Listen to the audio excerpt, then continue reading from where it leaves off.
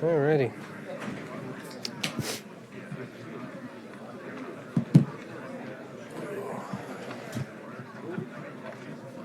All right.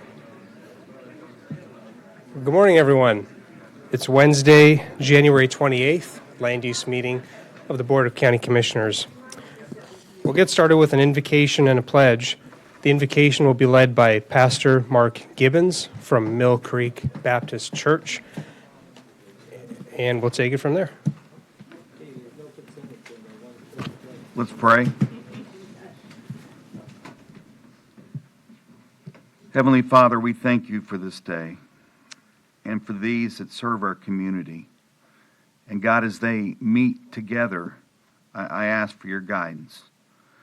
Give them wisdom today to make good decisions, patience to listen to one another, and kindness in the way they speak. God, help them to remember that their work affects real people and real lives. Lead them to act with honesty, fairness, and love. We place this meeting, this city, and these leaders in your hands.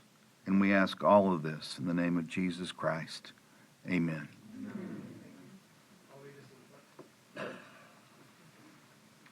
Allegiance to the flag of the United States of America and to the republic for which it stands, one nation, under God, indivisible, with liberty and justice for all. You may be seated. Thank you very much. We'll start with announcements. Nicole, do we have any? Yes, good morning, Commissioners. In front of you, you have additional public comment regarding future agenda items as well as pertaining to items 7 and 8 that are in front of you on the dais. This concludes the changes. Thank you, Nicole.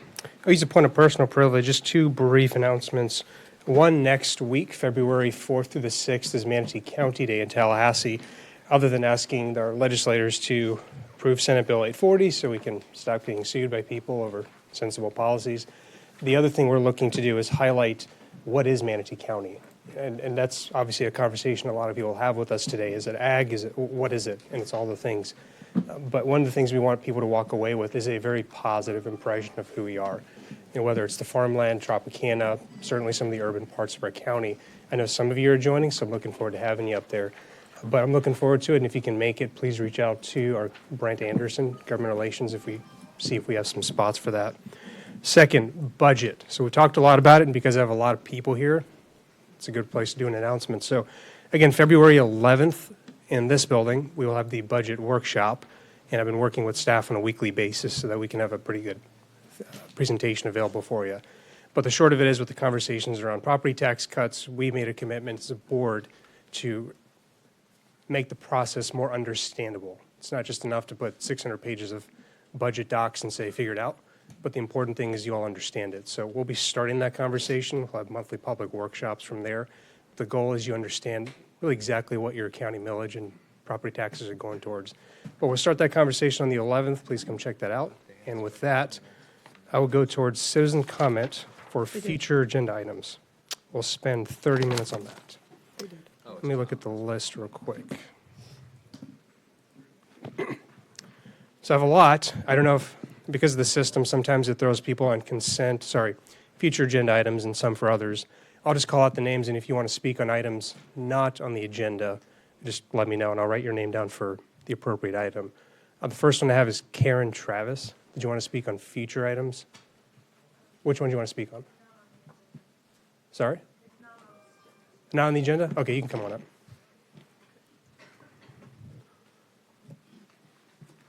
All right. Please state your name, county residence, and you have 3 minutes. My name is Karen Travis, and I live at 6102 Verna Bethany Road in Mayaca City, Florida.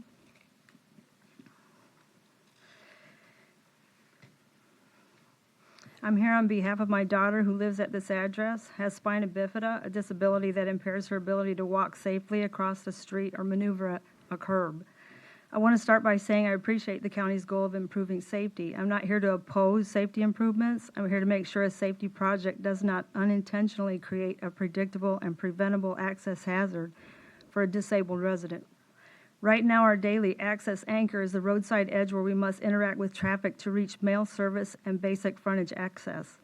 When roadway geometry, drainage, construction, staging, and traffic speed or volume change, the risk at that access anchor changes. For my daughter, that risk is not theoretical, it's daily life. Today, I'm making 2 requests for the record. First, I am requesting a reasonable accommodation in the form of a documented, durable, accessibility correction plan for our frontage access anchor. I'm not asking for an amenity.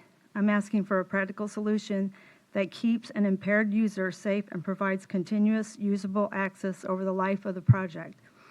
Second, I am formally objecting to any property acquisition approach that would make that accessibility correction harder to implement or less durable. In my professional work, we treat foreseeable hazards the same way every time. We don't wait for an injury. We don't accept a fix that disappears during the next maintenance cycle. A barrier-free route that can be broken by the next excavation, utility cut, shoulder repair, or rework is not a durable solution. So my request is simple and broad actionable. I respectfully ask the board to direct the county administrator and the responsible department to do the following. Schedule an on-site meeting with me to review the real-world path at our access anchor, provide a written determination of the accommodation decision, produce a written engineered correction plan that identifies the specific solution, where it will be built, how it will remain usable in real conditions, and who is responsible for long-term maintenance. Include a durability mechanism so the accessibility function cannot be casually severed by future disruption. Road corridors are routinely re-entered for utilities and maintenance. If future excavation can sever access function, the county cannot certify durability and cannot disclaim liability. I'm asking you to direct staff to produce a written engineered ADA correction plan that is permanent, indivisible, and durable over the life of the roadway, including the reserved subsurface envelope as the durability mechanism. Thank you very much. Thank you, ma'am. I think you're in District 1. You can reach out to Commissioner Feltz. If you need more help, I'm happy to help you as well. And our business cards you can get from the individual on the front door receptionist there. Next, I have Kathleen Slusser. Are you here for future agenda items? Yes, go. Come on up. How's the Historic Preservation Board treating you? Doing good. Good. Yeah. Awesome. But I'm here today. I'm name Kathy and our Slusser, county, sorry. and I'm a Manatee County resident. I'm here today because I'm a resident of Terracea, and we are very concerned about the proposed cruise port that we've just recently heard about. I would be an affected party because I'm a resident. My father and grandfather purchased land on Terracea in the 1970s. And the reason they did was because it reminded them of what Anna Maria had used to be like before development. They were particularly attracted to Terracea because it was zoned 1 unit per acre, 1 dwelling unit per acre. My husband and I raised our sons there. It was a great place to raise kids. They got to explore the bays and the swamps, either on foot or by canoe and kayak. They got to climb centuries-old oak trees, and we even taught our sons to drive on the very narrow Terracea roads, which was an experience because you have to pull over if somebody's coming towards you. The roads are so narrow. They both grew up to become outdoors educators and wilderness protectors, working for the state park system and also at a university in Virginia as an outdoor leadership coordinator. My grandson comes to visit us now, and he gets to enjoy the same things that his father did as he was growing up. But that lifestyle is threatened by the proposed port.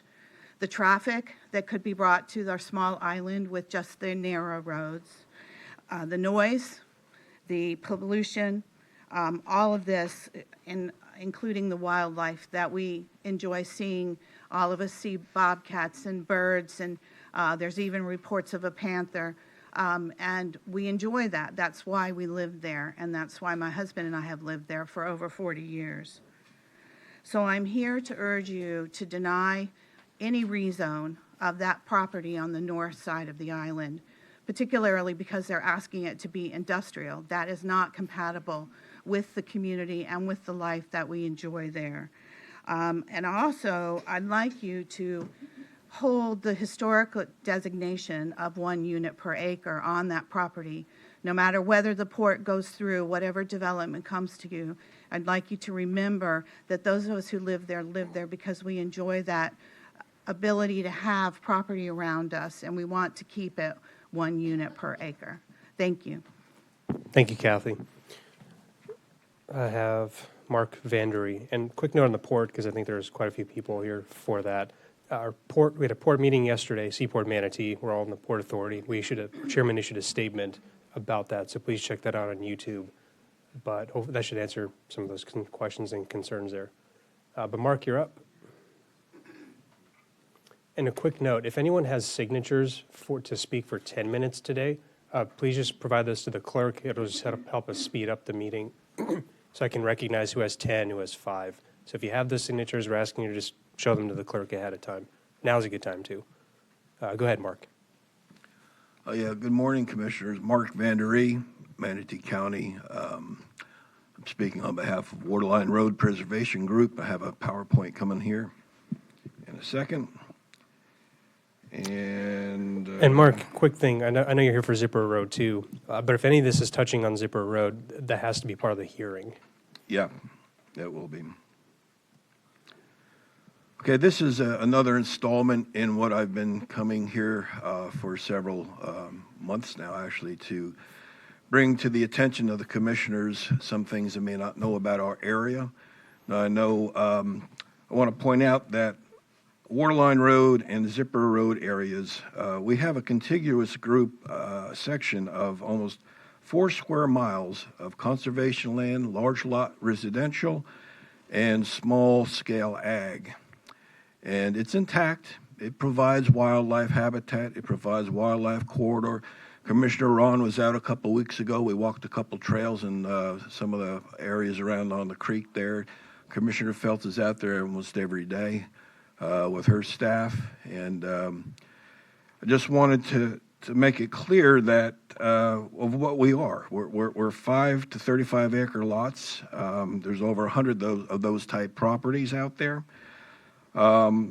We have pasture land, we've got cows, exotic cows, we've got canopy roads, historic canopy roads that we're trying to find a way to preserve. Now, Commissioner Siddiq, you were with us a couple of years ago, actually short years ago, supporting your effort for Speak Out Manatee. We're all about saving the wetlands and preserving East Manatee. We were fighting the relocation of the FDAB, not one just building east of the FDAB, it was actually physically moving the FDAB about 2,000 feet to the east. There you are, Commissioner Phelps, and of course your wife Kristen was with us there supporting all that. And I understand she's running for House seat there in Tallahassee. We have a chance to preserve our small ag regions. We have a chance to preserve our large lot residentials. We have a chance to save and restore our wetlands. We have a chance to save and restore our wildlife corridors and habitat. We need your help, commissioners, now more than ever. Okay? Let me fast forward here. And Commissioner Cruz, we have more than one photograph of flooding on Waterline Road. Our situation with the flooding and the wetland degradation out there due to recent overdevelopment, it's got to stop. We need your help to stop it. We don't need more mud holes. We need more turkeys and pasture lands. Commissioner Siddiq, you said you came in with a clear mandate to deliver, and this is particularly with wetland preservation, wetland buffers. Commissioner Cruz, this is just last May. You said that you're not going, if they don't have the buffers, you're not going to get denied because that's not what the board wants. You're going to get denied if you're looking for substandard wetland buffers. And again, Commissioner Cruz, you're even proposing going 100-foot buffers, which I would support. I won't repeat what Commissioner McCann said, something about bats. Thank you very much. Thank you, Mark. Might be a little bit older and wider, but I haven't lost my youthful optimism. Thank you. I have Kathy again, but I'll go to Andrew Griffin here Future agenda items?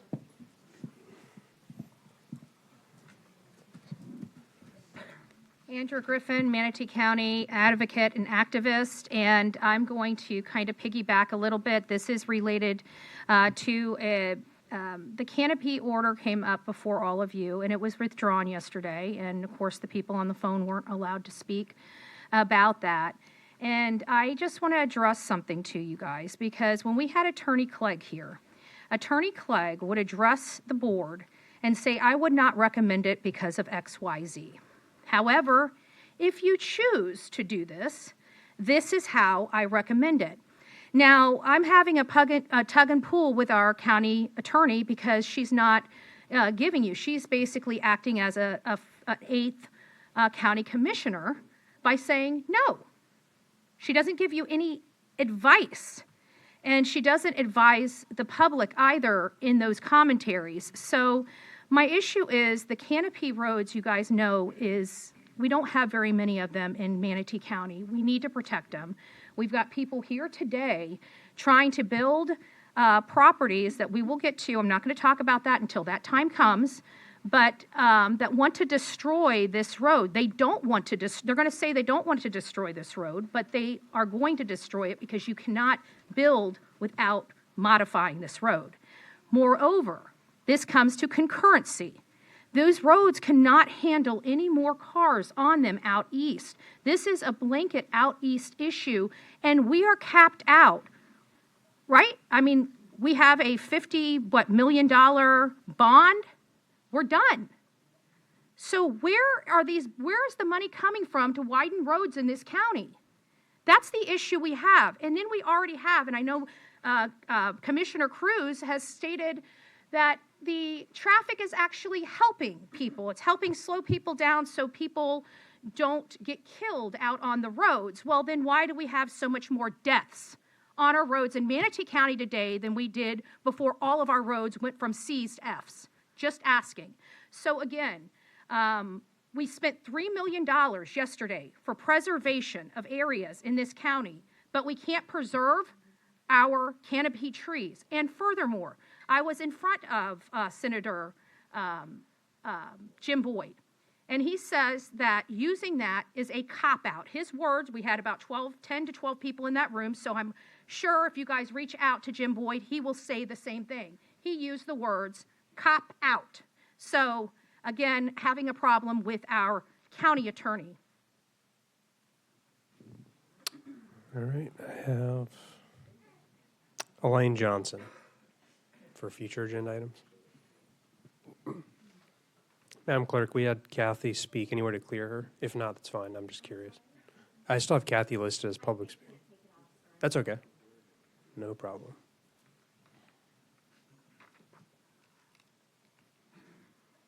Good morning, Commissioners. My name is Elaine Johnson, and I live in Palmetto Point on Terracea Bay. I spend a lot of time on our waters, boating and fishing in the areas that surround and make up Terracea Aquatic Preserve.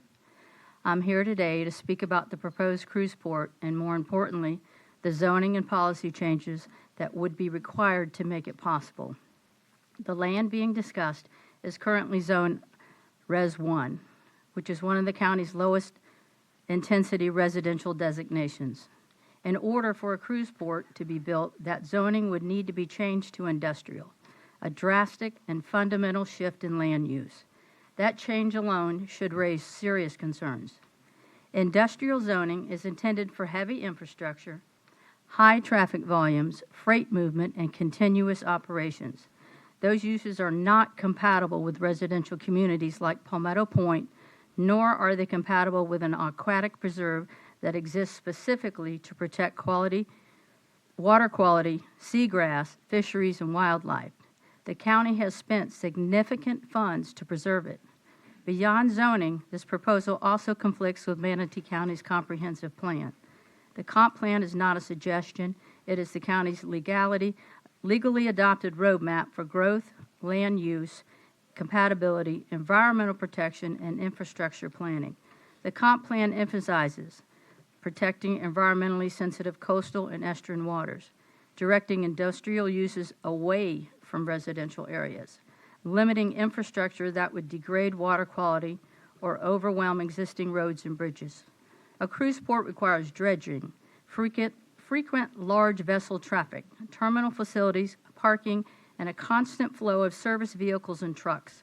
Those impacts are inconsistent with the stated goals of the comp plan and would require exceptions, amendments, or workarounds to move forward. This is not good planning.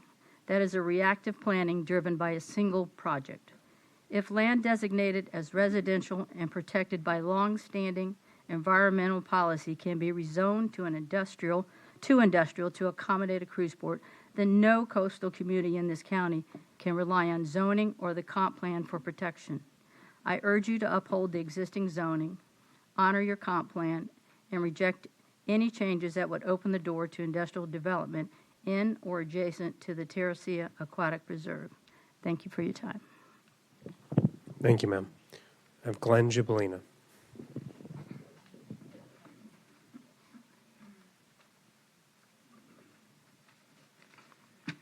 For the record, Glenn Gibolina, resident Manatee County. So, as I look outside, I see the ACE, right? Accountability, civility, and ethics. We don't always see that up at the board.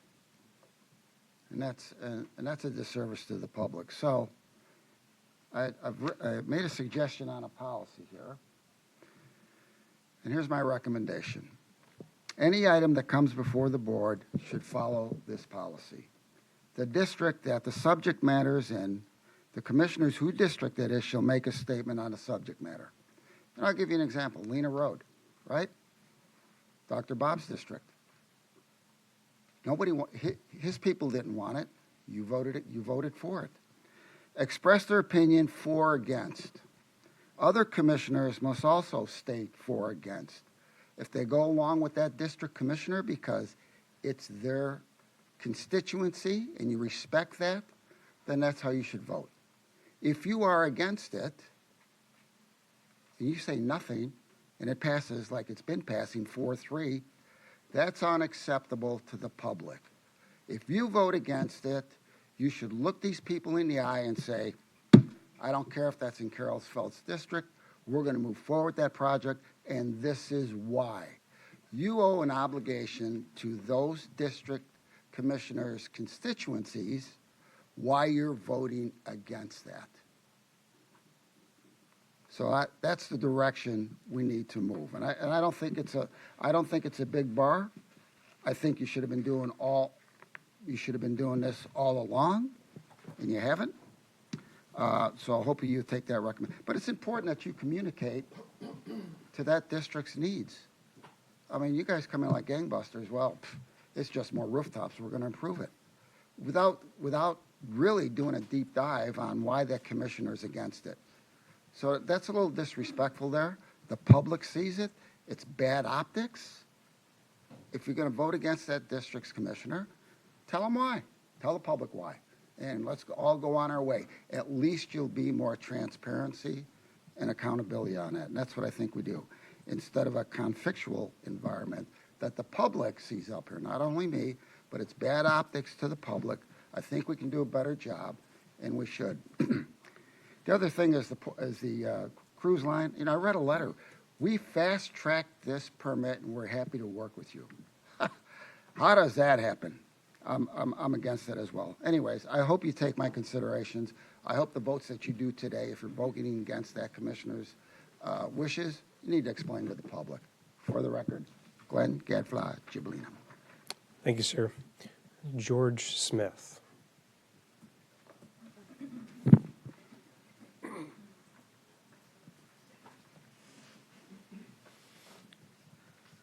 Hi, everyone and the commissioners. I am the CFO of Newcraft Business Park in South Bradenton. I live in Palmetto. My mother Just your name for the record. George Smith. My mother is a property owner in Terracea. She has a 25-acre farm there. We are deeply concerned about this cruise terminal. When we moved our business here from Michigan 13 years ago, the Board of Commissioners gave us a certain number of promises. None of them were kept. I have completely lost faith in the Manatee County community. And I will be removing my business from this county and removing myself from Newcraft Business Park if this goes through. I think it is outrageous. I think it is a disaster. You will be building over Indian burial mounds.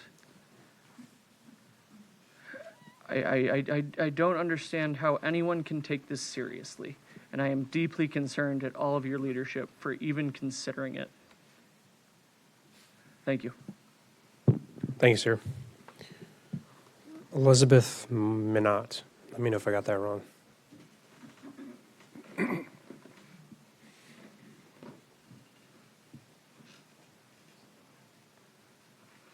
Hello, Commissioners. Elizabeth Minette, Manatee County resident. I live on Terracea Island, and I'm here today to speak in opposition to the proposed cruise port, specifically to urge you to consider who this project is really for and who pays the price. This proposal is being framed as economic development, but in reality, it would sacrifice one of the last undeveloped stretches of Tampa Bay to outside financial interests. The developer, SS Marine, is controlled by Blackstone Infrastructure Partners, the world's largest private equity firm, and foreign billionaire, Fernando Chico Pardo. These are global investment entities whose obligation is not to Manatee County residents, but to maximizing returns for investors. Tampa Bay is not a financial instrument. Manatee County families, farmers, and property owners are not a line item on an investment spreadsheet, and our coastline is not a profit center for Wall Street or foreign capital. This project would permanently lock local residents into the downsides, increase traffic, higher flooding risk, degraded water quality, and restricted access to the bay, security zones, and constant air, noise, and light pollution. Meanwhile, the financial upside flows outward, not back to our community. Once the land is dredged, filled, and industrialized, there's no undo button. Investors can exit, the communities cannot. Florida has spent decades trying to protect Tampa Bay and restore public trust in coastal planning. Approving or even advancing this project would signal that those protections are for sale, that local quality of life is negotiable for the right price. I chose to live on Terracea because it's quiet, rural, and connected to the bay, not because it was next in line for an industrial port expansion. I'm asking you to put Florida first, put our local residents first, and to keep Tampa Bay in our local hands. Please reject this proposal and any zoning or plan changes needed to make it happen. Thank you. Thank you, Ms. Minette. I have Jeff Click, and that's the last of the individuals who've signed up. We might have maybe 10 more minutes for others, and then we'll get to public comment at the end for future items of the meeting. Go ahead, sir. All right. I'm gonna set my time, reset my time maybe. No, it's not going on. Go for it. My name's Jeff Click. I live on Terracea Island. I run a water sports and beach service company that employs about 40 people. We operate out of 4 major resorts. I work in tourism every single day. I'm not opposed to tourism. In fact, my livelihood depends on it. I am opposed to development that degrades the natural resources that tourism and small businesses like mine depend on to survive. I'm here today to adamantly oppose any proposal that would allow a cruise ship port in or near the Terracea Aquatic Preserve. Cruise ship operations require dredging, deep draft vessel traffic, and constant maneuvering near shallow, sensitive waters causing turbidity. Those impacts do not stay neatly within the project boundaries. They move with tides into Terracea Bay and throughout lower Tampa Bay, affecting seagrass, fisheries, water clarity, and wildlife habitat. Dredging in an aquatic preserve is not a one-time activity. It creates a permanent maintenance obligation. Once seagrass is lost, the water quality declines. Those systems do not simply recover through mitigation or monitoring. From my perspective as somebody whose business relies on clean water and healthy wildlife, this matters. The bay supports manatees, dolphins, fish, and the recreational uses that bring people here in the first place. When water quality declines, tourism suffers.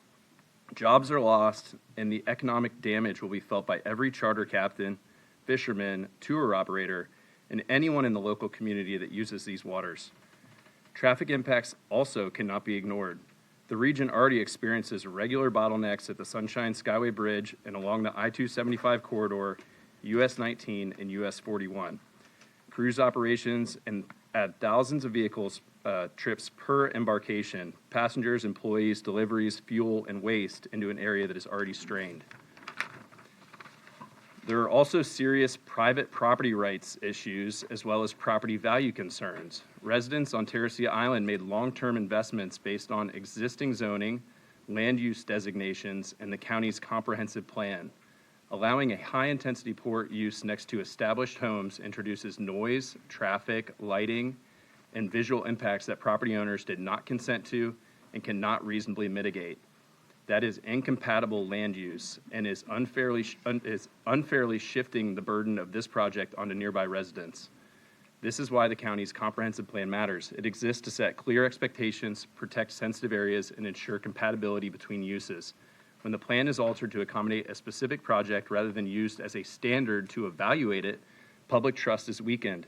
I chose to live and invest my life here because the county made long-term commitments to environmental protection and responsible growth.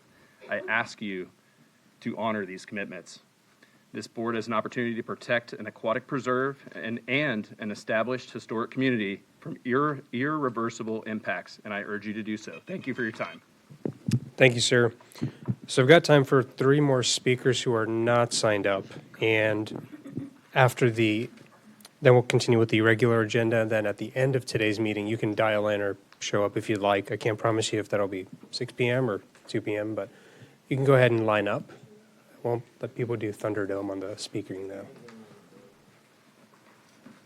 Sorry? Well, I'll have to prioritize in person. Go ahead, sir. My name is Tom Glancy. I'm a resident of Terracea Island in Manatee County. I'm a marine biologist, and I currently run an environmental consulting firm where I specialize in obtaining permits from the DEP and the Army Corps for construction projects. I spent 10 years with the Department of Environmental Protection, and I worked there when the last proposal to develop this subject property came through. Thankfully, it became clear that proposal was contrary to the use of the aquatic preserves, and it was shelved. After leaving the DEP, I spent 12 years with the largest marine construction firm in the area, so I've been on both sides of these issues for almost 25 years. I understand that people have the right to develop their lands, but this must be done within the rules. I'm here today to ask you that you make sure that the project meets all of the legal requirements before considering any changes to the comprehensive plan. The land surrounding the proposed cruise port was designated as an aquatic preserve for good reason. The future land use plan was also laid out for good reason with specific goals, and one of those is to ensure fair property rights are considered as long as those are still clearly in the public interest. Conversion of lands currently designated as Res 1 and Ag to heavy industrial use, when those lands are within an aquatic preserve and surrounded by large conservation parcels, is beyond the imagination. This would never meet the public interest test. Environmentally sensitive lands should be protected and preserved for future generations, and this area contains important marine habitats and a complete ecosystem and food web that is very important to the entire the health of Tampa Bay and the surrounding waters. Growth and development have exceeded the capabilities of our roads and other infrastructure already, and changes which only exacerbate these problems should not even be considered. A port facility such as the one proposed is the polar opposite of existing surrounding land use and will have far-reaching adverse effects. So to consider changing the future land use map and the comp plan in such a drastic matter should carry great weight. There has been no valid change of circumstances as required by Rule C232 of the code that would justify such a change. Land use compatibility is another standard that the proposed project cannot meet, and this must not be overlooked. Heavy industrial use is not compatible with the surrounding residential and conservation lands, and is surely not compatible with an aquatic preserve. As I'm sure you're aware, the rule states that the BOCC shall amend the comp plan only if the amendment is compatible with current development trends and the change is compatible with surrounding uses. These are just a few of the reasons that this plan amendment should be denied. And once we have an actual plan to review, we will have a lot more to discuss, obviously. I look forward to that review process, and I thank you for hearing my concerns today. Thank you, sir.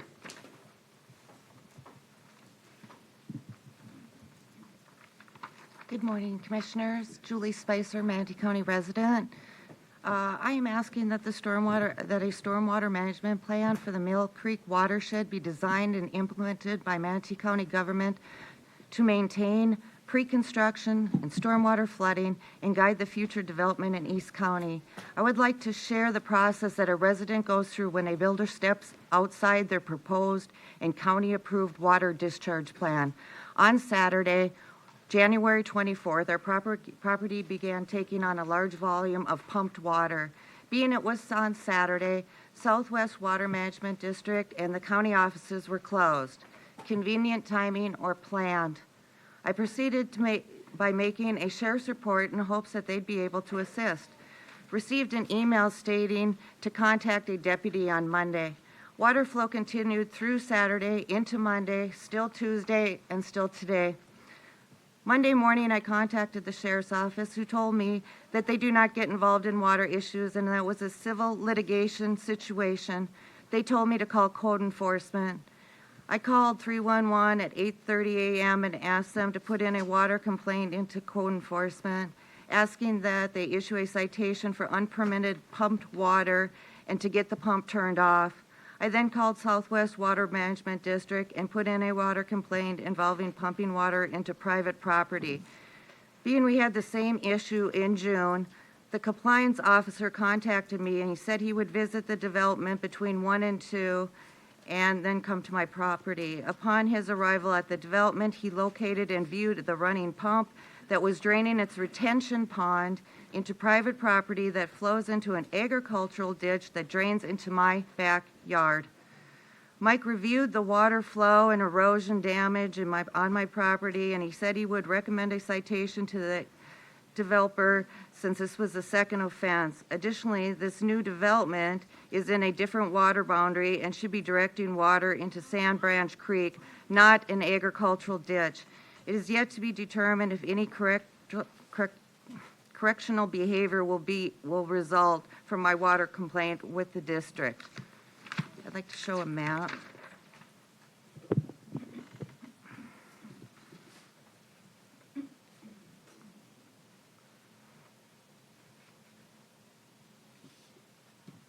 So my property is right here. This entire retention pond was pumped. You can see the pump from 64 pumped out down this ditch all the way into private property. Additionally, at 2:30, I received a text message from 311 stating my ticket had been closed. I received no call from code enforcement, no response to my water complaint. Manatee County needs to hold developers accountable. I'm asking that as a future agenda item, we need to develop a Mill Creek watershed drainage plan. We need to authorize someone within the county that can cite and turn off water pumps that are illegally pumping. This is very important. We'll make sure to do that. I thank you for your time. Thank you, ma'am. And if someone from code is here, can someone follow up with her about that case? Or if you can leave your contact information there. Okay, go ahead, ma'am. Hi, Cynthia Keogh, Parish, Florida, Manatee County resident since 2002. Got a lot of things to say about Parish, but really what I want to talk about is the proposed, the blast right before a 3-day weekend for this Terracea cruise port. It's a mess. All across the world. Of course, Labrador, Haiti is closing their ports because of security issues, understandably. Valencia, Spain is banning in 2026 mega ships based on congestion, that their infrastructure and the quality of life of their citizens cannot handle it. In Juneau, Alaska, they're limiting the number of passengers, 16,000 maximum on a Saturday. The rest of the week, only 250 passenger ships may come into their port. Bar Harbor, Maine has been removed from the cruise ship list because they're limiting 1,000 disembarkments a day. So while and I've got several more cities, more prominently is Key West. They have a city port, but they also have a Pier B. Pier B kicked out university students because university students found out that every time one of those ships left port, it kicked up enough turbidity to mimic a hurricane. Once they had mapped, I think it was like 30 to 32 hurricane events that exceeded federal standards, they were like, no, private property, get out. So all across the world, they're downing these cruise ships. They're limiting their access. Greece is on the list. Amsterdam, Norway Fords. The Svalbard, which is an Arctic archipelago, is not allowing ships in that are these large mega cruise ships. And yet these companies believe they can, oh, wait, look, here's some undeveloped aquatic preserve. Let's jump in there and try and and not lose our business. It's not acceptable. It's the amount of turbidity there will kill our seagrasses, the microorganisms. If you go and look it up, there is a shrinking and expanding 4 to 7 mile entrophic dead zone outside of New Orleans, where the Mississippi comes. Now, there's multiple source pollution there, but they also have big mega cruise ships dead. If a manatee swam into that area, it would die within minutes because the dissolved oxygen is so low. So please keep this in mind as on social media, one of the commerce personnel said the port was an intriguing idea. And there's the letter where our economic development is fast-pacing a pre-application meeting. It's not good. And all over the world, they're shutting cruises down because they are not good. I'm not eloquent speaker. I'm sorry. Thank you. No, well said. Thank you. And you're going to be my last one for future agenda for now. So come on up. Okay. State your name, county of residence. You have 3 minutes. Patrick Keogh, Manatee County residence all my life, which is only 15 years, but hey. Okay. The turbidity, like she said, was a big problem, but if the oxygen levels drop low enough, that means smaller creatures would start using up what's left, causing eutrophication, which sorry, I'm not an eloquent speaker as well, which will cause them to die off, killing off all the further up the chain food creatures. And this will take place over 20 years, which will kill the entire ecosystem and food web. Manatees, dolphins, whatever they eat, those will be gone, then they'll be gone from that area too.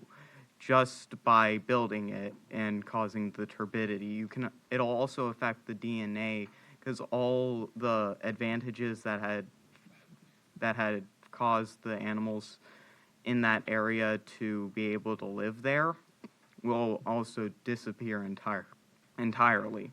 Genetic defense against diseases in that area of species will also die as with them for the entire time. That's all I have to say. So, thank you. Bye. Thank you very much. With that, I'll close future agenda, comments for future agenda items, and then we'll reopen that at the end of the meeting and get to the folks on the phone a little bit later. So I have 3 commissioners on the board with the agenda today that's packed. I'm going to ask we all keep it at 2 minutes for quick responses to what we've heard, and then anything longer can be spoken to at the commissioner comments section. With that, I'll go to Commissioner Feltz. I don't know if anybody got the name of the lady on Verna Bethany. We'll try and get back to her. Again, and my thanks to the people who have come to speak. Much respect for that. But she didn't mention any addresses or anything like that. We'll get with her. So in case anyone has an equivalent problem, best thing is send an email. We answer every email. We also have a portal with our road department where you can kind of put your input in there as far as suggestions. She did mention ADA, as this is our 2026 year for ADA improvements. I think you'll be seeing some of that even out there in our rural areas. And thank you very much, all of you who spoke. Thank you. I'm up next. Just to answer that question you had, that was Karen Davis. Hopefully I wrote that down right. A couple of things. Canopy roads. We can't implement that. The conversation was because of Senate Bill 180's preemption, essentially making it more restrictive and burdensome. The mere proposal of such opens us up to a lawsuit. While I'm not opposed to lawsuits, we've had 3 of them. I'm having fun watching them progress. The challenge is we also have, I don't just want to pander to people. We actually want to see this policy go through, just to be honest with you all. So we're working on a comprehensive plan workshop. That was a priority we all set for this board on February 11th, forgot to mention that, to move our comp plan forward. So I hope to see your comments, your call-ins, and you all there in person here. It'll be on the same day as the budget workshop to speak about proposals. And I made sure every board member, and it's all public record, it's not a secret, got a copy of the comp plan and proposed policies. So I'll be in particular paying attention to what you all have to say on that. That goes for the cruise ports, the same thing. Just quick thing on that, there's no definitions of ports outside of Port Manatee, and I don't think anyone would really even know what that would look like for us. I just looked through our comp plan, and there's nothing in there for ports. Glenn, that's Commissioner agenda items. I think we addressed quite a few of those yesterday. And then Ms. Spicer on the stormwater management plan, we're yet to hear. We're going to hear at some point before the end of the year about our basin management plans. The idea is we break up stormwater management solutions in terms of different watersheds, create basin management plans. Just imagine different sections of the county carved up and a drainage solution proposed. We'll hear that sometime towards the end of the year. But there's a very long presentation on that last year, so please check that out. And lastly, we're going to keep hearing about the cruise port, so I'll just say this. This board is not going to withdraw anything, but here's why. It's in pre-application, and it'd be a serious abuse of power for us to tell someone that's in application, no, you can't submit an application here. Everyone deserves a right, whether it's someone trying to split their lot in Mayaca, which happens a lot, to someone putting a cruise port or a spaceport, which I didn't realize exists in our code. That'd be kind of cool to see a spaceport, but not in West Bradenton. Come to the county, but they have a right to submit something. I'm going to go on the space. That was pretty cool, though, spaceport. But I know. But in any event, well, I'm the chair. I get to do what I want, sort of. I'm nice about it, though. In any event, you're out of order. In any event, they have the right to submit an application, and my opinion on it is that it is less transparent, not for us, but for you all, to not have your day in a public hearing. Because if that's the precedent we're setting, yeah, I get the change.orgs and the Suncoast Waterkeeper petitions, but the reality is if a decision to kill something is made behind the scenes, then that's the opposite of transparency, even if you have signed on to a 12,000 signature petition at this point. So the real transparent solution is to have you speak here in an actual public hearing where we can factor that in and let them show what they want to do. I don't even know what their full site plan is. I'd love for them to put that out here and then see everyone show up here and comment on that. That's transparency. So no one's going to pull that. It's their job to pull it or advance it. And you're all going to have your day here to speak on that. So I went over my time, but I just wanted to say that. That's what I feel is the most transparent process. But I'll go over to Commissioner Cruz next. Yeah, I'll be quick. I was going to kind of speak about the same thing.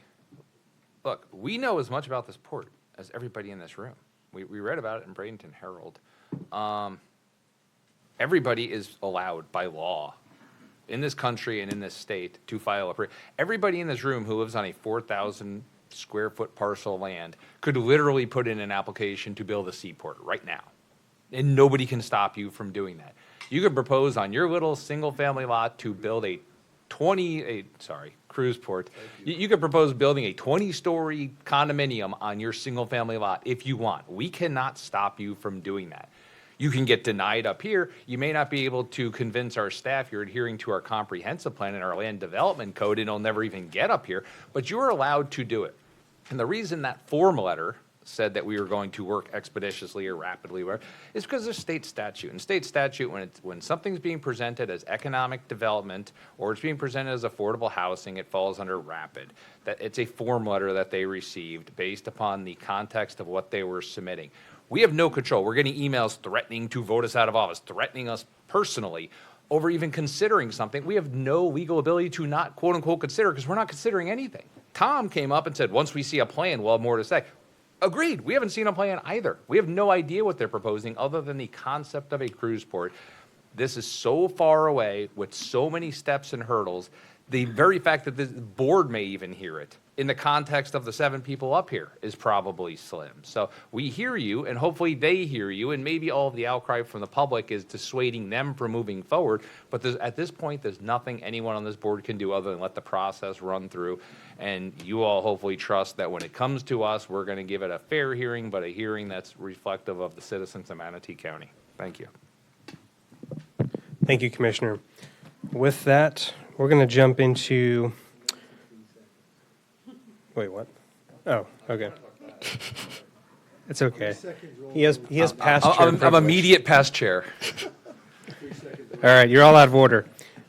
Item number 1, presentations upon request. Nicole, can you read that in, please? Did we do the minutes? I'm sorry. Okay. We didn't have just any making consent sure. items. Just making sure. Mr. Chair, Item number 1 and should read 1 and 2 and together, they're related. Oh, yeah, go ahead. Those are continuations.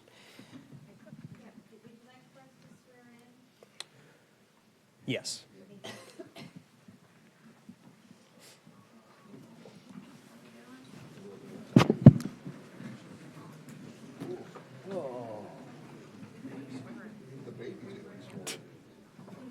I want to hear that testimony. Do you swear and affirm the factual statement and representation you're about to present to the Board of County Commissioners is truthful and accurate?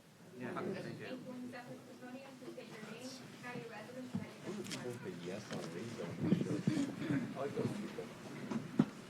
All right, Ms. Knapp, item 1.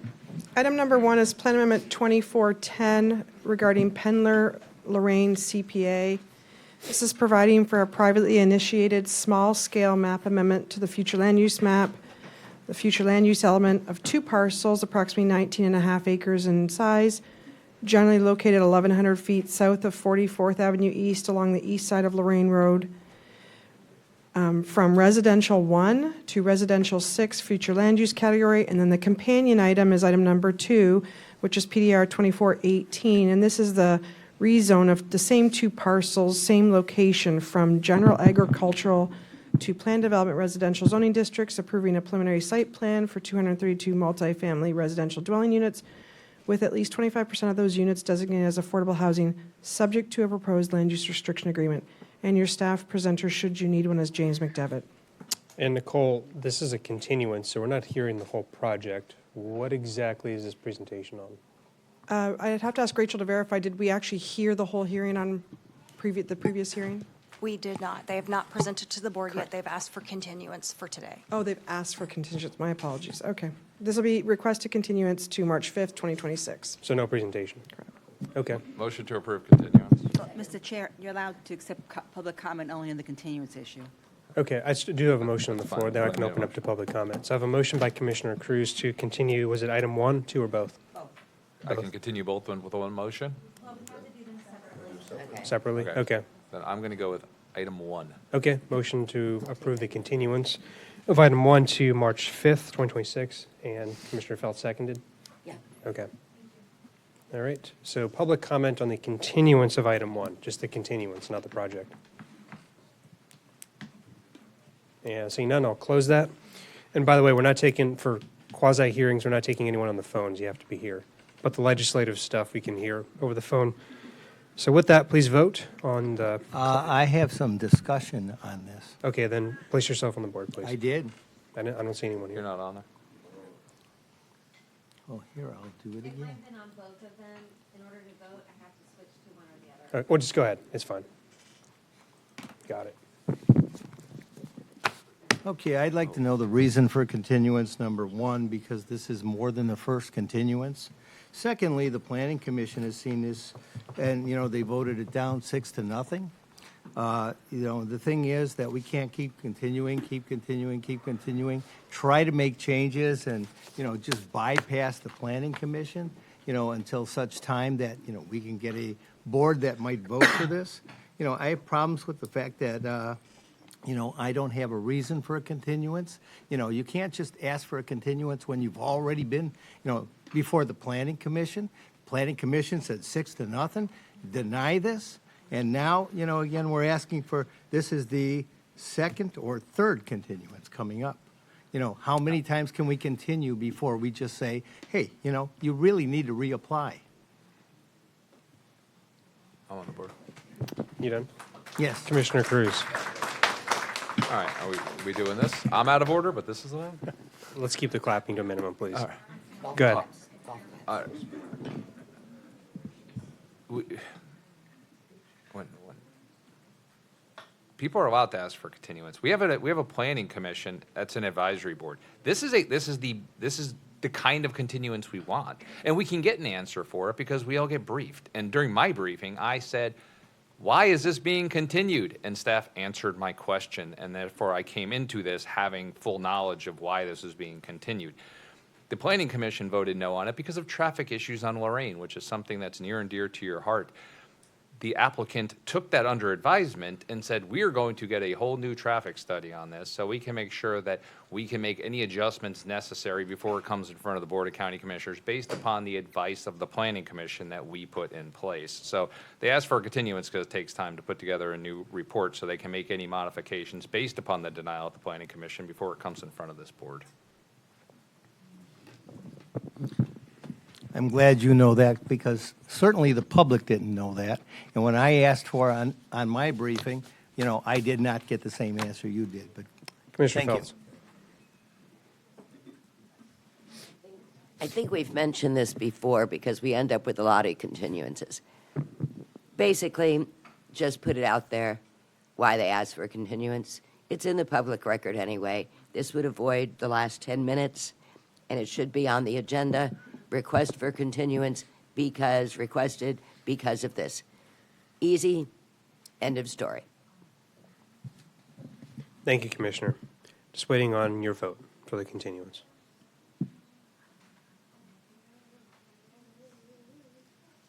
Okay, that gets continued with a vote of 6-1 with Commissioner McCann in opposition. We'll go on to the next item. Let's accept motions to continue or not to continue. Make a motion to approve continuance. Motion to approve the continuance to March 5th by Commissioner Cruz, seconded by Commissioner Ballard. Any public comment on the continuance? Not the item, just the continuance of it. Oh, yeah. Andrew Griffin, Manatee County activist and advocate. I just want to remind Commissioner Cruz, he is no longer the chairman of this board. I don't think I Okay, don't see how first this is and relevant foremost, to the I want to continuance. make sure that that is on the record here, And- that George Cruz is not the commissioner Andrea, or the chairman of Andrea. this board. Let's breathe. Yes. Okay. Okay. Now, the second thing related to this continuance, I think we all have the same questions.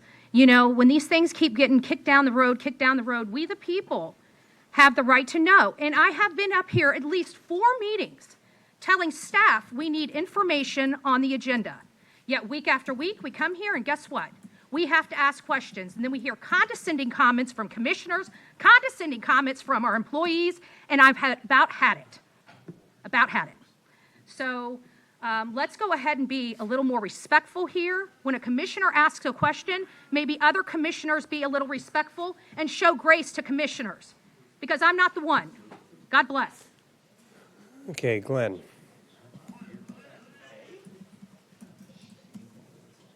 For the record, Glenn Giblina, so tough act to follow. Here's my concern. Again, Andrea's right. There should be more information. You guys get briefed on it. I thought I heard Nicole say they called today. Did I hear that right? No? Okay. So we're pushing this thing up 5 weeks. Staff's ready to go. They've been ready to go.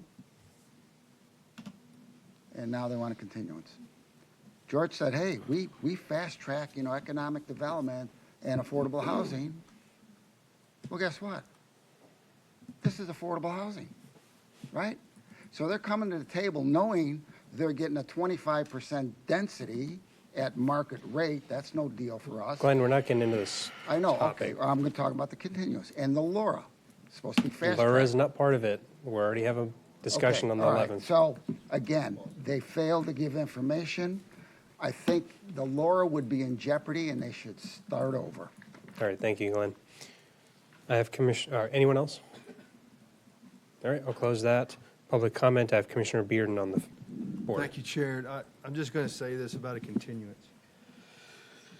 I think that if the Planning Commission did vote this project down, obviously there were some things that they saw, right? I'm good to give grace to an applicant to make those changes. Doesn't mean it's going to be approved up here on this board next time we see it, right? I think that every one of us in here, if we had an application that we put through and we got voted down and they said, hey, make all these changes, I think we would actually go back and make those changes. Doesn't mean it's going to get passed up here on this board. So that's the reason why I allow people to have continuances for me personally, because it was an indicator that the Planning Commission voted it down, right? Obviously, they're going to try to make some changes or whatnot. Doesn't mean it's going to make it pass this board up here. So I just want to give people grace and to correct things if they need to correct them. So thank you, Mr. Chair. Thank you, Commissioner Bearden. Commissioner McCann's up. I asked, before for a quasi-judicial workshop and have ALJs come in and actually explain the quasi-judicial process. In a quasi-judicial process, if you ask for a continuance, you have to supply a reason. Otherwise, it can be denied. And the thing is, we are taking these as if, they ask for a continuance, it's an automatic approval, and it's not. And the thing is that I really think we need to start looking at the law. We could probably ask Sarah Schenk about this too, and she could tell you that, if you were going before DOR or any administrative body, which is quasi-judicial, the thing is that you have to have a reason for a continuance, and it has to be granted.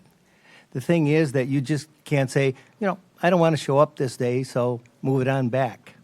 So I think we really need to look at the procedure again, and we really need to have a workshop on quasi-judicial, because what we're doing here is patently improper. You want to comment on that? I just have to, my past advice to staff is to ask the applicants for a written request for the continuance by a letter from the applicant and put the reason in the letter. And they've been doing that in the past. This particular one didn't, I guess, but. Correct. We live in an imperfect For world. the record, We can only ask for it. For the record, we have it. It speaks to the reasons why, and it's a human error of why it's not attached. I don't have another reason for you. Would you like the applicant to step to the podium on the record to state under oath why they need the continuance? Because we can do that.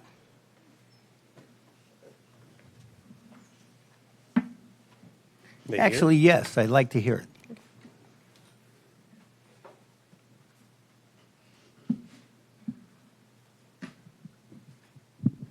Good morning, Commissioners. For the record, I'm Scott Rudisil, here on behalf of the applicant.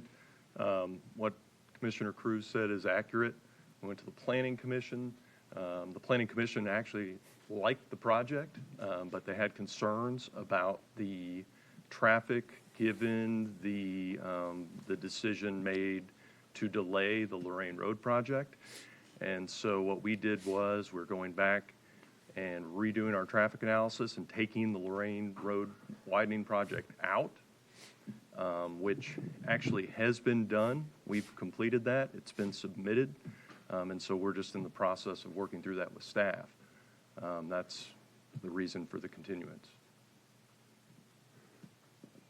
Thank you. All right. Thank you, sir. Okay, so I have the motion to approve the continuance by Commissioner Cruz, seconded by Commissioner Ballard to March 5th. All right, and that passes 5-2 with Commissioner Feltz and McCann in opposition. Thank you all. All right, we're going to switch to legislative, which means this is not, you don't have to swear in for this. Item number 3, presentation upon request. Ordinance number 26-06/amendment of Newport Isles CDD, District 1. Who do we have for that? Mr. Chair, this is another request for continuance. Oh, continuance, sorry. I didn't see that. But is to no date certain to be advertised. Okay. And staff can discuss any details. All right, so I'll accept motions to continue this to no date certain. So moved by Commissioner Ron, seconded by Commissioner Bearden. And anyone from staff on this? No update. Okay.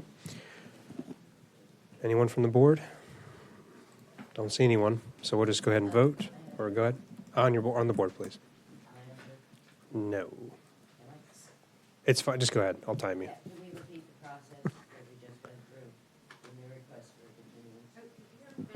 So, well, one, this is legislative, so it's not an applicant coming for a housing project or Well, something. can we still get the reason in the record? Nicole, anyone? It's my understanding that the applicant wasn't ready to come forward. We're not done with our review at this time. Okay. Was that submitted in writing by the applicant but not included in the documents? Correct. Would that be in addition to the documents later on, just so we could cover ourselves with that? I'm sorry, I didn't hear you, ma'am. I said, will the letter be included in the documents? No, it won't, because we're continuing to no date set to re-advertise. So I we know. don't know what hearing date we're coming back yet. Well, what I'm trying to do is say, there was a request for a continuance in writing that should be included with the documents, with the item on the agenda. Is that possible? I'm sure it's possible. We don't go back and update the agenda after today is closed out, though, so, yeah.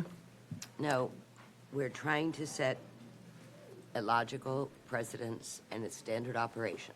We just made the request that if a continuance is requested, that we document that from the applicant, bring it into the record, bring it into the public, and just have a standard operating system.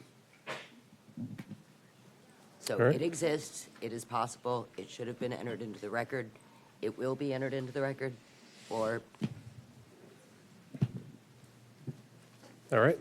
okay. So Commissioner Feltz, McCann, just waiting on your votes.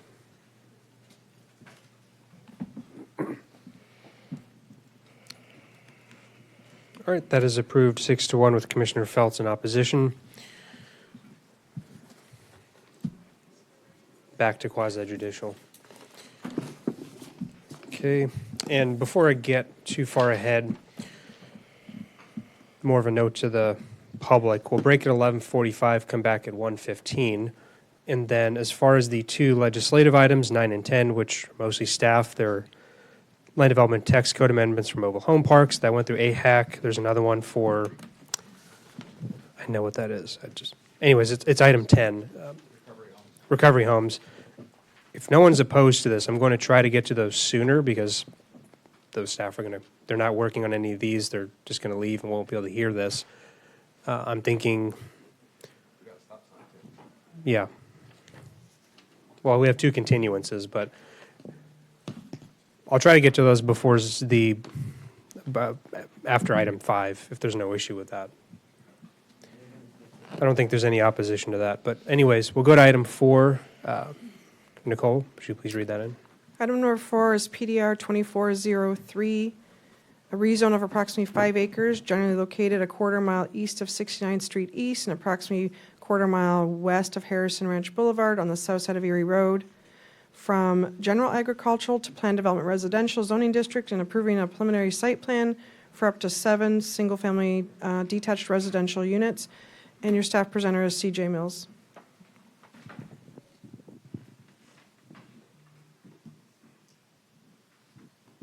Chair, while you're waiting, you can do disclosure ex parte communication. Oh, yeah.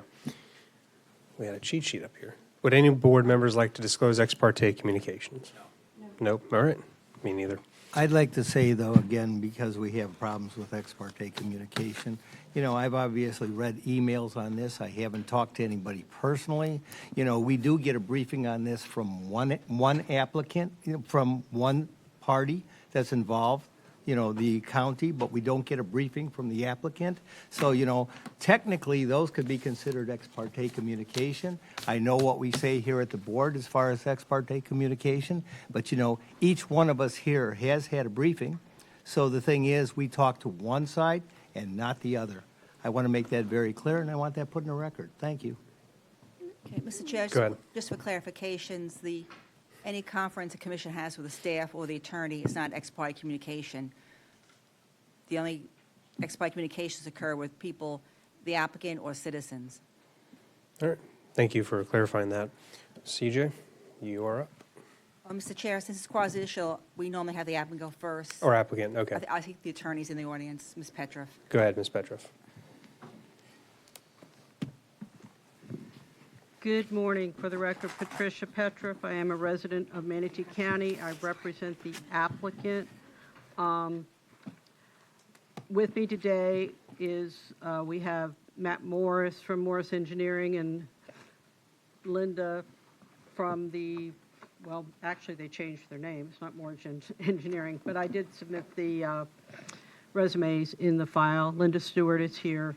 I'm going to let Linda Stewart present her PowerPoint program. This is a small project. It's been tough to get schedules aligned for all of you to be here and for me to be here at the same time, and I apologize for that. I was all set for the November 8th agenda. I had cleared my calendar months in advance, and then staff asked for it to be scheduled in January. As you know, that January 8th got put here. So without further ado, Linda Stewart.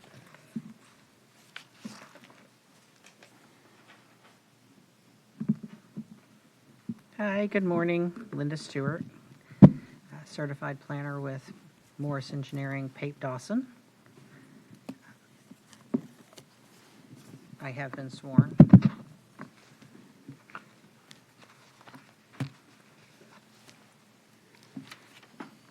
I'm here today to present Erie Road Residential.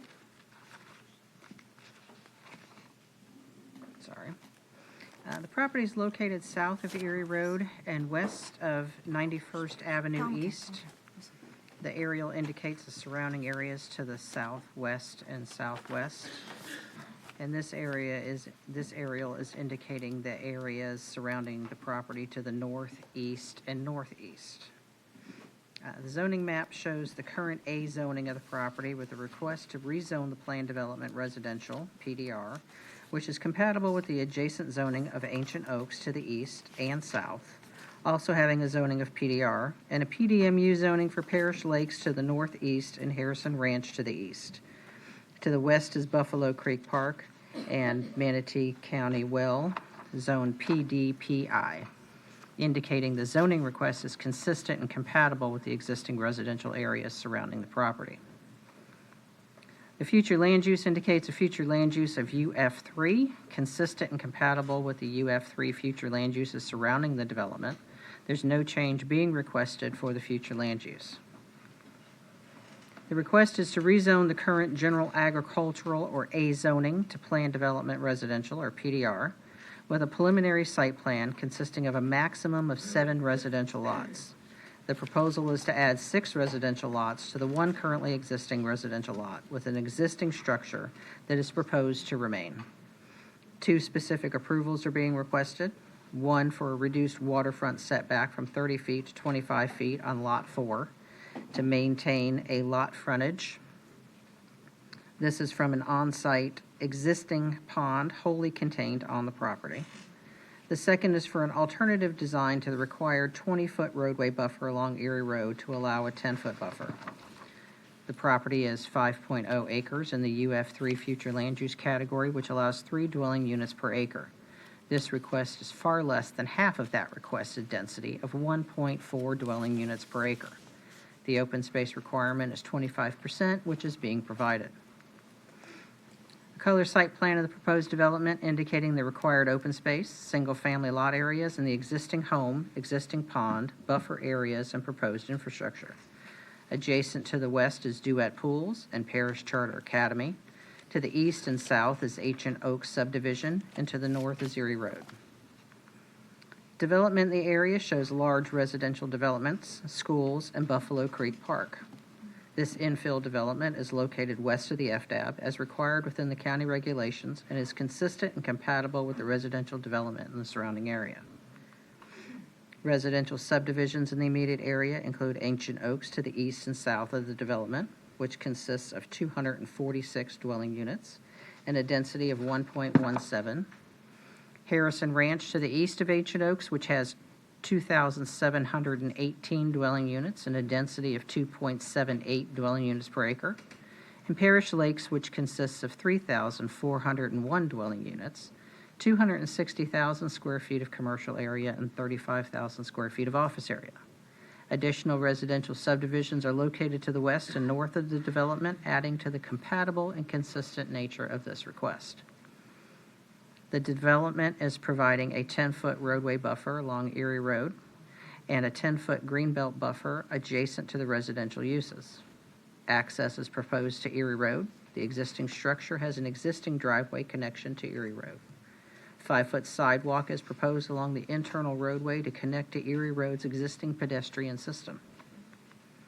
School concurrency indicates this is exempt from review since it's less than 10 dwelling units. An environmental report was conducted by Monarch Ecology Group. There were no native species, no on-site wetlands, and no endangered species located on the property. The utilities are existing along Erie Road and are provided by Manatee County. The property is located within the Frog Creek Buffalo Canal watershed, which requires a 50% reduction in pre-development runoff. An on-site pond will be used for the on-site stormwater. The property is in Zone X and is not located within a FEMA floodplain.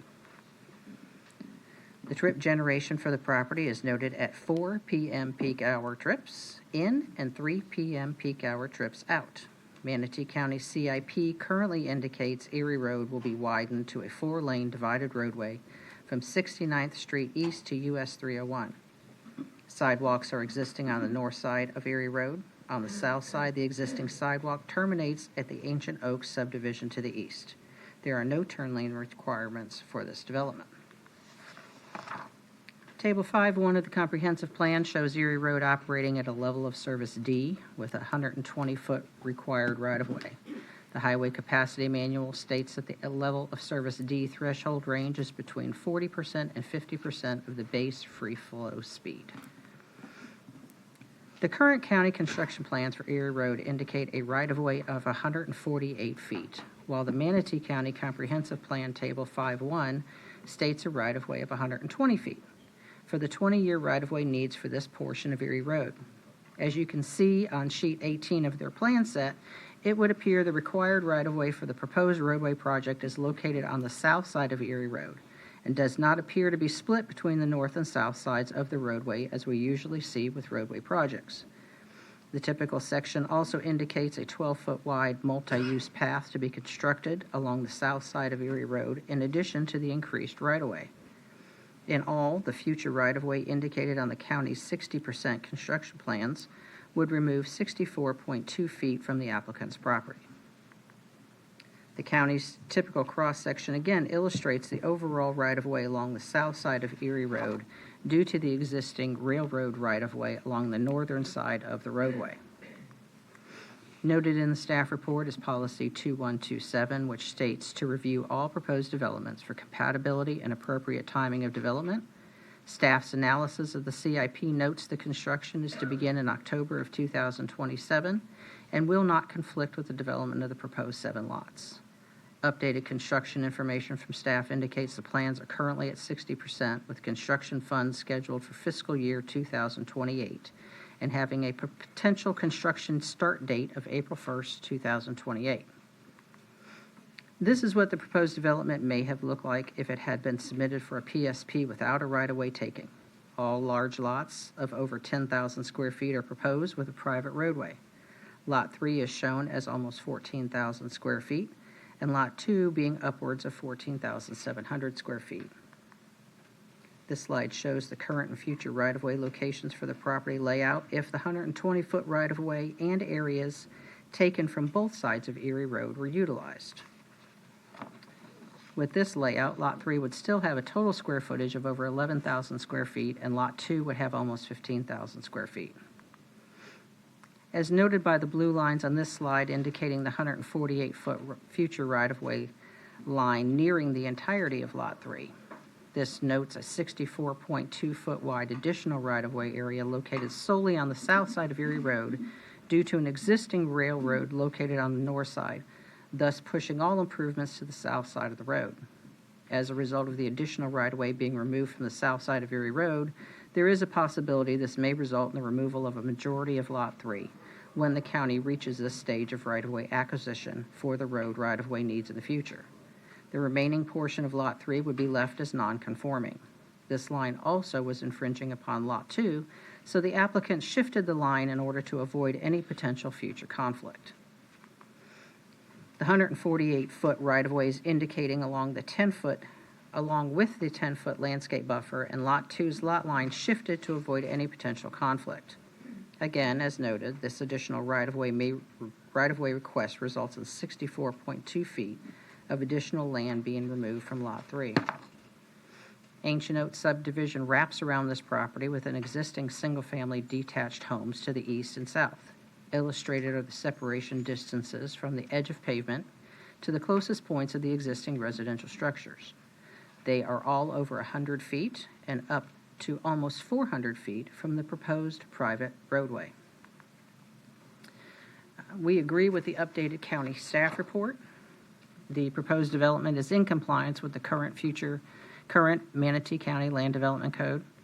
The proposed development is in compliance with the current Manatee County Comprehensive Plan. All lots proposed are over 10,000 square feet. If the property is taken for the Erie Roads CIP, the remnants of Lot 3 will be non-conforming. If the proposed development reserved the right-of-way required from the comprehensive plan as noted for the widening of Erie Road, then the status of Lot 3 may not have been an issue. In my professional opinion, the development is in compliance with the Land Development Code and consistent with the comprehensive plan. And Matt Morris is here if you have any engineering questions, and Patricia Petroff is also here if you have any questions. Just have myself on the board. Anyone can put themselves on. Just a quick question. You're keeping the existing property and just adding a few homes behind that, just if I understood that correctly. Yes, the existing home is remaining. That is the applicant's home, and he is creating 6 other lots surrounding his property. Okay. And as far as I'll follow up with our staff, but you did mention the right-of-way wasn't reserved. Were there any questions? Was the applicant ever contacted about that in the past before that CIP was entered in? He has not been contacted. Okay. All right. That's all I have. Commissioner Ballard. So if that right-of-way is taken and Lot 3 becomes non-conforming little remnants, is there a plan to adjust the other lots or just kind of cut off one lot if needed? We've adjusted Lot 2, Okay. and so that it wouldn't also impact an additional lot when they do come in and have negotiations to purchase that right-of-way from him. Okay, so I think what I'm asking is there's no plan to adjust every single lot No. to maintain the 7 lots? No. Okay, you're just slightly adjusting number 2 so it's not affected? Correct. Okay, thank you. All right. That is all. We'll go to our staff. Okay, just put yourself on the board. There you go. Commissioner Feltz.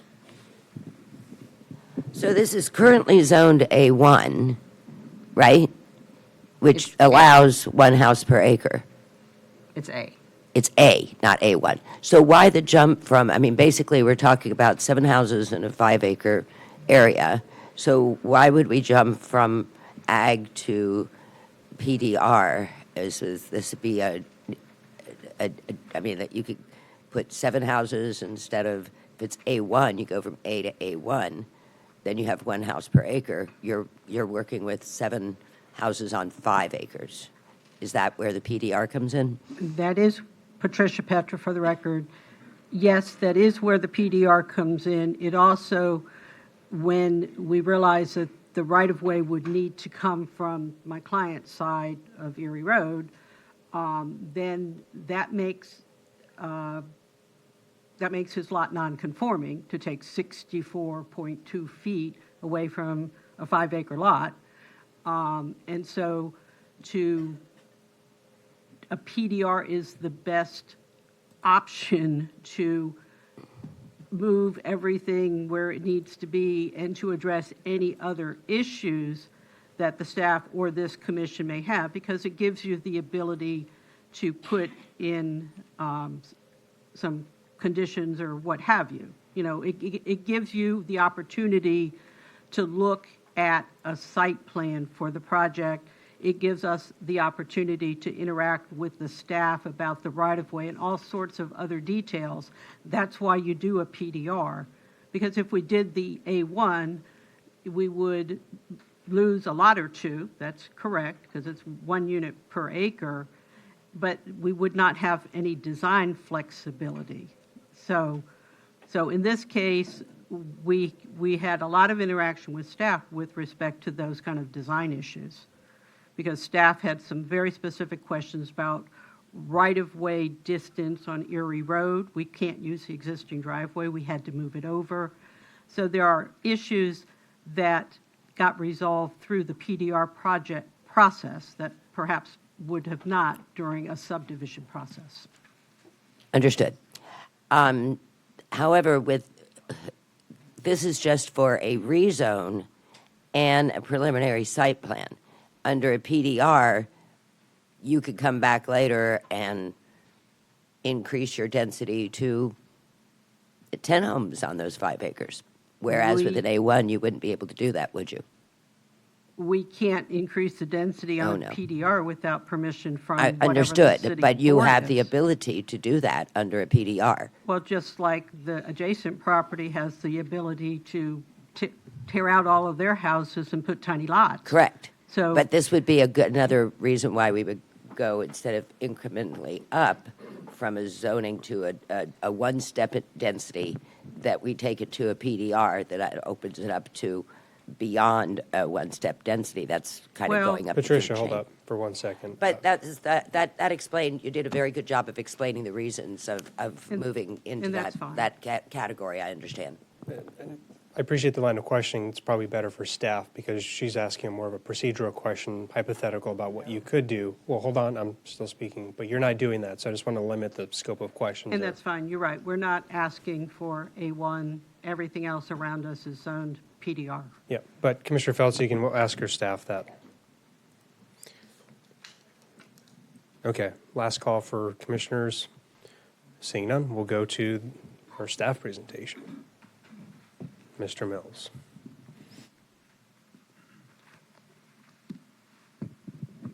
Right. Good morning, CJ Mills with staff. I've been sworn. Linda did a very thorough job explaining the project. Do you just want me to kind of do an overview of it, or you want me to give the full? We'll do the full thing. Okay. So yes, this is Erie Road Residential, PDR 2403 ZP. The location is between 69th Street East and Harrison Ranch Boulevard on the south side of Erie Road, and it's approximately 5 acres. A little bit of history, the future land use category has been UF3 since 1989, and since 1990 it's been zoned A, general agriculture. UF3 does allow for low-density residential development, and PDR is designed for residential development and adequately served areas. This is just a location map. As you can see, some of the surrounding developments and some of the other zoning districts that are PDR. It is up to 7 single-family detached dwellings with 1 existing dwelling on it. 1.4 dwelling units per gross acre. They are permitted up to 3. The max height proposed is 2 stories. And there are 2 specific approval requests. One is to reduce the waterfront setback for Lot 4 from 30 feet to 25 feet. And the second one is to reduce that roadway buffer from 20 feet to 10 feet. The transportation link capacity analysis, the nearest thoroughfare is Erie Road. The adopted level of service, existing level of service, and the future level of service with the project are all D. There are potable wastewater and reclaimed water infrastructure available. And the majority of the site is in with flood zone X, but the pond itself is in A zoning. The adjacent flood elevation is 33.3 inches off site, AE zoned.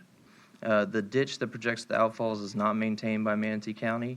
And as previously mentioned, it's within the Buffalo Canal and Frog Creek watershed, which does require that post-development stormwater runoff to be 50% of the pre-development runoff for the 25-year, 24-hour storm event. And then also the requirement for 150% water quality treatment. Some of the positive aspects of this project is that it is a low traffic generator, and there is an existing sidewalk on the north side of Erie Road. It can be seen as appropriate infill development in an area of the county with other planned development zoning districts, and there are no evidence of any native uplands, wetlands, or endangered plant species on site. One of the negative aspects is the lack of bicycle lanes on Erie Road, but that will be mitigated for by the addition of bicycle lanes with the proposed capital improvement project. There are also no transit stops on Erie Road per the MCAT system map. And then another mitigating measure will be at time of FSP submittal, the project shall comply with all applicable standards of the Land Development Code. In conclusion, the request may demonstrate consistency with the goals, objectives, and policies of the comprehensive plan and the applicable standards of the Land Development Code. And then at time of FSP, staff will conduct a thorough analysis for continued compliance and consistency. And I'll be here if you have any questions. I have one. Don't see anyone else on the board. Please place yourselves if you have staff questions. The specific approvals, are they tied to the compromises that have to be made because of the CIP, the Erie Road project? Just wanted to clarify. The reduction in the waterfront setback is not, but the reduction in the roadway buffer, because there is that taking and because there were some adjustments that had to be made to the lots to allow for that lot 3 to remain, they asked for that reduction from 20 feet to 10 feet. Okay. That's all I have. Any more board member questions? Okay, seeing none, we'll go to public comments on this one. You have 5 minutes. Please state your name and county of residence. Good morning. I'm Elizabeth Arnold, Manatee County, and I have been sworn. I wasn't really planning on speaking about this, but living in the parish area and seeing, for example, recently on Fort Hamer, they put in a storage facility, and they got it too close to Fort Hamer, and it was an accident. And I guess there's been an administrative making it okay situation. And when you drive by, it looks absolutely horrid. So, I looked up on my handy-dandy phone, hey, it says here, Manatee County, the typical minimum front yard building setback from a road for residential property is 25 feet. Now, I'm hearing it's 20, but it does say sometimes it can be reduced to 20. And now I'm hearing, oh, gee, well, we just like to make it 10.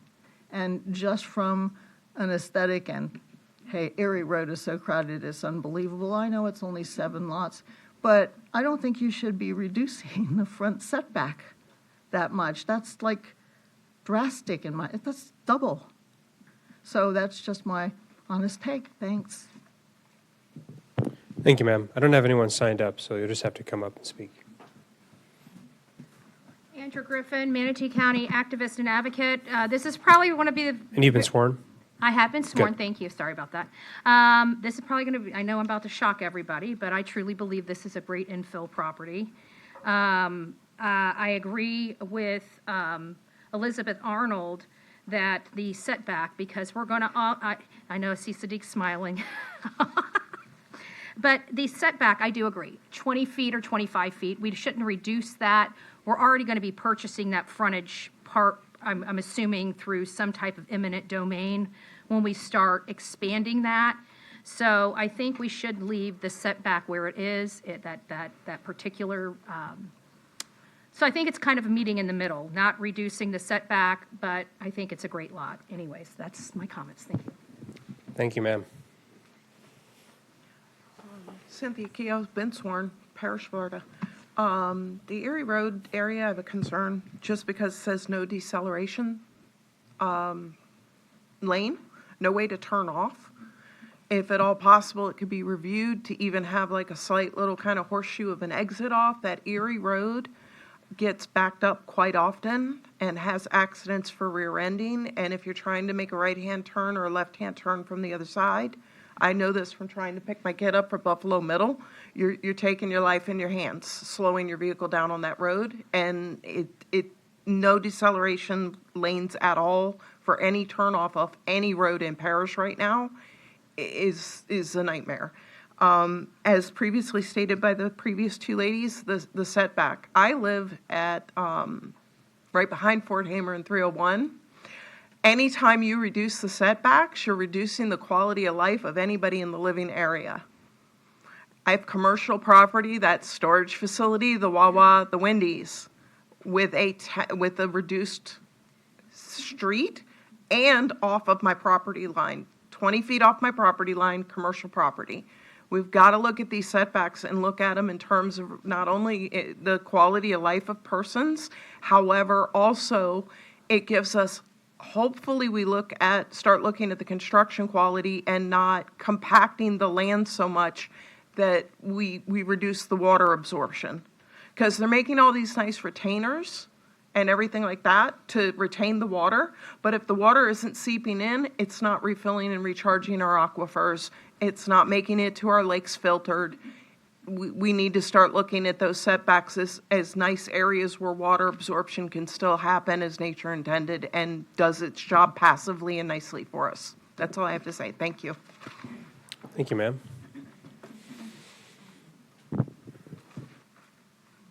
For the record, Glenn Giuliani, I've been sworn. I think this could be a good project. But we have to adhere to the setbacks. I mean, when developers come in, here are the setbacks, here's the side, here's the back, here's the front. You design it within those setbacks. You don't say, oh, we're going to blow over this setback and we'll get a variance. That's not the way it should work. Our setbacks on wetlands have been destroyed. Let's not go down this road, because they can come back and say, well, you did it for this project and there's only 10 feet, and we should be given the same consideration. Either, you know what, either lose the lot or you take 2 feet from the other ones and you've got your 25. I don't think it's an impossible hurdle to get to. Another thing I would say, that staff should say, look, this may not go through, so you better have a plan B with the 25-foot setbacks, and then maybe it'll get passed. Maybe it will, maybe it won't. But really, do not open the crack of that door. When you make an exception for this, it could come back and bite you in the gluteus maximus. Thank you. Thank you, sir. Anyone else for public comment? Seeing none, I will close public comment, and I'll just take a quick 5-minute break for the clerks, and then we'll get back to the applicant. Thank you. If there will be, the deliberation could be an hour or 5 minutes. Fine, we'll continue. Go ahead, applicant. Applicant, actually, no, it's BCC questions to the applicant, staff, citizens. Anyone there? Patricia Petra for the record. The board doesn't want As to, a rebuttal to the comments about the setback, the building setback is 25 feet on a lot. We're going to meet the building setback. It was the roadway buffer because of the extent of the taking on our property. The roadway buffer was requested to be reduced from 20 foot to 10.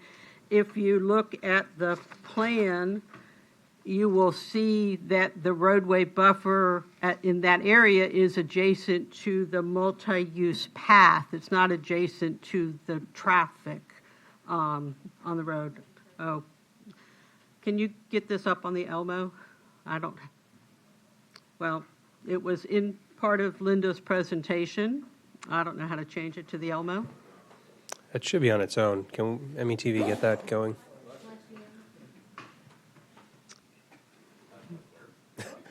No, not there either. All right, can All we right, but please? All right, there we go. Okay, so you see there's where the multi-use path is. So the roadway buffer, there's more right-of-way beyond the multi-use path, and then there's a 10-foot buffer. So we think that is adequate in that situation. The 25-foot buffer that the people were seemingly concerned about is a building setback from a property line on a road frontage. That will be adhered to. The lot's big enough to do that. I respectfully request that you approve this. It is an infill project. It meets all of your comprehensive plan. It's less than half of the density authorized for this type of project. My understanding is my client already has potential purchasers for the property.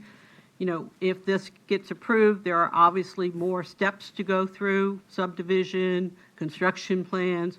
And so the timing of this will likely coincide with when Erie Road will be commenced and completed. I mean, it's in lockstep with your current county schedule for implementing the widening of Erie Road. And my client is eager to meet with your staff with respect to negotiating the compensation for that right-of-way. We'd like to be able to do that under a voluntary take as opposed to any kind of, you know, a contentious issue. I'm happy to answer any questions, as is the experts I have with me. And with that, I'm respectfully asking that you approve this project. Thank you. Okay, Commissioner Cruz, you on for deliberation or questions? Oh, I thought we were on applicant rebuttal, so I was just on for deliberation at the end. Okay. I do need to take 5 minutes for our staff, so we'll just come back in 5 minutes.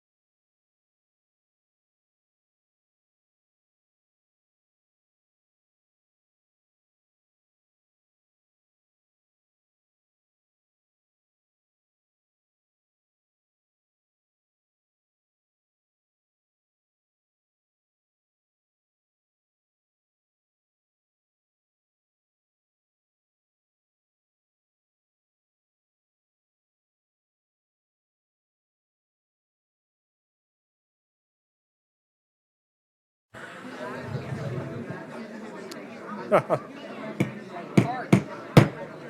right, folks, we're going to go ahead and get started if you want to settle down, especially the folks in the corner back there. All right.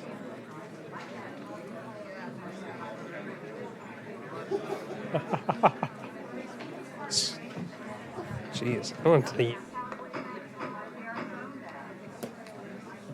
All right. We're going to get started with closing this out with deliberation. So I have Commissioner Cruz get started. Yeah, I'll be quick. After the break, it becomes a little more anticlimactic. I asked, honestly, during my briefing why this wasn't presentation upon request, because usually small things like this, when it doesn't seem like there's going to be a whole lot of contention, are. Let's look at what they're asking for here. This has industrial and a school on one side. It's got our county gas across the street, and it's got small lots completely surrounding it. This is not in any way, shape, or form agriculture by the definition of the former zone of agriculture. There's nothing being grown on here except for grass, and it's completely surrounded by uses that are more intensive than the request. This is a future land use right of UF3.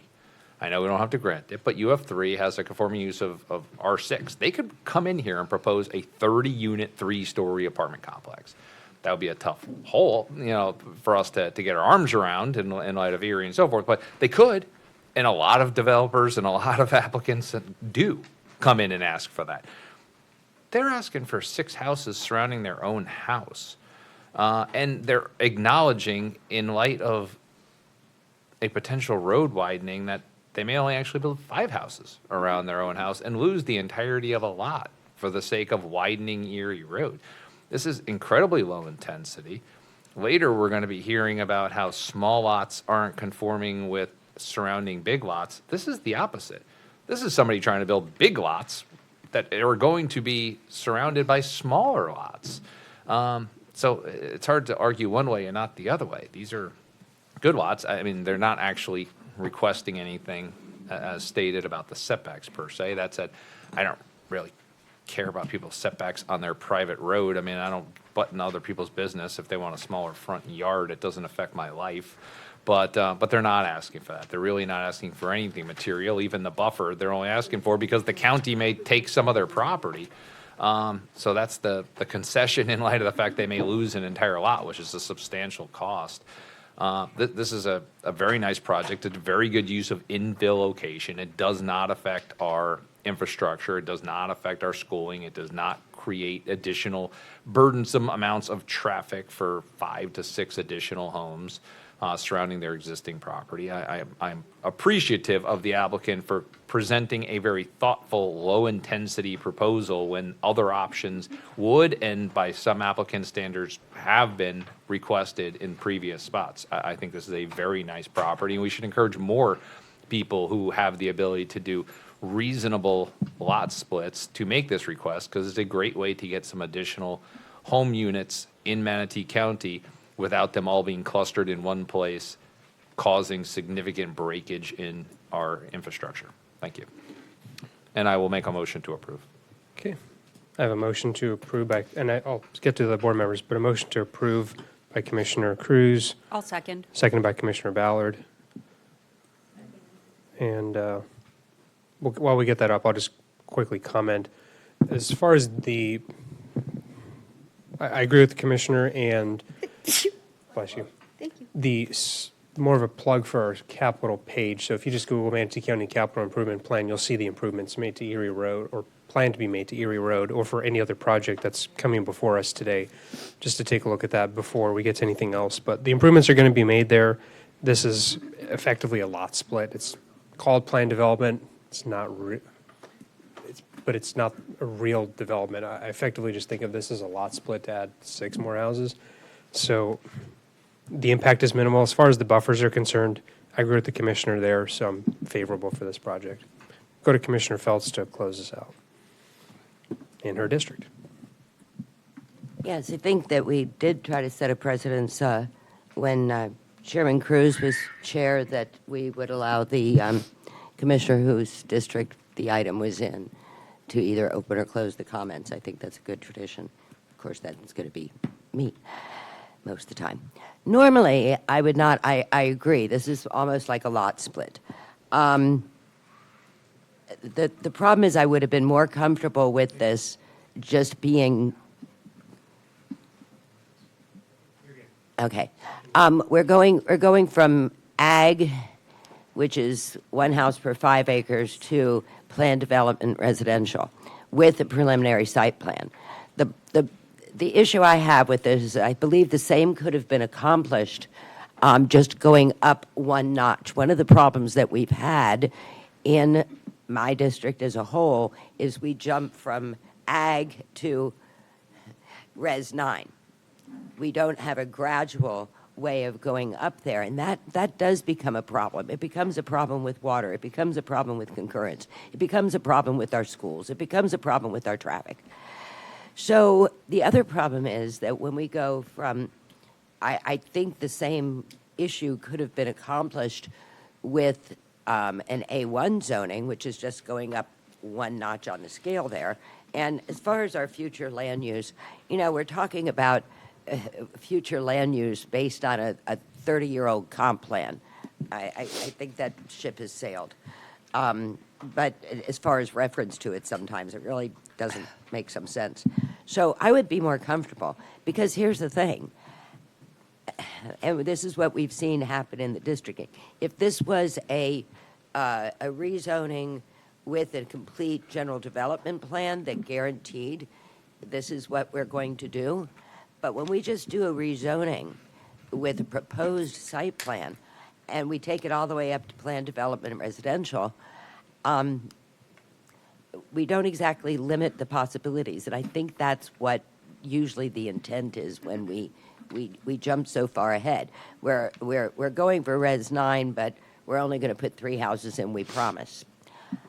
I could totally relate to this piece of property. I could totally relate to what this gentleman's doing. I'm very familiar with it. Yes, it is near a school. Yes, it is on a road that is not adequate. Yes, we have a plan to change that. But I question if this was asking to go from an A to an A1 I'd be pretty comfortable with it. That's a lot split. There's also a lot of, if you look at the bigger picture map where this is located, it seems like just a few years ago, we were talking about the Ancient Oaks development, and now that one's, 30, 40 years old? And I have heard from citizens in the surrounding areas that there are some stormwater issues there. So we really have to be careful about our density. So my feeling on the subject is that I can't vote for it only because with planned development residential, just saying it could happen. 2 or 3 months from now, that does open a window to 4-story apartment building there. You could ask, and under that zoning, yes, you can ask. And I believe the same thing could be accomplished and would be accomplished if that wasn't the end game, as it usually is. Maybe not now, but for later. But I'd like to see it come back as a full plan guaranteeing that we would have that less dense housing there, and then it would be a good infill project. But until then, I have to vote no. Commissioner Ballard. So I'm in agreement with a lot of what Commissioner Cruz said on this, but I did kind of want to just respond to some of the things that Commissioner Feltz said. And that is, when you look at the site plan, you see that the property owner who is going to remain on the property wants to retain a larger lot, right? And so if you're going to A1 and they want to retain that larger lot, they're losing that lot 3 to the expansion of Erie Road. They have the pond, If you're going to A1 with that, Lot 2 no longer exists. And then you get maybe one more lot, maybe two. It's just not possible or probably economically feasible to even bring this before the board if all they're doing is getting this A1 where they can only get potentially 2 other lots out of it. Because it's a lot of work, it's a lot of design work, it's a lot of money to even get this before the board. And if all they're going to get out of it. That's the specific question that I asked staff before I made that statement. It is possible under A1. Commissioner, we're not going to interrupt each other. Commissioner Ballard, do you still have the floor? She still has the floor. Go ahead, Commissioner. So she has the floor. With A1, if each lot has to be that full acre and they're retaining that larger spot for themselves, they're not going to get much more than 1 or 2 more out of it, and it becomes probably economically infeasible. That's all I'm saying. All right, don't see anyone else on the board. Okay, so we have just need 2 more commissioners to vote unless there's anyone else who wants to chime in. Commissioner McCann.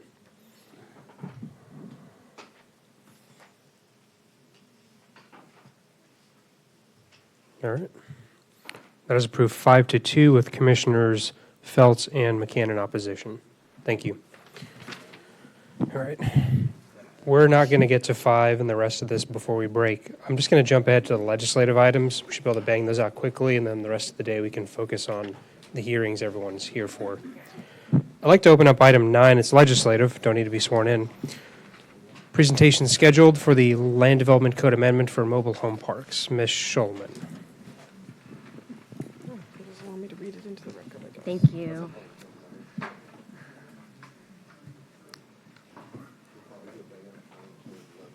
Yep. 9, 10, 11, 12.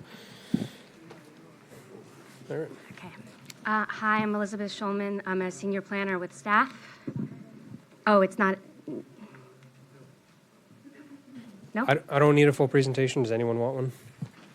It's already been approved by the Housing Board Committee. Mr. Okay, yeah, you do. Go I'll ahead. read it into the record, Chair. Item number 9, LDCT 2506, ordinance 2505, which is formerly known as 2536, is a county-initiated land development code text amendment to Chapter 2, which is our definitions, modifying definitions for dwelling, adding definitions for park trailer. I'm sorry, can we please ask for the audience to remain quiet when they're in chambers? It's very distracting and we can't. Okay. Got it. Yes, please just keep it quiet because the clerks are looking to enter this manually into the record. Thank you.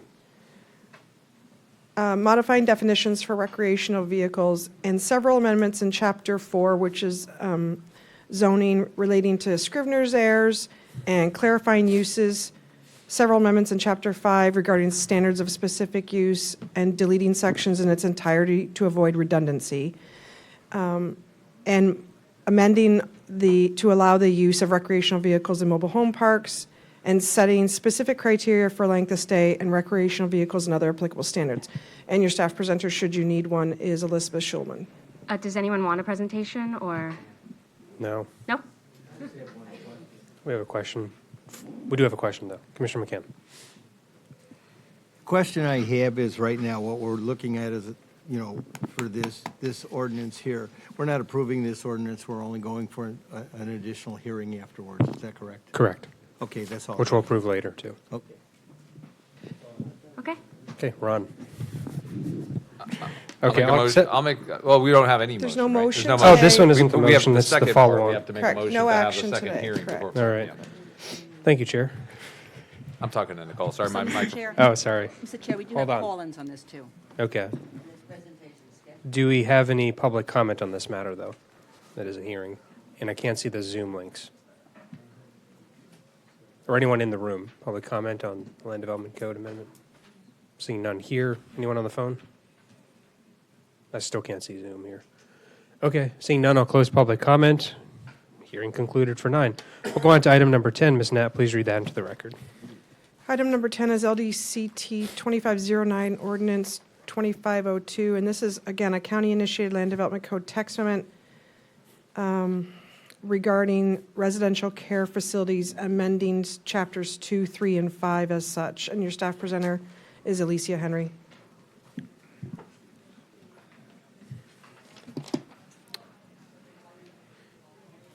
All right, Ms. Henry. Would anyone like a presentation on the board? Yes. All right.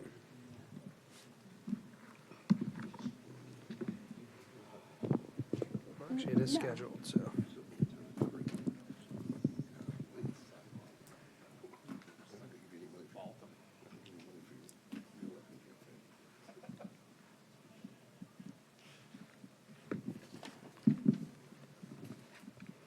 Good morning, everyone. Alicia Henry from staff. I'm here to present for LDCT amendment for recovery homes, residential treatment facilities, and rehabilitation centers. Okay, so this is just showing the vote by the Planning Commission, which was 5-0, where with a recommendation of approval, and there were no concerns. Okay, so the county has initiated a land development code text amendment to amend definitions of recovery home and residential treatment facility that are no longer in alignment with the Florida statutes to provide a clear distinction between these two uses, to add language to rehabilitation center to promote the welfare of the community. This is to also add a process for reasonable accommodations requests per recent changes to Florida Statute 397.487, which states the governing body of each county or municipality shall adopt an ordinance establishing procedures for the review and approval of certified recovery residences within its jurisdiction. The ordinance must include a process for requesting reasonable accommodations from any local land use regulations that serves to prohibit the establishment of a certified recovery residence. Within our LDC section 200, the definitions of recovery home and residential treatment facility are no longer in alignment with the Florida statute. The changes to these definitions are to mirror the Florida Statute 397. Currently, both definitions are very similar in nature, which speaks to providing treatment to individuals with issues of substance abuse.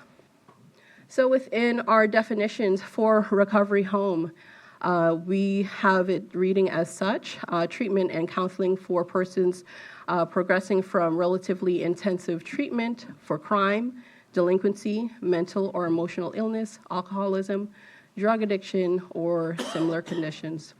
And for a residential treatment facility, which is very similar, is for services for its residents for alcoholism, drug abuse, mental illness, development disabilities, emotional or social problems, or similar conditions.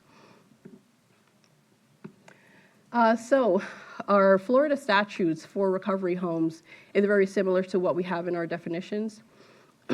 For recovery home, their definition reads as such: means a process of personal change through which individuals achieve abstinence from alcohol or drug use and improve health, wellness, and quality of life. And for their definition for recovery residences, it means a community housing component of a licensed day or night treatment facility with community housing or other form of group housing which provide a peer-supported, alcohol-free, and drug-free living environment. So the Florida statute's definition for residential treatment facility differs from our definition for this particular term. So the state definition reads as such: means a facility providing residential care and treatment to individuals exhibiting symptoms of mental illness who are in need of a 24-hour per day, 7-day-a-week structured living environment, respite care, or long-term community placement. So this is just going over the purpose of The reason for the change in a residential treatment facility, so we can provide some sort of distinction between the two. So the lack of distinction between the two definitions, recovery home and residential treatment facility, increases the chances of improper use designation. This may result in potential adverse impacts to surrounding communities with the proposed changes to residential treatment facility and recovery home, whether large or small. These updates will provide more clarity and ensure a more appropriate use designation associated with the respective definitions. All right, so this slide is going to speak to rehabilitation centers and residential treatment facilities. The language is being added to rehabilitation centers and residential treatment facilities to reduce potential off-site adverse impacts to surrounding communities by retaining the nature and character of an area that promotes the health, safety, and welfare of that community. And here we're going to speak more about reasonable accommodations and residential care facilities. So the procedures and requirements are being added due to Florida Statute 397.487, where the intent is to have local jurisdictions produce an ordinance to review a reasonable accommodation request, which will where a written determination will be released, where it shall provide an approval with conditions or denial of a certified recovery residence request. The ordinance must include a process for requesting reasonable accommodation from any local land use regulations that serve to prohibit the establishment of a certified recovery residence. The county is to also comply with the Associated American with Disabilities Act and the Fair Housing Act of 1988 when considering the request for reasonable accommodation. Excuse me. And here it shows the table 3-1 for development order review authorities, where we will be adding this type of process as 354 for anyone that is coming forward for reasonable accommodation requests. In conclusion, the proposed Land Development Code text amendment will continue the efforts to modify regulatory requirements to ensure the language is reflective of the county's goals, objectives, and policies and consistent with the Florida statutes. Any questions? Commissioner Ballard. Sure. So I do appreciate the effort to align our LDC and these definitions with Florida statute. This 397.487 was passed last year, and that applies, this reasonable accommodation process applies only to certified recovery residences. That's correct. And so those are recovery residences that are certified through FAR or another certified or certifying agency. Right. So if they are a certified recovery home, they are regulated by FAR, which is the Florida Association of Recovery Residences, and they do a yearly check to make sure that they are in alignment with all regulations. And rehabilitation centers, how are those regulated per Florida statute? With the rehabilitation centers, we have added language within our land development code where it states they do have to have license as well. They would have to go to the approving agencies that would provide them the certifications. So they stay in line with what the type of service that they're supposed to be providing to the individuals that are seeking help for these type of ailments. Okay, and so the residential treatment facility is required to be licensed per Florida statute. The recovery home is a voluntary certification, is that correct? Yes, it's a voluntary certification, but in order for them to receive any type of referrals from, say, the courts, they do have to be certified. Okay, and to be able to access this accommodation process per Florida statute, they have to be certified, is that correct? That is correct. They must be certified. Thank you. You're welcome. I have a quick question. Didn't put myself on the board, but we do have public comment. So the optional certification, are to your knowledge, are counties allowed to require that? Or is it explicitly prohibited by statute? They are allowed to be uncertified. There are some religious-based organizations where they do not have to be certified, but if they are receiving state funding, they do have to be certified as a recovery home or residential treatment facility. Okay. I don't have any more comments or questions. No one else is on the board. I'll open up to public comment. I have Ms. Petrov signed up to speak. Patricia Petrov. I have been sworn. I am a Manatee County resident. I very rarely say this, but I think this statute needs more words. If we're going to refer to a state statute in a definition, we should tell everybody what statute that is so we can go back and read it for ourselves, and this doesn't do that. And I appreciate the hard work your staff put in it, but in the state statute, and she did that pretty well, but it needs the reference. In the state statute, talks about mental illness, and we don't have a definition of what mental illness is. The state statute already also has that definition. Also, as your county attorney knows, when you reference a state statute, you have to say, as same may be changed from time to time by the legislature. A residential treatment facility, per the state statute, is only for persons over the age of 18. And I don't know if whatever Manatee Glens is called these days, if that facility has something for children there, but there's a separate state statute for a children, the under 18 audience who might need in-housing care, the same, and there's a different definition for that. So if we're trying to align things, perhaps we should go back and align that, because I don't know if there's any other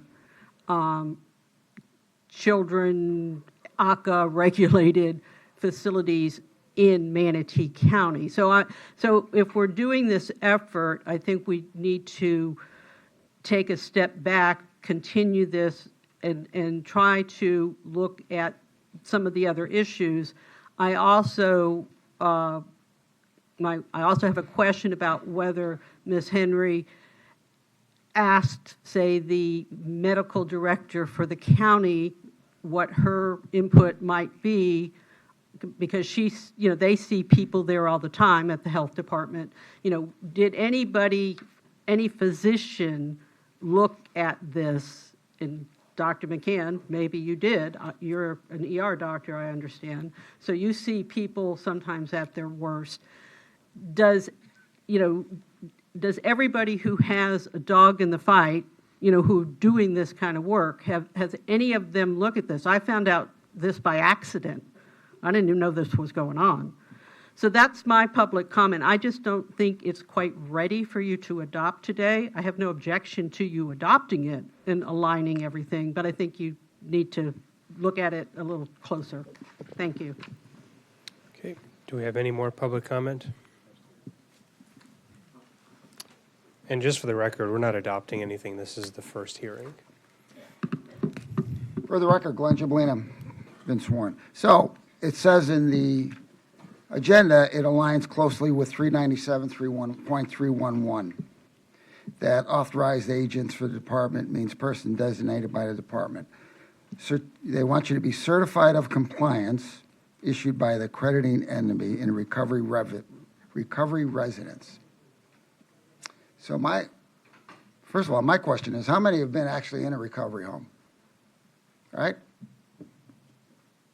So we don't really have any boots on the ground to see which direction it does. And I bring this up, and I'm talking about the smaller homes, right? So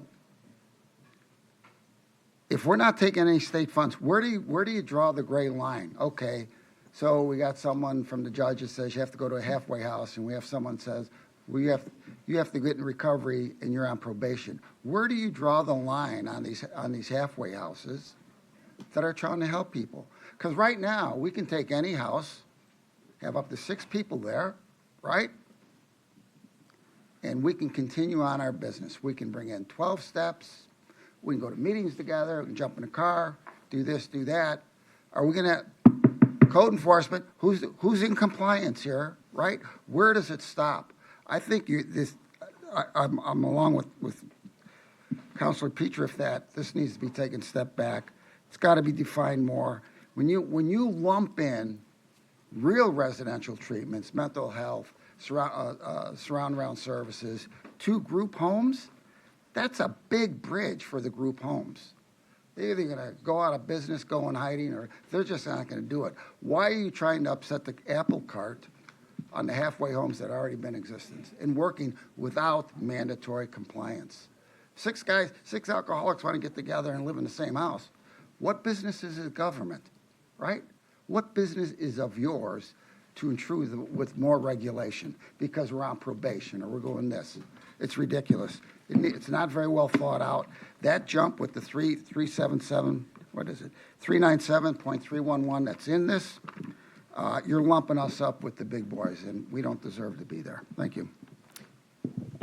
Okay, anyone else for public comment?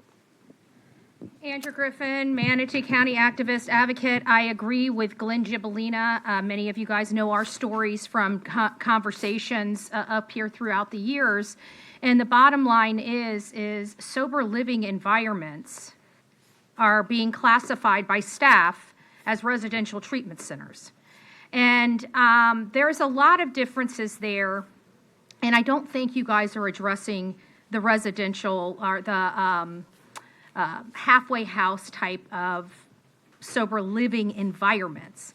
You're talking, and we went through this because we had an issue out in a residential area.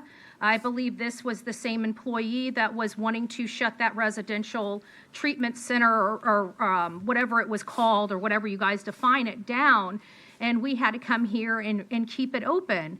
And now we're coming here to try to make it more restrictive to have sober living environments instead of less restrictive, despite having a pandemic going on all over our United States with epic drug addiction and loss of life. At some point, we've got to get over this. We've got to quit restricting this and start making it more accessible to people that need treatment, real treatment, whether it be a sober living environment like me. I was in no residential. I paid for my recovery all by myself many, many, many years ago in a residential, but it was a halfway house type of thing. I received no federal funds. I received no treatment from physicians or doctors. And according to Manatee County right now, that would not be a facility that could run here. Or it would be overly restricted by our departments, our bureaucracy here. So I want to make sure that we slow this down. I'm not, the first one's fine. This one here, I have to agree with our attorney, or with an attorney here, Glenn Gibolina back here, that we need to slow this down. And please get this right, because this does affect people, the most vulnerable people of our community. And I think we owe it to our community to listen to the issues and come up with a proper structure that makes everybody happy. A meeting of the minds, a meeting in the middle, something that is proactive for everybody, to inspire and for people to get into recovery and to try to put an end to this war on drugs. I appreciate your time. Thank you. Thank you, ma'am. I don't see anyone else for public comment. No hands raised, so I'll close public comment, turn it over to Commissioner Ballard, then Feltz. So I think Ms. Petriff makes some really good points, and I think that ensuring, number one, that our ordinance is going to continue to keep up with the state statute as it changes is going to be really important, because I think that that's kind of how we ended up in this problem to begin with, is that at one time maybe it did align with the state statute changed, it wasn't referred to, and now we're just kind of in a mess where we don't have something that aligns at all with state statute and required regulations by the state. And I think there's a little bit of confusion on the public side. There is not a requirement for licensure for a recovery home in Manatee County. To receive special accommodation per state statute, there is a requirement. that you be a certified recovery home. Right. The Oh, sorry, go ahead. Sure. So I don't think that we're regulating these facilities out of existence by any means. But in order to take referrals from a licensed facility or from the court, a recovery home must be certified. That's not a Manatee County regulation. That is state statute. That is a state requirement. That is not a Manatee County requirement. So that is something that if those recovery residences are taking people from licensed homes or they're taking people from the courts, they're required to be certified, and that's per state statute. And if there's an issue with the state statute and you want that to change and you want licensed facilities to be able to refer to unlicensed recovery homes, that's something to take up with the state legislature. It's not something to take up with the county. But I do agree with Ms. Petriff that we need a little bit more refinement to ensure that as state statute changes, our regulations change along with that. And I do maybe think that we need to add a section that talks a little bit more about youth. So those are my comments here. Thank you, Commissioner. Commissioner Feltz. I think Commissioner Ballard kind of covered all of those things. One thing is this is a county-initiated, and really what was our objective? What brought this to the table? Was it a change in the state law that we needed to? If I may address? Thank you. Thank you. Yes, the statute, section 397.487, subsection 15A, says every local government, county and city, must by January 1st, 2026, adopt an ordinance establishing procedures for the review and approval of certified recovery residences within its jurisdiction. And we also must include a process for requesting reasonable accommodation under the Fair Housing Act for certified recovery residences, as Commissioner Ballard correctly stated. And it goes through deadlines for submission and approval, and basically if they're not administratively reviewed within 60 days, they're deemed approved. If anything, it makes it easier to locate certified recovery residences by codifying the reasonable accommodation requirements in Florida statute. Some speakers seem to think we're being more restrictive, and we're not.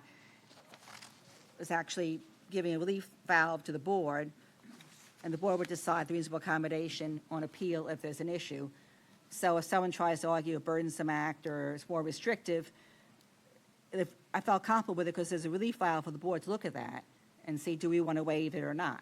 And if you don't waive it, you know there's going to be a potential lawsuit, but you're fully informed. I think the need for doctors to review their ordinance might be a bit overstating it, and if staff needs to do a second ordinance to delve into more recovery issues, I mean, it's a big topic. They certainly could do so, and they also could report to the board what existing regulations provide, because we only limited it, only review to this statute to meet that deadline, which we're past already, but we're doing the best we can. It might be a bigger question for a bigger look at the code. The code is outdated in a number of respects, and the code could speak to that. But I wanted to sort of keep this on track, so at least we're making a good faith effort to comply with the statute. I don't want anyone challenging us that we didn't follow the statute and ask for reasonable accommodation. We've got a loophole. We haven't done our job. So I think that the questions Commissioner Ballard raised are valid, and the commissions, and we can report on those at the second hearing, if staff agrees with that. Anything else, Commissioner Feltz? All good. Okay, that's all we have. Any closing comments from staff?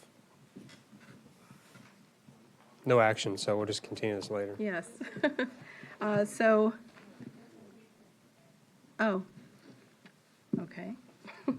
Okay, all good. So move on to item number 11. 11 and 12 are just continuances. So I'll open up 11 and I'll accept motions to They're to hold or the second hearing second after hearing. 5 p.m., sir. 5 p.m. Yeah, basically 11 and 12 require 5 votes if you want to hold a second public hearing before 5 p.m. on 2 code amendments. So those items say February 12th at 9 a.m. or soon thereafter. I just pulled up the cover sheet. But then the subject says All right, okay, I get it. Ms. Knapp, if you can read that into the record then. Item number 11 is LDC 2506, ordinance 2506, which is related to item number 9 that you previously heard.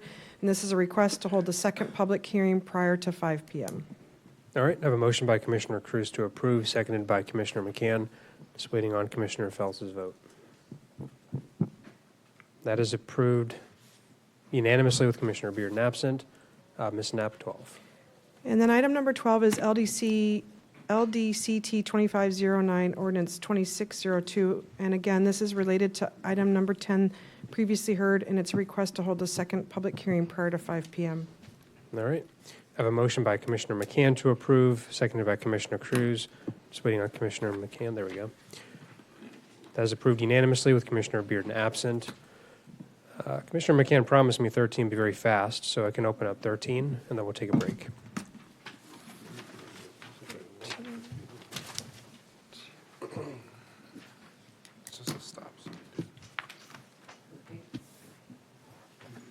LED solar flashing stop sign at the intersection of Sugar Bowl Road and State Road 70. I'll accept motions at any point in time. For what?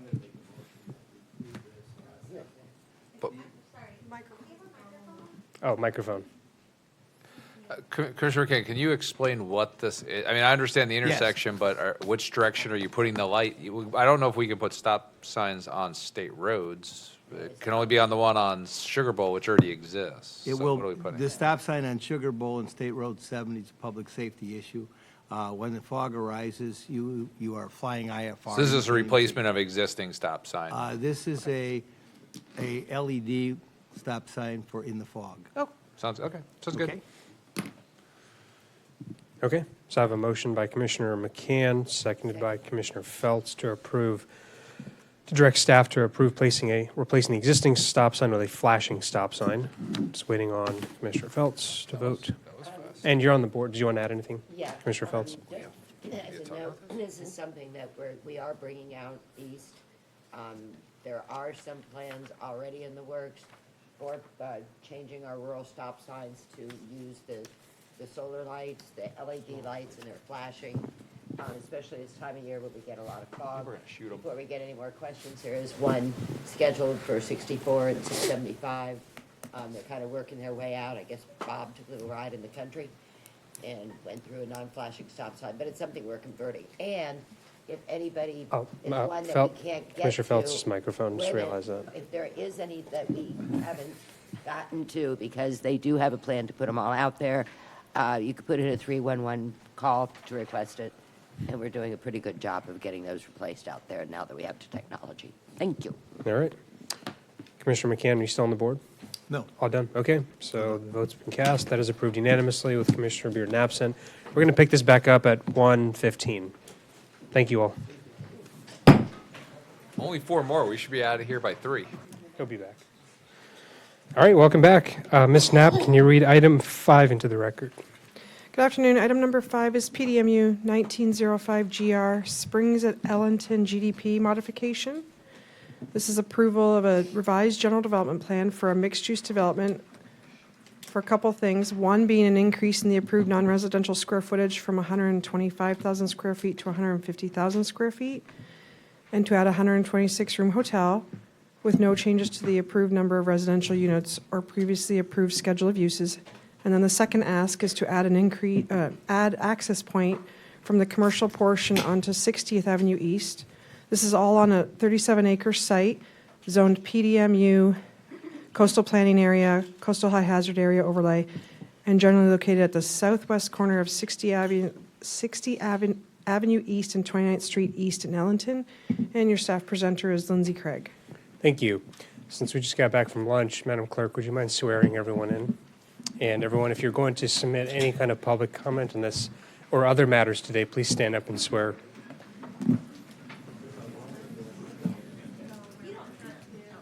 Well, we don't know who came in and who left. That's all.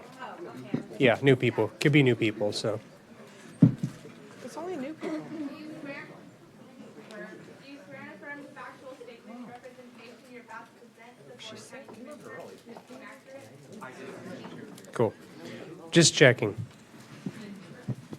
All right. Would any commissioners like to disclose? Hold on. Would any commissioners like to disclose ex parte communication? All right, seeing none, we'll go ahead and go to the applicant presentation.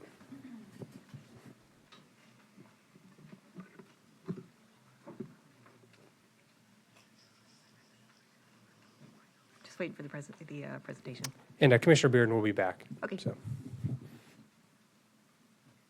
All right, good afternoon, Commissioners. My name is Paige Estigaribia. I'm a planner with CNS Engineering. I'm also a Manatee County resident, and I've been sworn. I'm here today for the Springs at Ellington General Development Plan modification application. This is our team, the applicants IMG Enterprises, and myself and Nathan Crowder from ZNS Engineering. Nathan is a civil engineer on the project. We also have Caleb Grimes present. He is our land use attorney from Grimes Galvano. And we have Michael Yates here as our traffic consultant from Palm Traffic. Here at the beginning, I just want to clarify what we are approved for and what we're asking for, just to go ahead and get a good roadmap in place for the presentation. And it will be a pretty brief presentation, but I feel like it's important to go ahead and get this as a path. We're currently approved for 125,000 square feet of commercial space. Within that approval, we also were approved for a schedule of uses. And the schedule of uses included uses like a hotel, uses like storage, office, retail. So those are already approved uses in our currently approved general development plan. We also were approved for a specific number of vehicular trips. This is a multi-use project. The residential has already been constructed. The trips are encompassed in the entire project. What we're asking for is an additional 25,000 square feet of commercial space to total out at 150,000 square feet of commercial space.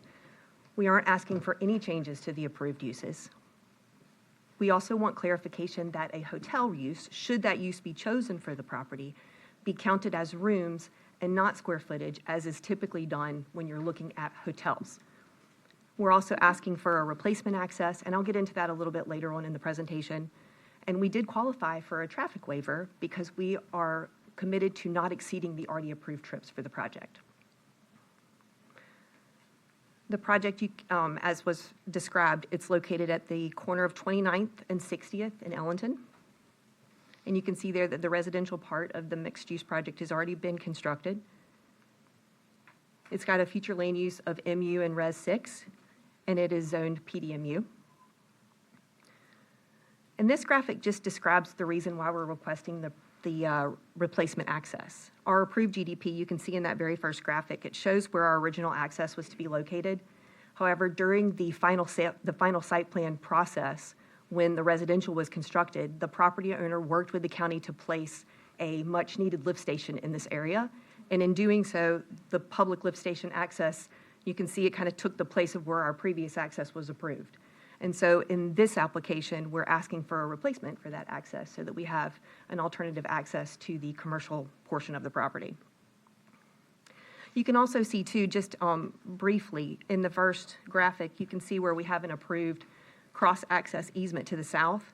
That's part of the one specific approval that we do have. That cross-access easement, despite it being approved in the GDP, because of the lift station there, the lift station access, it makes it difficult to have that now. So we're asking for a specific approval to not do that requirement just because now the lift station access is there.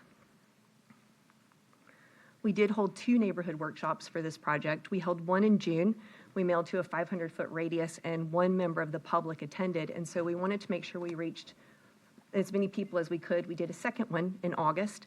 We mailed to 1,400 feet in the north, south, and the east, and 500 to the west per the department director's instructions. And we had 5 members of the public attend. They had questions about traffic on 60th, and our traffic consultant responded with those responses. So just to wrap up, it's 150,000 square feet of commercial space. That additional 25,000 is what we're requesting, plus the clarification that a hotel would be counted as rooms and not as commercial square footage.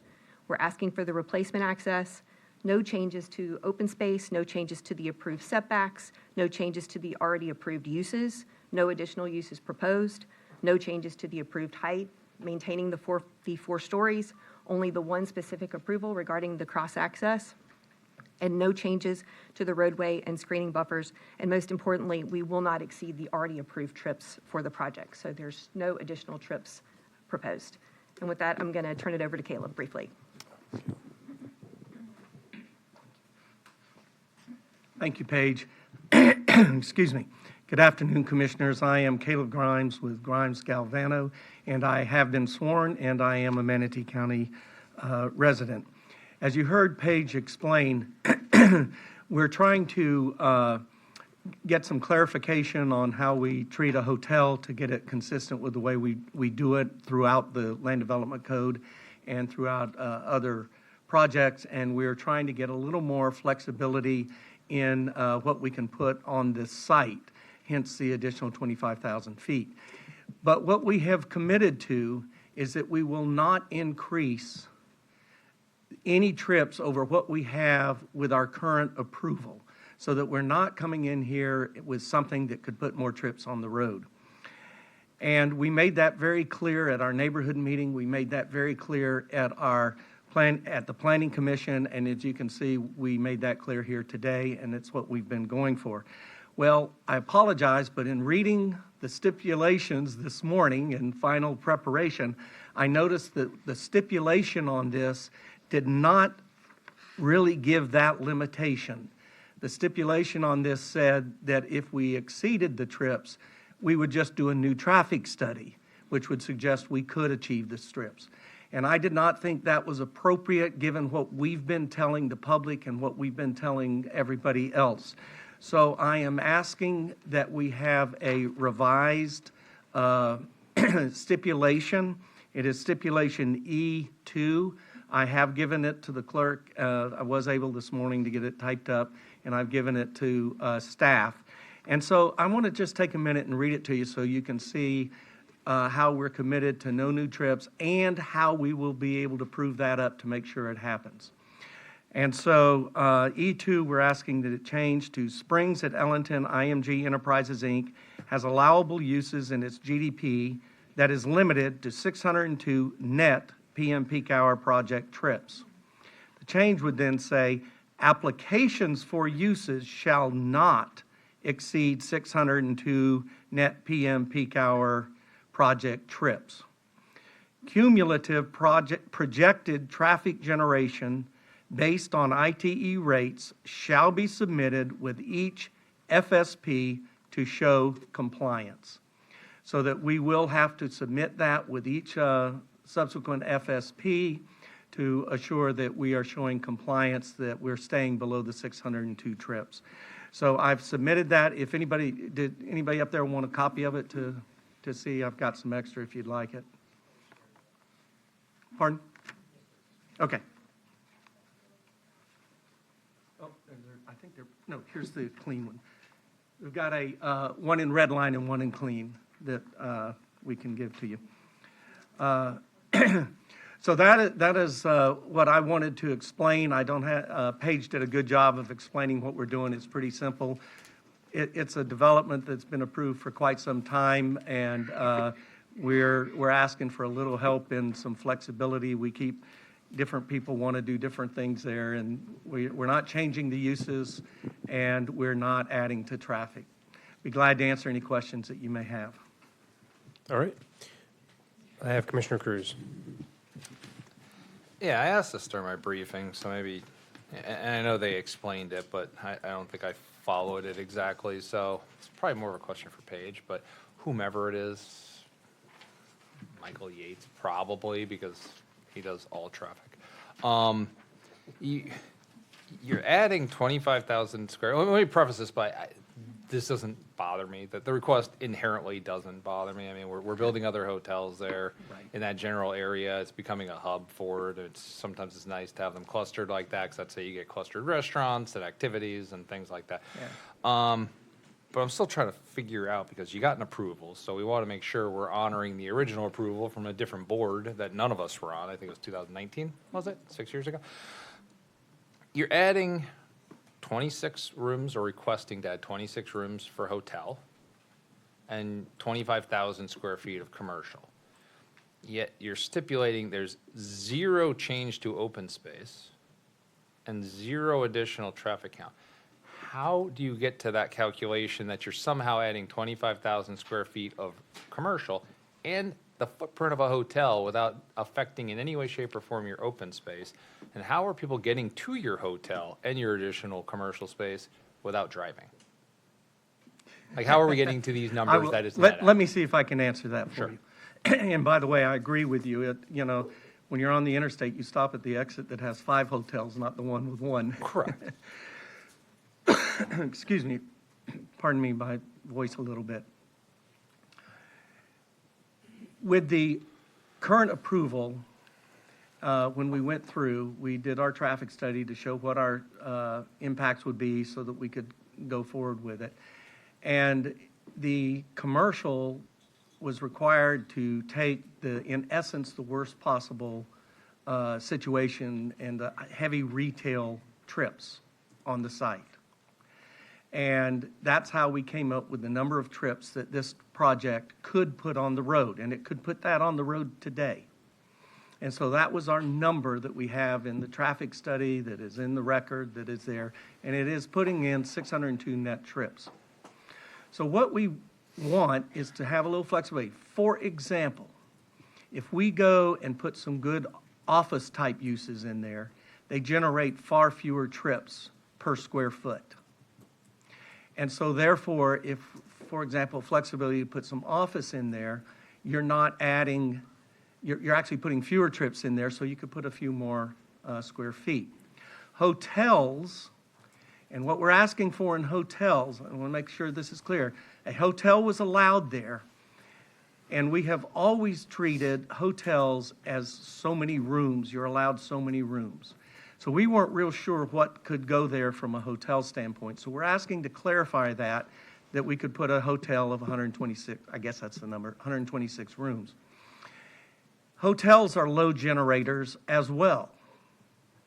And so we're just going to assure that the mix of uses we come in with, and we will prove it up at the FSP when we show it to you, will not generate more trips than the 602. Okay, so what you're saying is you're going to balance this out with the additional demand by adjusting what the potential uses of the original 125,000. So Correct. maybe it's going to have some self-storage component. It's going to have could some have- office component. It's going to have something that's a lower trip count than maybe what was otherwise assumed to be a Publix and a few other higher trip count things. Bingo. Okay, thank you. That's exactly what we're trying to do. Okay.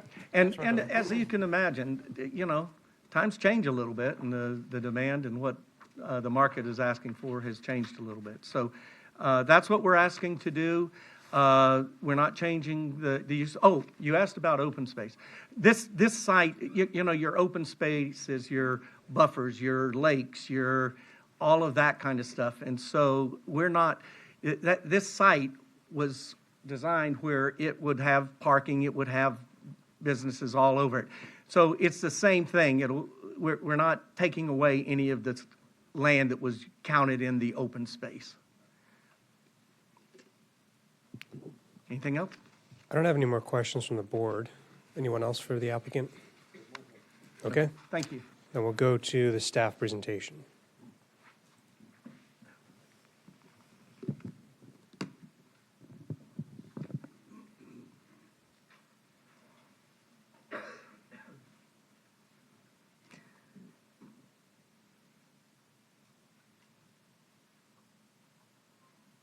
Okay. Good afternoon, board. My name is Lindsay Craig, and I have been sworn in, and I am a planner with Development Services.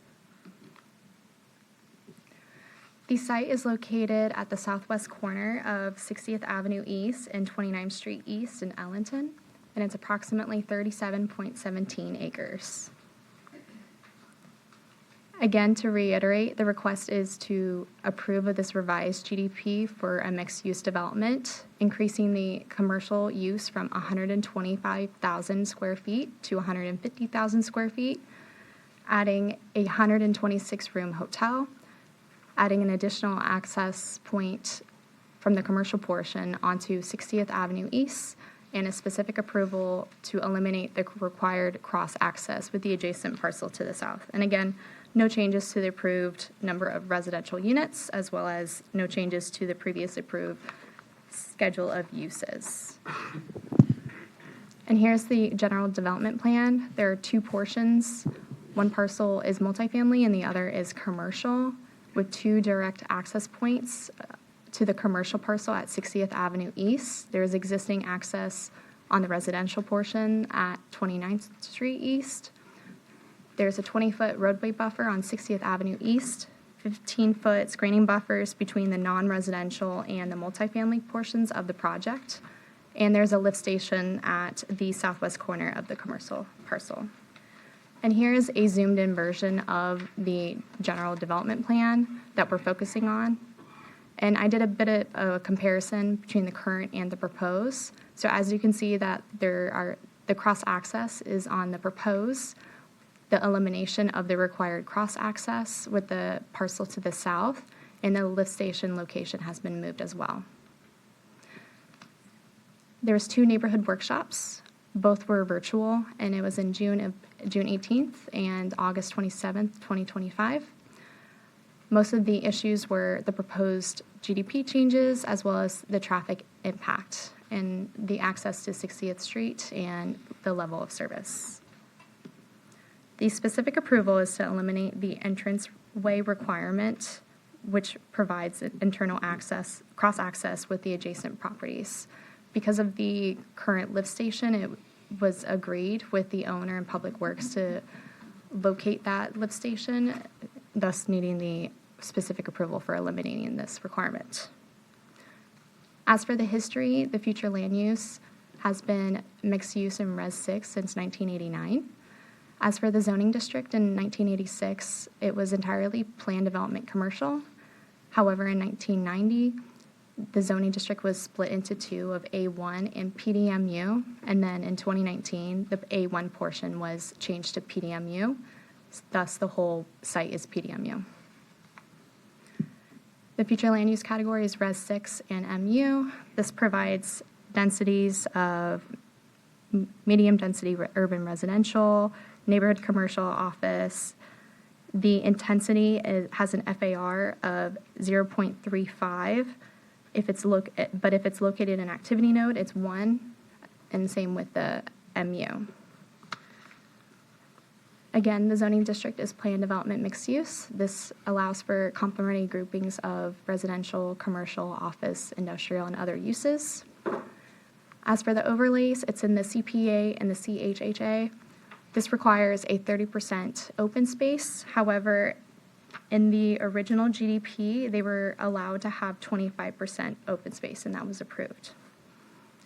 The entranceway requirement requires 20-foot roadway buffers and internal cross-access. Again, the specific approval is to eliminate that. And they provided additional 5% open space requirement for PDC, it's 20%, so you have to add another 5%. So they are meeting the minimum. And because it's in the CPA, they are required to submit a hurricane evacuation plan at PSP and FSP. Here is a location map of the site. For public facilities, there is existing county 10-inch water force main and gravity sewer line along 60th Avenue. And the county lift station is located on the property within easement. Again, with transportation, the previous approved GDP allows for a 602 net new PM peak hour trips. This proposed modification will remain net neutral, and the requirement for a traffic study was waived. For positive aspects, this supports mixed-use development and compatible surrounding uses. The site is served with existing infrastructure for water and sewer. The county lift station upgrades have been constructed already and dedicated to MC. The proposal does not increase the number of trips beyond prior approvals. The CIP improvements on 60th Avenue East has not been started nor completed, and there are no mitigating measures. Notable stipulations: the maximum height for the non-residential portion, commercial and/or office, is limited to 4 stories in height. There's a 8-foot paved landscaping multi-use trail connecting the residential portion to 60th Avenue East through the 25-foot drainage, maintenance, access, and private pedestrian easements. The project Both the residential and commercial parcels shall achieve unity in design using complementary architectural elements. And these are the listed policies with the comprehensive plan that are consistent, as well as compliance with the land development code sections. And in conclusion, this request can be found consistent with the policies of the comprehensive plan and applicable standards of the LDC. And staff will do a conduct a thorough analysis for compliance with the requirements of the comp plan and the LDC at the time of PSP and FSP submittal. Thank you. All right. I have Commissioner Ron, then Commissioner Cruz. Thank you, Mr. Chair. Let's talk about our conversation on 60th traffic. In my briefing, I asked, when will the improvements start on 60th? I know it's in the CIP, but when is it going to start? Tony will answer that.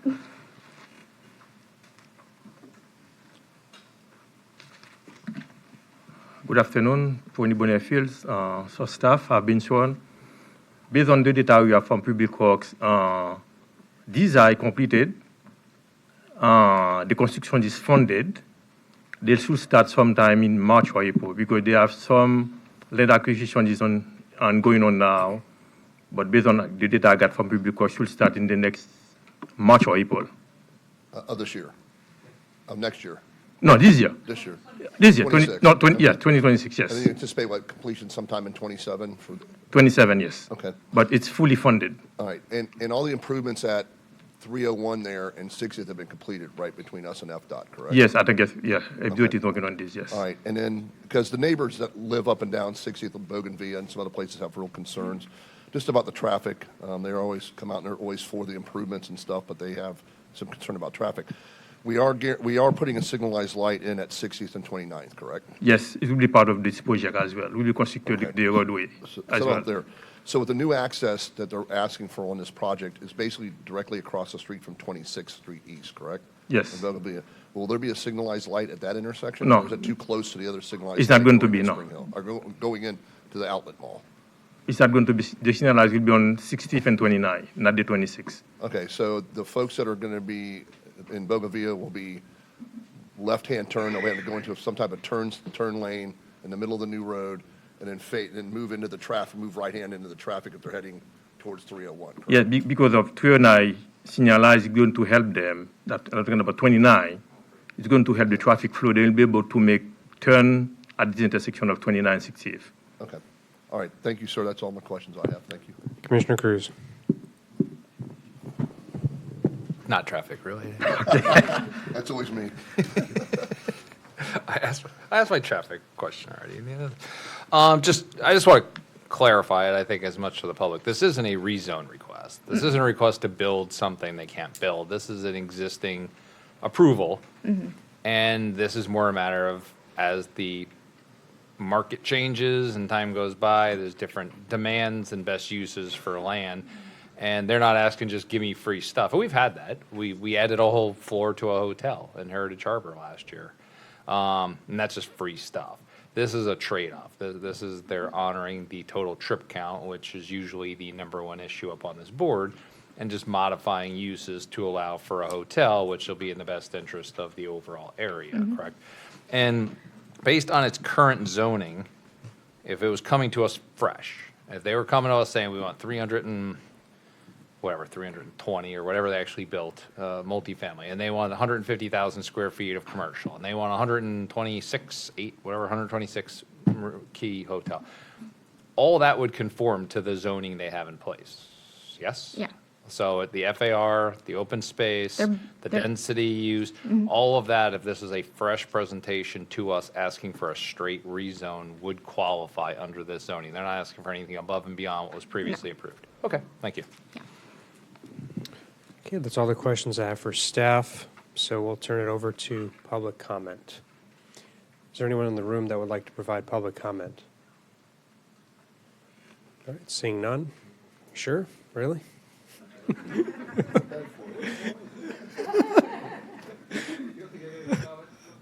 I'll close public comment, and we'll turn it back to our board for questions to the applicant or staff.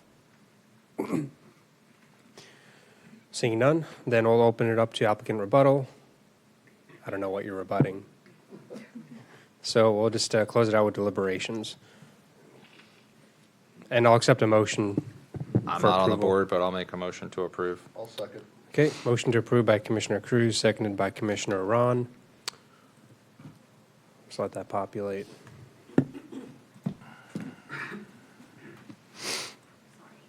It's okay. It's all right. We'll do it by voice vote. All in favor, please say aye. Aye. Aye. All opposed?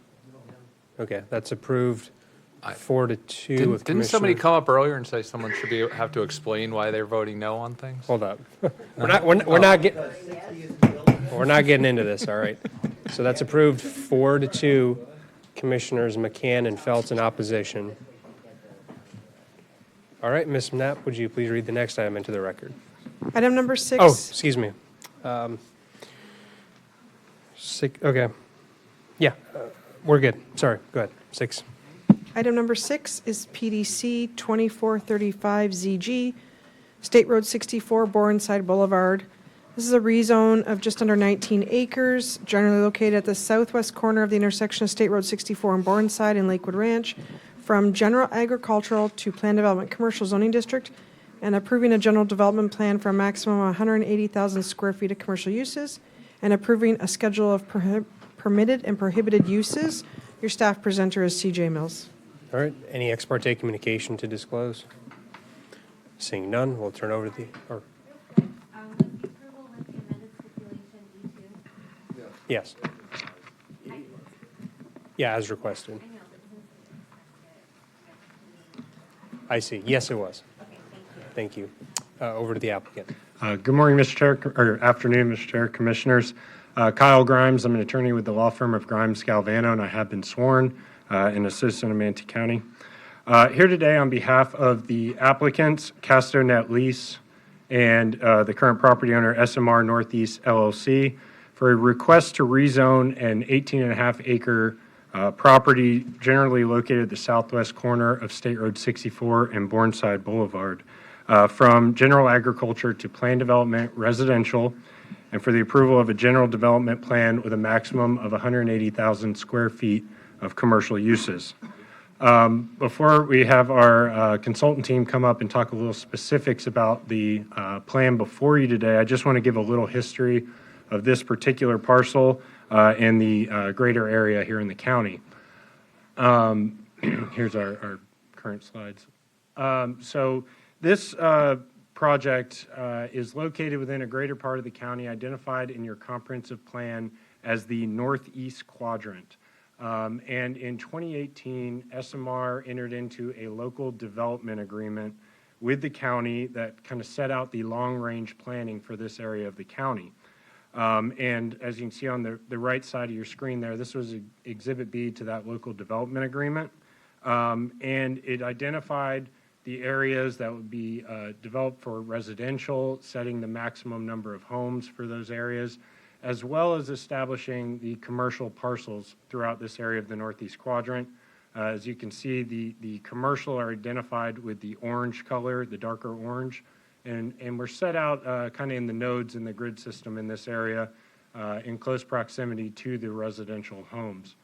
The subject site that we're talking about today is there identified in the top right corner as commercial parcel C5, and currently under the local development agreement is allocated 250,000 square feet, a maximum. And with this local development agreement, in addition to setting out kind of the long-range planning of the uses in this area, they also work through the transportation impacts. So with that local development agreement, they did a full master transportation impact analysis that identified the anticipated impacts at the build-out of all of these projects at those maximum square footage and maximum residential units, identified the impacts they would have on the thoroughfare network, and because this was done under the old concurrency system of the county, the LDA identified mitigation improvements that SMR would construct to mitigate their impacts and maintain concurrency for the build-out of all of these projects. Those mitigation improvements included the four laning of Eline Road from where it ended at the time at Lakewood National up to State Road 64, as well as the construction of 44th Avenue as a four-lane thoroughfare from Lorraine Road out to Bourneside Boulevard. And it also provided for the dedication of the right-of-way for the build-out of Bourneside Boulevard as a four-lane road. And so those were the mitigation improvements that accounted for the concurrency of these projects. But with that, they also took on a few additional improvements in this area, including the construction of Rangeland Boulevard from Lorraine to Bourneside as a four-lane thoroughfare, construction of Bourneside as two-lane up to State Road 64, and the final leg of Post Road from 59th to Rangeland. So, although the county no longer follows the concurrency system, this is one of those projects that was mitigated ahead of time under the old concurrency system. So SMR has built all of these roadways in this area, accounting for the traffic impacts of all of the northeast quadrant that was subject to the LDA, which includes the commercial parcel we're here to talk about today. And in fact, they went a little beyond with that LDA. They also waived a significant number of credits. They returned impact fee credits they already had in the amount of $7.4 million and capped the impact fee credits that they could get under this agreement, thereby waiving over $20 million in credits that they were otherwise eligible under that LDA. So this is one of those, part of one of those projects where the roads were all built up front ahead of the demand, and transportation impacts have been fully mitigated for this project up front. So with that, I do want to turn over to Rhea to now get into the specifics of this project. Thank you. Thank you, Kyle. Good afternoon, Commissioners. For the record, Rhea Hunter with RVI Planning. I have been sworn and I'm a resident of Sarasota County. So the subject property is 18.58 acres in size. It is outlined in red on the map before you. As you can see, it has direct frontage on State Road 64, which is an arterial roadway. A majority of this property sits in the mixed-use community activity center level 1 future land use district, which was specifically designed to implement the northeast quadrant of Lakewood Ranch. A small portion of the property that basically provides the connection to Bourneside Boulevard is in the public, semi-public future land use category. The entirety of the property is zoned general agriculture and is currently vacant. Before getting into details of the rezoning request, I want to walk through a few steps that were undertaken before we carved out this portion for rezoning. Firstly, there was a land swap between the property owner and the East Manatee Fire Rescue District that owns the property at the corner of State Road 64 and Bourneside Boulevard. The property owner exchanged the portion in green for the portion that you see in yellow that provides a connection to Bourneside Boulevard. Here the intention was to serve the commercial project with an access to an alternate roadway. With any commercial project, you're trying to connect to all of these multiple thoroughfares in order to ease the traffic flow and improve circulation. At the same time, what this land swap does is it squares out the property for the fire district for future development, and the property owner also entered into an agreement to build that access roadway and provide a secondary access to the future fire station. The second thing that was done was the large wetland system, which is included in the same parcel as the subject rezone property, was specifically excluded from this rezone request, along with a 30-foot upland buffer. This was done to protect this large wetland system in perpetuity, and this entire wetland has been dedicated to the Lakewood Ranch Stewardship District for maintenance and preservation in perpetuity.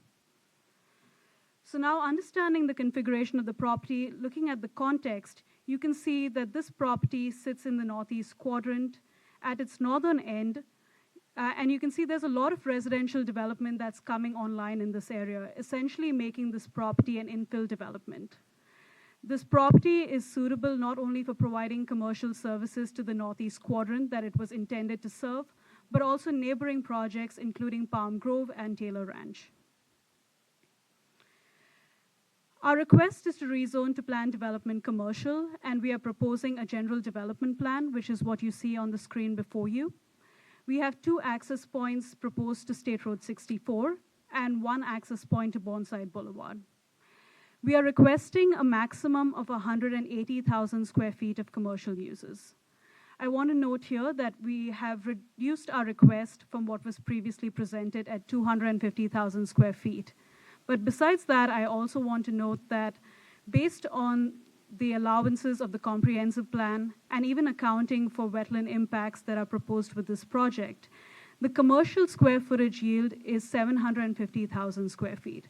So what we are proposing here is a significant reduction, and this is being proposed in order to ensure compatibility and to provide a true sense of what the build-out is going to be on this parcel.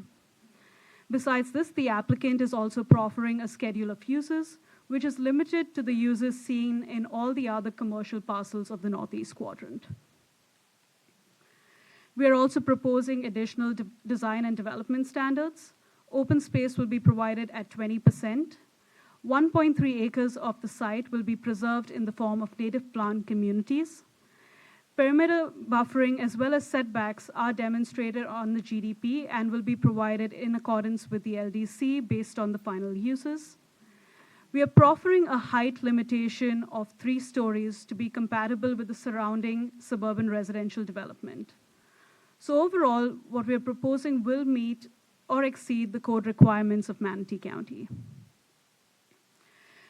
With any commercial development, there has to be a little bit of flexibility built in to adjust uses based on final tenants and the final configuration. However, we are proposing this planned development district to create a robust framework so that this project will continue to stay compatible with its surroundings regardless of the final end uses. Firstly, we are proposing a binding development plan, which is what you see on the screen, that visualizes the development pattern intended here. This general development plan also locks in our access point locations. We are committing to enhanced development standards. So for typical standard zoning districts, we would be having lower standards as it relates to open space, native plant preservation, and so on. But with the planned development, we are proffering enhancements to ensure a higher degree of design for the project. Besides this, we are also proffering limitations on height, as well as a limited schedule of uses to really provide a true sense of the intended development that will serve the surrounding residential community. So with that, I'm going to bring on our civil engineer, Matt Morris, to speak about the stormwater management. Good afternoon, Matt Morris. I've been sworn with Pape Dawson, formerly Morris Engineering. Existing stormwater on the site, as you can see from the exhibits in front of you, flow generally to the large wetland to the south. There is a small portion of the site that does drain into the wetland in the northeast corner that's then piped under State Road 64. Even the water that flows into the large wetland to the south eventually makes its way up under State Road 64 and flows to the north as well. In our proposed condition, all of our stormwater will be captured in internal stormwater ponds. The site will be graded so that all the stormwater that falls on our site will be collected and put into those stormwater ponds, where then it will be discharged to meet the pre-development conditions. So the amount of water that is flowing under State Road 64 on the east side will continue going that way. Same thing with the amount of water going into the wetland to the south and eventually through State Road 64. We'll be meeting those pre-development runoff rates. We are in the Mill Creek watershed, so we'll be providing the 50% flow reduction. Treatment of the stormwater, just to note that we are in 2026 now, so we'll be adhering to the new water management district criteria for additional treatment and nutrient removal as well. And the attenuation and the no adverse impacts analysis, we'll be doing that for all the current regulatory storms in your code, as well as looking at the NOAA Atlas 14 storms up to and including the 100-year storm events as well, which is in line with what I believe your staff is suggesting to move toward in the future, but is above and beyond what your current code requirements are for analyzing stormwater for the site. So with that, I'll turn it back over to Leah, I think?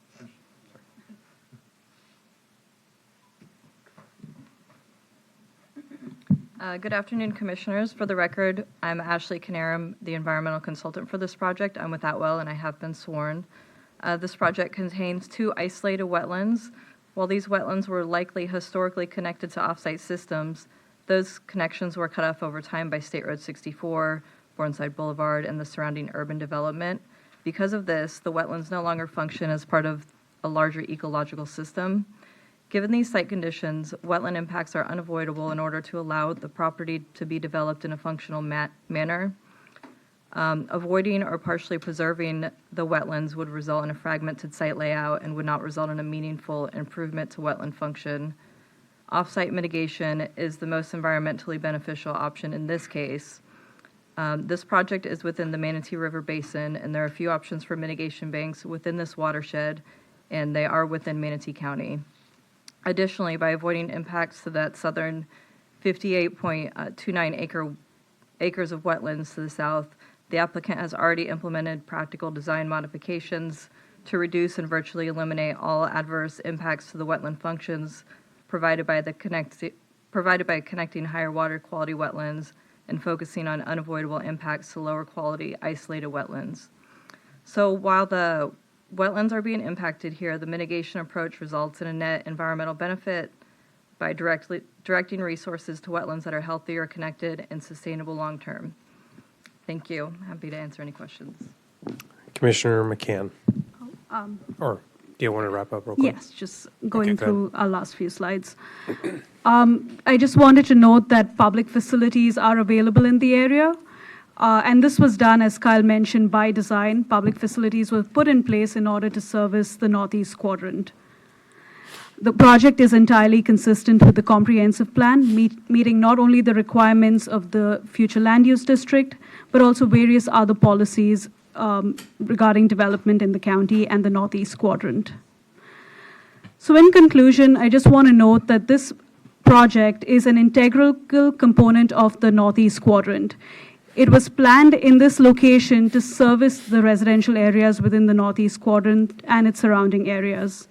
The traffic impacts have already been mitigated. We're using the plan development mechanism to proffer safeguards and stipulations in order to ensure enhanced compatibility with the surrounding areas.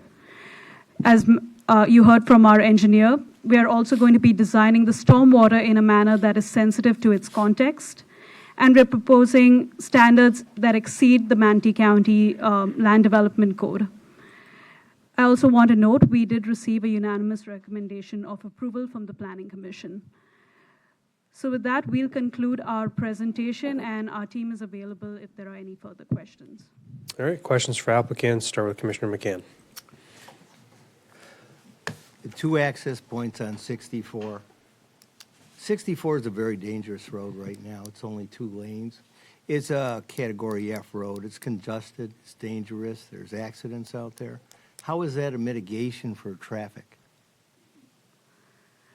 So to explain what was done in the Northeast, with the Northeast Quadrant, all the entitlements were collectively assessed and mitigation planned for. And those were the improvements that SMR made to the area at large in order to serve the projects. It basically adds various connections, creating a grid network across this area of Lakewood Ranch to ensure those strips are mitigated. So the entitlements that we're seeking here, they're not new entitlements. Their traffic impacts were previously assessed and mitigated.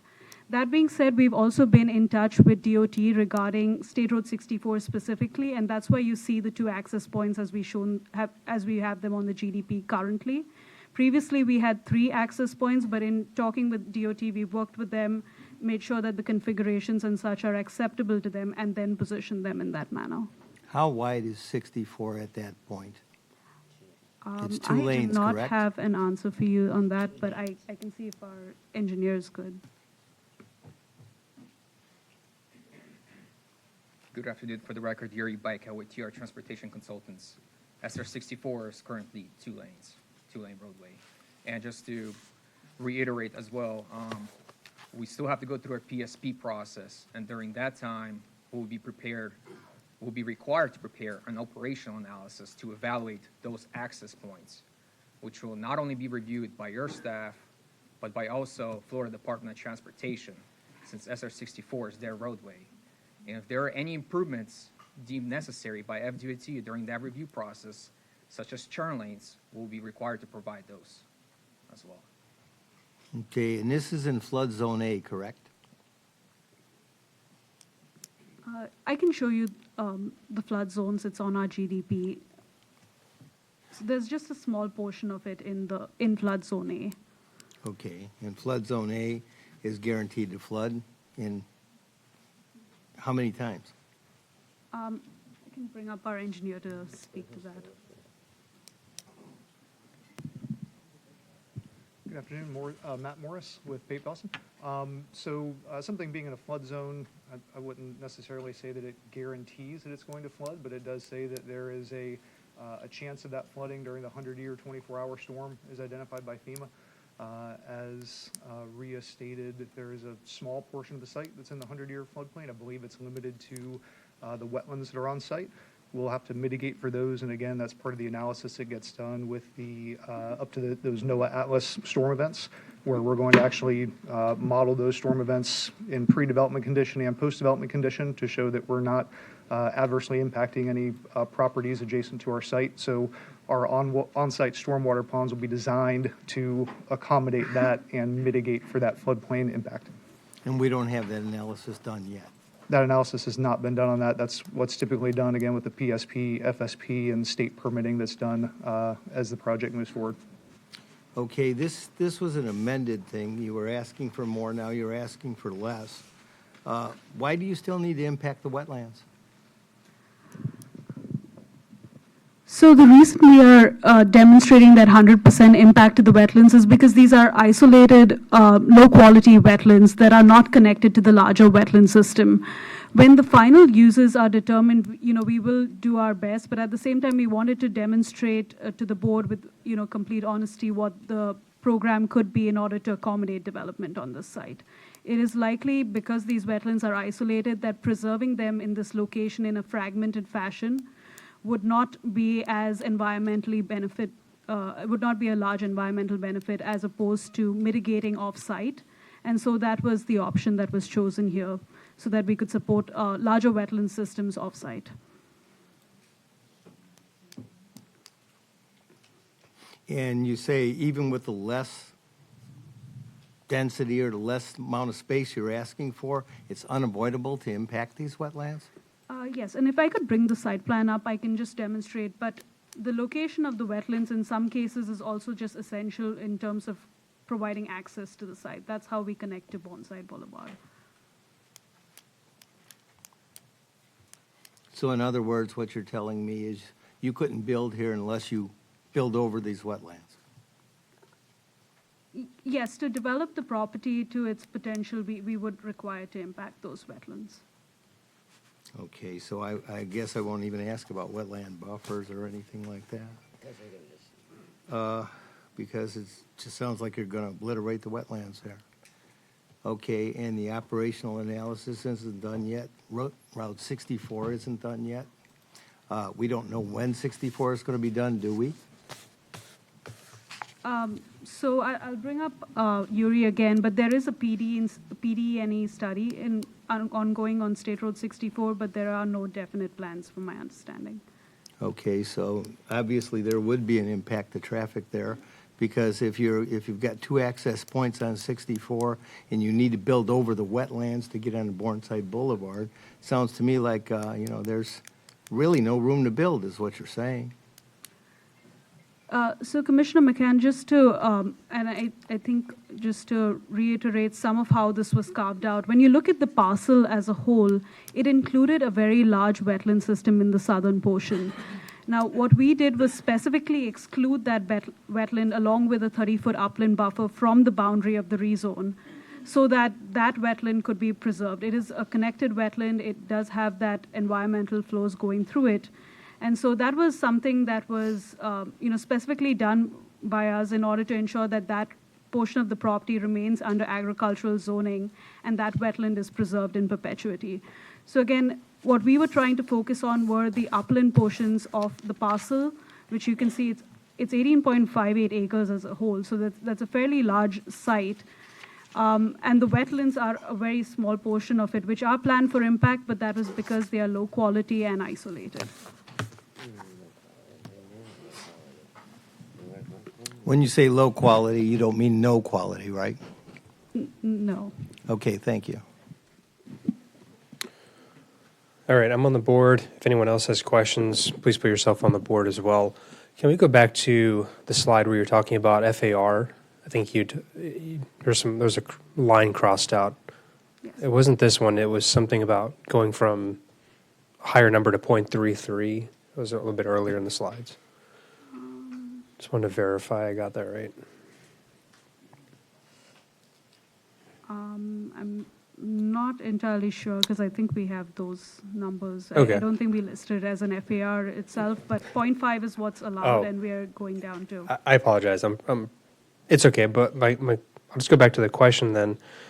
So you have the northeast quadrant. You basically collected all the commercial entitlements and are looking to mitigate that somehow. How are you doing that exactly? I didn't quite understand that part. Yeah. So, Kyle Grimes again, I have been sworn. What I was getting at with the Northeast Quadrant, when the local development agreement was done, they analyzed the anticipated impacts of the entirety of what you see there in colors on the screen. It's hard to see in the bottom right, but it had the maximum residential entitlements, the maximum square footage across this entire area. They did a traffic impact analysis to determine the impacts at the build-out of this entire project and identify the impacts that it would cause under the old concurrency system. They identified the proportionate share that would have been attributable to these projects and identified mitigation improvements that SMR constructed to the thoroughfare network to mitigate for those impacts. And those improvements are what I was discussing that are I see. highlighted in yellow. And all of those have been fully constructed. They were constructed to up front ahead of the need of those projects before they were. Okay, so you're saying the mitigation is reflected in the expansion or improvements of the road networks highlighted here? Correct. Okay. Yes, and that has been done already. That was agreed to with the county in 2018, and then SMR has already facilitated those improvements. Got it. You mentioned something about 750,000 square feet of commercial yield. Can you clarify that? That's the total collective? That was looking at under the comprehensive plan and the MUC, the FAR that would be allowed. Under the LDA, traffic was mitigated at 250,000 square feet, and then we're requesting 180,000 square feet. Got it. And you had a slide in here that said if you have 180,000 square feet, one of the proposed uses could be a storage unit, but at 100,000 square feet, it could not be. Can we go back to that slide? It was like the bottom two bullet points. Yeah, and I don't know if we put this on a slide, but it is a proffered stipulation. Okay. So yes, we just added this to, and it's in the revised staff report, but essentially we are proposing a maximum of 180,000 square feet. But just, based on the uses that can be developed, self-storage is one that typically has that higher square footage. So only if self-storage is included within the project will we be allowed to develop up to the maximum potential of 180,000. If self-storage is not developed, we are going to only develop a maximum of 100,000 square feet of commercial. And your FAR is 0.33 or something to that effect? Yeah, it's 0.2, and the permitted FAR is 0.5. Okay. Why are you going down to 180,000 square feet from 250,000? This is just because of concerns over intensity.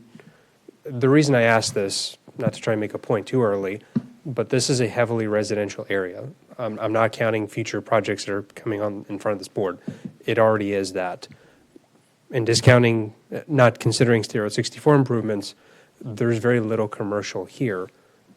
So I'm just curious, why not maximize your commercial entitlement? The reason for the reduction is because they started with what the maximum was allowed under the LDA, but as they've got into looking at what's actually realistic on the site, they wanted to give you an understanding of what you can most likely able to see there and what was realistic to fit on the site. You can try to get everything, but there comes a tipping point where it's unrealistic to even put on the site. So as they've got into kind of looking at conceptual designs, that 180,000 was about the maximum they felt they could actually put on the site. Okay, so you're looking at the market, you're determining you can't leverage the 0.5 far, you're going down to 0.2. I apologize if I flubbed the numbers there. You can't use 250,000 square feet, only 180. Effectively, the market has dictated that. Okay. A little bit of the market, a little bit of just the site. Okay. That's all I have. Thank you. And I have Commissioner Ron, then Ballard. Thank you, Mr. Chair. Good afternoon. Real quick, two questions. One, the wetland buffer to the south, the big wetland buffer. It says there's a 30-foot buffer. Is that a true 30-foot buffer, or like there's 10 here, there's 40 here, and an average is 30? It's a true 30-foot buffer? That is a true 30-foot buffer. When we were working to dedicate that land to the stewardship district, they used the jurisdictional wetland lines and then added 30 feet across the whole thing. So it's a total, a true 30-foot, not an average 30-foot. All right, thank you. The other question is, to follow up on Commissioner McCann's questions on 64, the two entrances, we know they're both going to have rights in. Are there going to be lefts out? I mean, so when you come to the one entrance, you're going to come down 64, you're going to come into the project, you're going to make a right-hand turn in.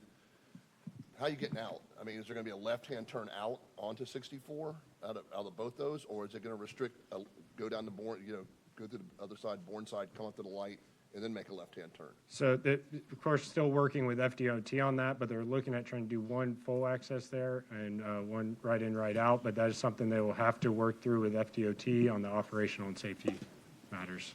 So that's what they're looking to do, but they'll have to get that confirmed with FDOT. All right, thank you very much. Thank you, Mr. Chair. Commissioner Ballard. So going back to the question that Commissioner Sadiq had about square footage, so you're only going up to 180 if it's self-storage because that's a lower trip generator. If you're going with kind of a higher intensity use, you're only going up to 100. And is that because that's what you've already kind of mitigated for in the LDA when it comes to traffic? Well, in the LDA, they accounted for the build-out of this whole thing. So the mitigation is there whether they just did 250,000 square feet of commercial, regardless of whether they reduced it. The reduction to 180 if it's self-storage is because self-storage ends up with a larger square footage and a smaller footprint. And so if you don't do self-storage and you're just doing commercial, the realistic amount they felt they could fit on the site would be 100,000 square feet. Okay, I understand the distinction now. Thank you. Thank you. All right. I do not have anyone else on the board, so we'll turn it over to staff.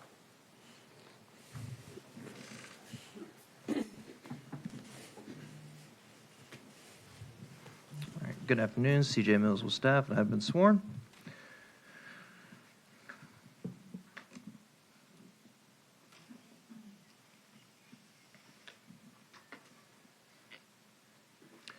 Okay, so we are looking at State Road 64 and Bourneside Boulevard, PDC rezone.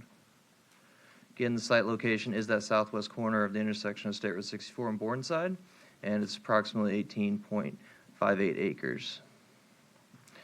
Again, the overall northeast quadrant, this is parcel C, and it was approved to change the future land use category to the MUCAC1 in 2009, and that allows for the residential, commercial, offices, and light industrial uses.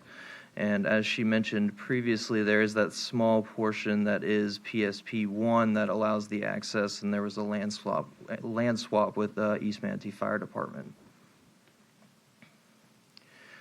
The current zoning district is general agriculture, and it really is there to preserve agricultural uses, promote agricultural activities, and protect agricultural areas from encroachment of incompatible uses.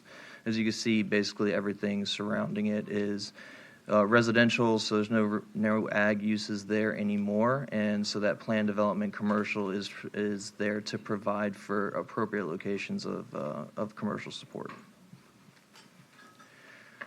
The rezone request is from A to PDC. The GDP initially had the 250,000 square feet of proposed commercial entitlements. As they just said, it is reduced to that 180,000 if the mini warehouse and self-storage uses are permitted or proposed, and then 100,000 feet capped if it's just other commercial uses.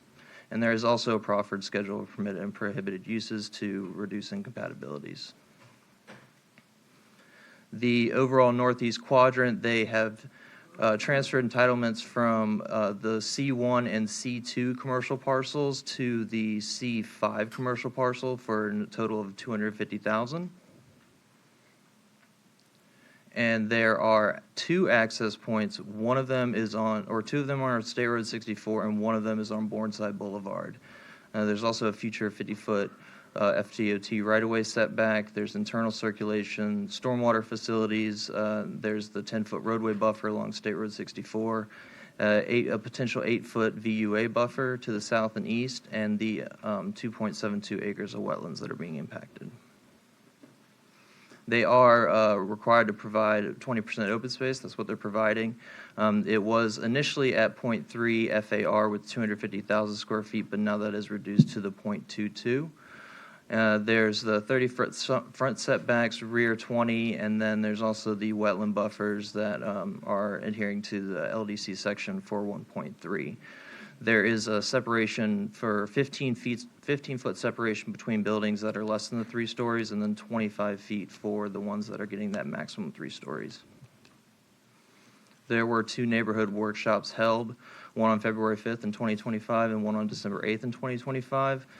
Some of those big concerns that the citizens had were the wetland buffers and impacts, developments near a state park, access, and then possible incompatible uses. There are potable and wastewater facilities available, and for reclaimed water appears to lie within the Braden River Utility Service Area, and they'll have to coordinate with them regarding any permissions and or requirements. This is just kind of an overview for the floodplain stormwater pulled from our GIS. And it is a small portion of it located within the A zone. The rest is in the X zone, and it is within the Mill Creek watershed. That does require that post-development stormwater runoff be 50% of the pre-developed runoff for the 25-year, 24-hour storm event. And then also 150% water quality treatment is required. For the transportation link capacity analysis, no additional traffic study was submitted or required. Again, that proposed 180,000 square feet was already accounted for, and it was transfer of entitlements. And a traffic impact analysis for the cumulative totals of the Northeast Quadrant was completed in 2018, and mitigation determined via that LDA. An operational analysis will be required at PSP and FSP approval. In determining consistency with the comprehensive plan, one of them is policy 2.1.2.7 to review forward development compatibility and appropriate timing. The location along State Road 64, the schedule of permitted uses, the fact that the commercial entitlements are already approved, and the utilities available seem that it can be found consistent and compatible with that. Some of the positive aspects of the project is, again, the no additional entitlements. The site location is appropriate for the commercial retail development. They will also serve the nearby residents. There is that protected off-site wetland area of over 50 acres that separates the development from residential uses to the west and the south. The public facilities are there, and there's no state or federally listed species on site. Some of those negative impacts is that the wetlands, the entire 2.72 acres of wetlands will be impacted. One of those mitigating measures for it is that they will require mitigation bank credits to mitigate that wetland impacts. And then also there is an unknown transportation impact on the internal roadway network due to the entitlement relocation. But to mitigate for that, the entitlement relocation is restricted to the northern section, reducing their unknown effects, and then the operational analysis that we required at time of PSP and FSP.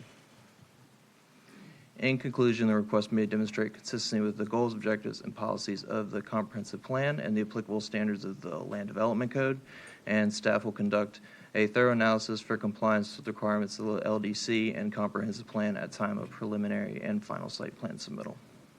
And I'll be here for any questions. Thank you, sir. Anyone on the board? I don't see anyone here. No questions for the staff? Commissioner Ballard. I have a question. So can you go back to the slide with the development entitlement transfer from the other parcels? There you go. Okay. And so what was the square footage of the, oh, I see, never mind. Okay, so they had, They originally, parcels C5 and C2 had 91,782 initially allotted to them. And then C1 with the 66,000 square feet, and all of it was transferred over to parcel C5 for that total of and so 250,000. has that already been transferred, or is that part of today's? That was transferred. The letter of intent was, it was, I believe, last year, and that's included in the attachments. Okay. With the application. And so C1 and C2, am I correct that they no longer have any development entitlement? Correct. Okay. Thank you. All right, that's it for questions of our staff, so I'll go ahead and open up public comments. I have Mr. Vandery signed up, and then we'll let everyone else come in.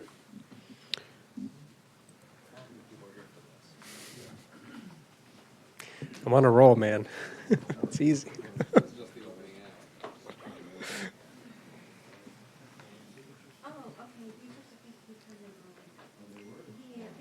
That's okay. He's good to go. No, you already got those in. Okay. It's okay. That was more of a procedural thing, so I can help figure out who's got 10 minutes and not. But if you have petitions to speak for 10 minutes, just please provide them to the clerk. It just helps me better organize the meeting. I can get you guys going first or something.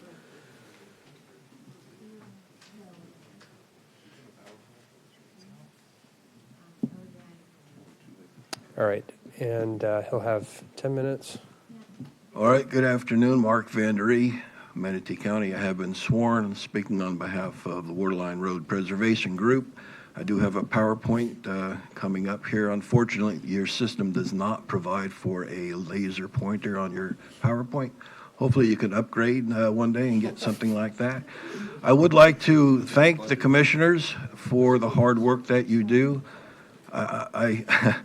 I see what you do a lot. I watch what you do a lot, and your job is hard. You catch a lot of spears. You got Tallahassee throwing spears. You got developers throwing spears. You got your regular citizens throwing spears, and longtime residents throwing spears. I'd like to thank you for your decisions yesterday on the conservation easements. They're at Thunder Cloud Ranch and Mossy Island. It's like 1,400 acres for conservation. Appreciate that. If Jason, Commissioner Bearden's listening, thank you also, Commissioner Bearden, wherever you are. I will also give you a little history lesson on this piece of property, a little bit different than what the applicant was giving. This property is in a very sensitive location, believe it or not. On this slide here, I've got circled there. That circle on the upper right-hand corner, that's the intersection of State Road 64, Dam Road, and Bourneside Boulevard. And those of us on Waterline Road, we live downstream, downhill, between this piece of land and basically either Lake Manatee or the Manatee River, okay? Now, just adjacent to the right of this property was the former FDAB line. A couple of years ago, prior commission decided to move that FDAB line about 1,000 feet to the east, to the right. That FDAB line actually was a contour. It followed the overlay protection for Lake Manatee Reservoir. The overlay did not change. It stayed where it was. Just the FDAB changed, okay? Now, a couple things I want to point out here. And this slide, okay, this slide shows the two entrances. I know it was changed yesterday. The GDP was changed yesterday. First and foremost, the biggest problem I have with this is that they want to backfill 2.72 acres of wetlands. Now, those wetlands are not up to snuff. They're not the best wetlands in the world because they have been fragmented, as the applicant said. 64 was built through there, and it split that wetlands up, and I'll show you the history on a slide here. Okay, there's how the area looked. Believe it or not, this is only just about 4 years ago from this overhead. This map here, there's the circle identifying the location. So the top right, that's State Park, Lake Manatee State Park. You can see the lake there. You can see the wetlands. The red lines, the red line on the left, that's Sand Branch Creek. That originates out of that massive wetlands. The culverts that you can see, the blue crossings on State Road 64, and then one down on Dam Road. Those are culverts that pass under the road. They connect the wetlands on the south side of 64 with the wetlands to the north side of 64. Unfortunately, a prior board also approved the building of Palm Grove into the wetlands, and there was some wetland destruction, either directly or because of the fact they had to dig so many drainage ponds that the evaporative effect of the drainage ponds is starting to dry up those wetlands around there. So yeah, the wetlands are not functioning like they should. My suggestion would be to deny this rezone, and where that circle is at that intersection, the state is going to put in a roundabout there. They're going to be building near the wetlands, near the state park, on top of the FDAB, within the overlay protection for the reservoir. They are going to have to do something with those wetlands, and they should be preserving those wetlands. They can build a roundabout in and around there that would actually restore them to a much higher function, a greater function, without this land being developed. Now, you know, all land is not made for development, and this is one of them. This is one of them. This is a strip. It's about 18 acres, and it's not well configured. Back in the day, but before they clear cut for Star Farms, and actually before they built Bourneside Boulevard, I personally witnessed wood storks foraging in these wetlands that in this 2.7 acres of wetlands that they are now wanting to backfill. All right? I've been up here explaining how difficult it's been to try to preserve the good wetlands that we have in that area, and because they're disappearing, our flooding is increasing. It's become a problem. Well, here's an example. You know, you commissioners say you want to maintain good buffers on our wetlands. Well, like Commissioner McCann said, how are you maintaining a buffer? You're backfilling the wetlands. How is that protecting the wetlands? You're going backwards. You need to reconnect these. There's a close-up again. There's a circle identifying the location. It shows a little bit better the culverts under State Road 64, and then the culvert down there on Dam Road that actually drains when it floods and overflows. This drainage goes right into the lake. So let me back up a minute here. There's a couple of points I wanted to make. Somewhere there's a slide here. First, I want to point out that there's a couple engineering errors and omissions on this proposal that have to be identified here. Okay, here on this GDP, on the top, they're identifying that property as being SMR property. That is not SMR property. The top right is state park, and the top left is also state park property. So right off the bat, there's an error. Here's another error. The note, the fine print note on, I don't know where it went. I think these slides got out of order. Okay, here's a note here, stormwater notes. The project is within the Mill Creek watershed basin. That's not true. This is not the Mill Creek watershed basin. So if whatever calcs they've done are wrong, because this is not Mill Creek. This is Sand Branch, and this is Lake Manatee. It's not Mill Creek, okay? So right off the bat, whatever calcs they did for drainage are wrong. That's got to be fixed. So this can even go forward based on that alone. Okay, this map is a stormwater drainage from the county's map. The purple line is where the new FDAB is. There's that circle again around the intersection of 64 and Dam Road and Bourneside Boulevard. You see those dashed red lines, dash, dash, dash, dash to the right into the lake. That is taking drainage from where the wetlands are and where they used to be, and that's draining right into the lake. And there's a couple creeks in there on the state park side as well. And also, the drainage follows north into the lake down Dam Road. and there's a culvert under Dam Road like I showed earlier, and that goes into the lake also. They put a gas station here, and they have a gasoline or oil dump. It's going to go right into Lake Manatee. They are literally feet, steps away from the overlay protection for the reservoir. It's very close.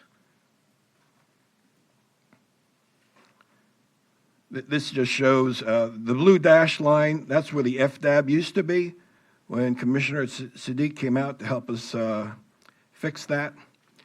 We were not successful. They moved that FDAB about 1,000+ feet to the east. And the overlay stayed, the crosshatch is the overlay for the reservoir protection. That stayed like it is. There's a close-up of it there. Again, I got the circle around State Road 64 and Bourneside Dam Road. All right, here's what we got. To the north side of State Road 64, there's a pretty substantial, it looks like about an acre plus of wetlands. They're existing, they're there. There are birds foraging there, believe it or not. As much damage has been done, the birds still come back because that's where they know. That's what they know. They've known that for years. They want to backfill 2.72 acres of wetlands. They want to dump traffic from their site onto Bourneside Boulevard. I don't know how they're going to do that. How are they going to turn? How are people going to turn from Bourneside into this facility? I think there's a roundabout also going there to serve Taylor Ranch, as well as the future roundabout that FDOT is putting in. There's a lot of commotion going on there. You don't even, this is a blank check. You don't know what's going in there. How can you approve this? This is a 1940s depiction, just briefly showing you. I wanted to show you what the wetlands look like historically. That says 70s, but Mark, you want to wrap that I'm up? sorry, 1970, right after the dam was built, not the 40s. Okay. Anyway, I'll wrap it up. Please deny this for all the above reasons, but primarily because of your concern with having good wetlands. Don't go backward just because the wetlands is crippled. Fix it. Make it good. Make it sound. Okay. Thank you very much. Thank you, sir. Anyone else? Public comment on this item? Who has been sworn in?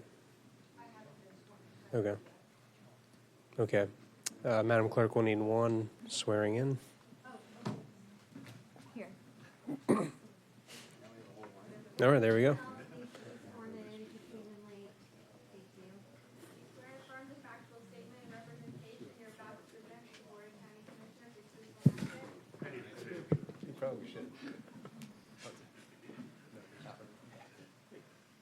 Can I go or no? No. No, I just have something real quick to say. Hi, my name is Carrie Gossett. I'm a Manatee County resident. I would like to say that there is no such thing as a low-quality wetland at all. That does not exist. All wetlands, all of them, are crucial to the environment all the time. So just because this one is fractured, or as they say, low quality, doesn't mean that it can't be restored and it can't get better and that it doesn't serve some sort of purpose currently.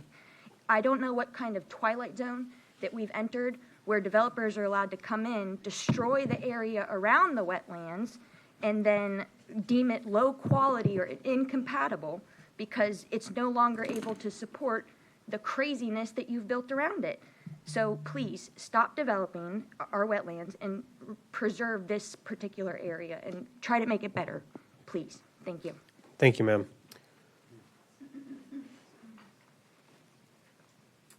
Hi, my name is Heidi Minnekheim. I'm a Manatee County resident, and I have been sworn in. I came to talk about something else, but I thought I'd jump in on this one.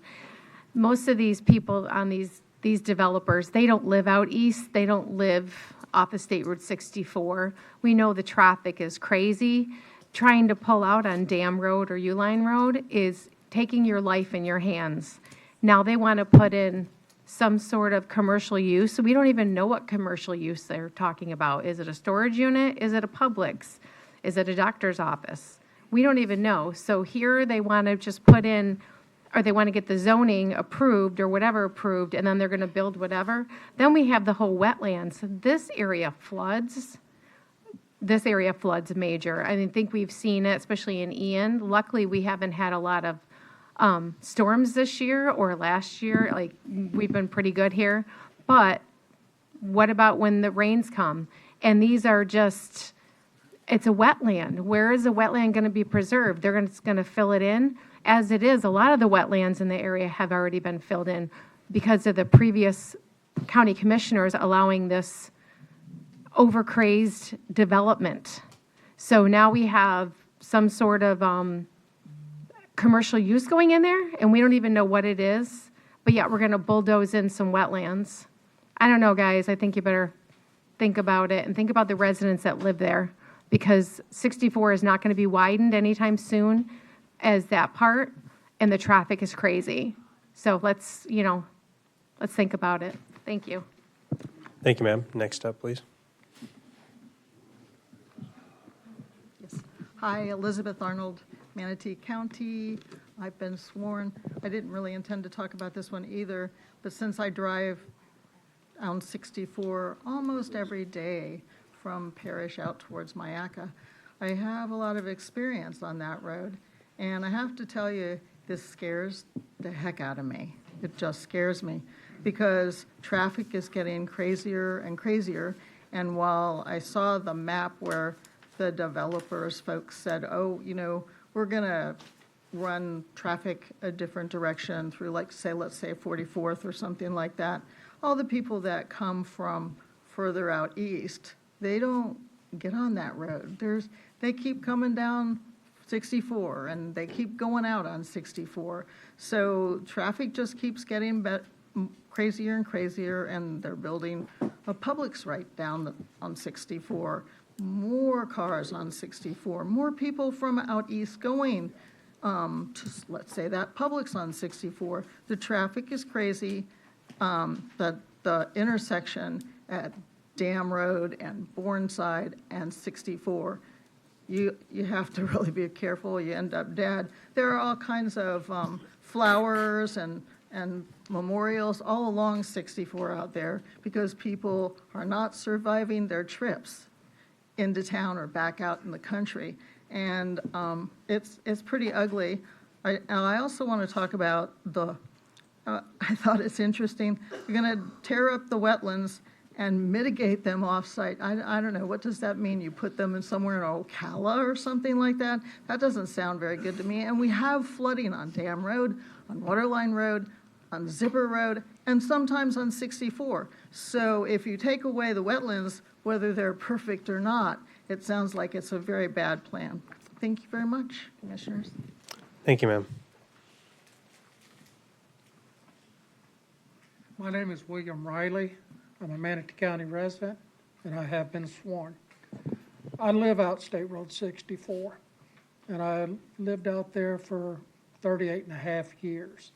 I've seen it go from nothing, from, let's say, Rye Road east, okay, all the way out, where it was all primarily agricultural lands, orange groves, tomato farms, and so forth.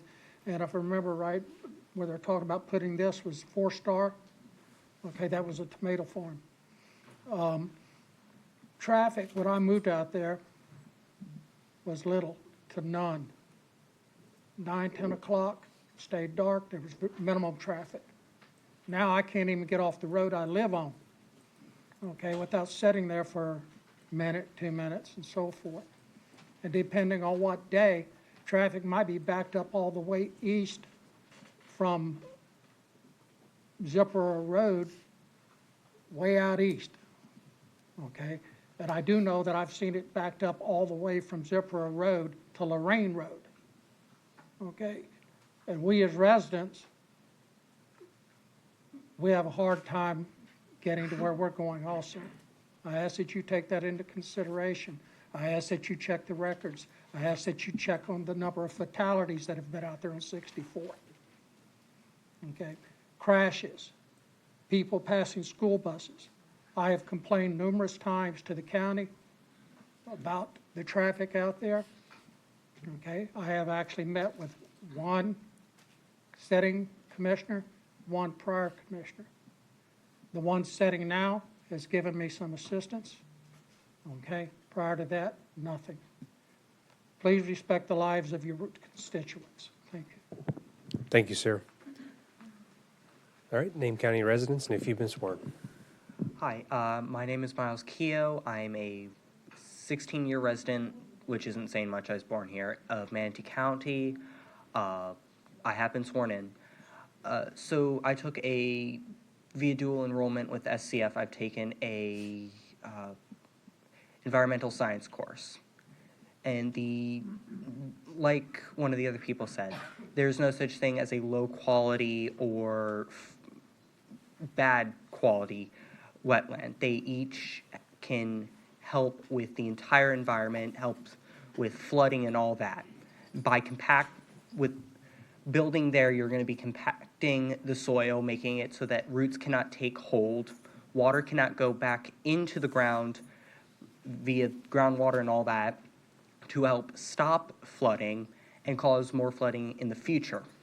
This can be seen with what is happening on where they're building pretty much everywhere. Back in my backyard, we were having, after Milton, the construction was all flooded.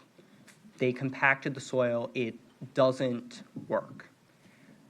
Wetlands are necessary for everything in Florida. It helps with the wildlife and just us living in general. Thank you for your time. Thank you, sir. Good afternoon, Julie Spicer, Manatee County resident. I have been sworn. Here's another situation of filling another wetland in East County. The more wetlands that we take out, the more flooding we're going to have. And I'm really concerned with all the errors that Mark pointed out to you, because even in verifying with Southwest Water Management, this should flow into the Sand Creek, but they have it listed as a Milk Creek watershed.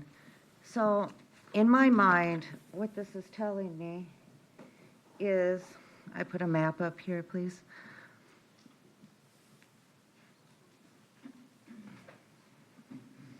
So here's the proposed development area. So what obviously they're planning on doing is they're going to be running down that water down this way to get into the Mill Creek watershed. So my concern is how much development, new development, are we going to keep doing and trying to put it all in the same place? Every development is running into the Mill Creek watershed. How long can we do this? I mean, the Mill Creek watershed affects all these people before it finally gets to the river. We can't keep getting rid of wetlands that are protecting the people. They're protecting us from flooding. We need them. And the more we take out and the more water we channel into the Mill Creek watershed, the worse our flooding's going to be. At some point, we have to stop and let everything catch up. I really hope that you guys will consider denying this. Thank you. Thank you, ma'am.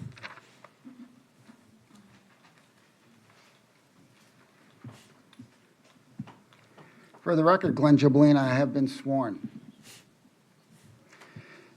So what I was saying earlier, George, is that if Mr. McCann, who represents all these people, is against this project, and those district commissioners who have no votes with these folks vote against Mr. McCann, then you need to explain to all these folks why you're voting that way and disregarding their testimony.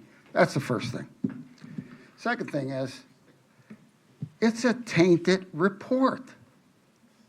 The drainage is tainted. The wetlands is tainted. This whole presentation has got holes in it. It's tainted. It's half facts. You know, Dr. McCain had to squeeze out that their part of this was a flood A zone. They weren't bringing that up, right? But it's there. And like the previous speaker said, a wetland is a wetland, right? That whole quadrant is ag.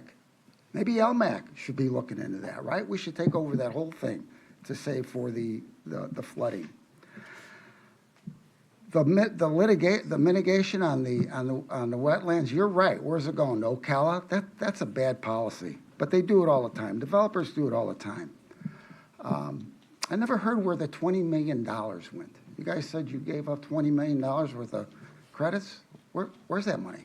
Where'd it go? I have no clue. So it's zoned ag, right? When you upzone, there should be a land value capture. I haven't seen any of that. But more importantly, when it's zoned ag, there are no expectations of changing that zoning until we need it to be changed. Not yesterday, don't rubber stamp it today, don't do it tomorrow. You've got tainted reports. You've heard testimonies from folks way smarter than me. The roads flood. It's in an A flood zone. And the other thing is that State Road 64, and I've said this before, but apparently it's not sinking in. When they want to build these developments, and we don't know when State Road 64 is going to be widened, don't rezone it. It's not ready. It will never be ready until State Road 64 is up and running. And another component of that should be FDOT. Oh, we're going to get back to them and see about a signal. No, we need that information up front. Is there going to be a signal there? Are they going to be able to get out in a safe passage? Obviously, that road is not safe now. Not one more car on there would make it any safer. This is a bad deal. It needs to be denied and back to the drawing board. But it is tainted. They leave out information. The road's not ready. It floods. They're destroying wetlands. Any one of those reasons, you can deny it. It's zoned ag without any expectations of rezoning until all the other working parts are in place. Thank you. Thank you, sir.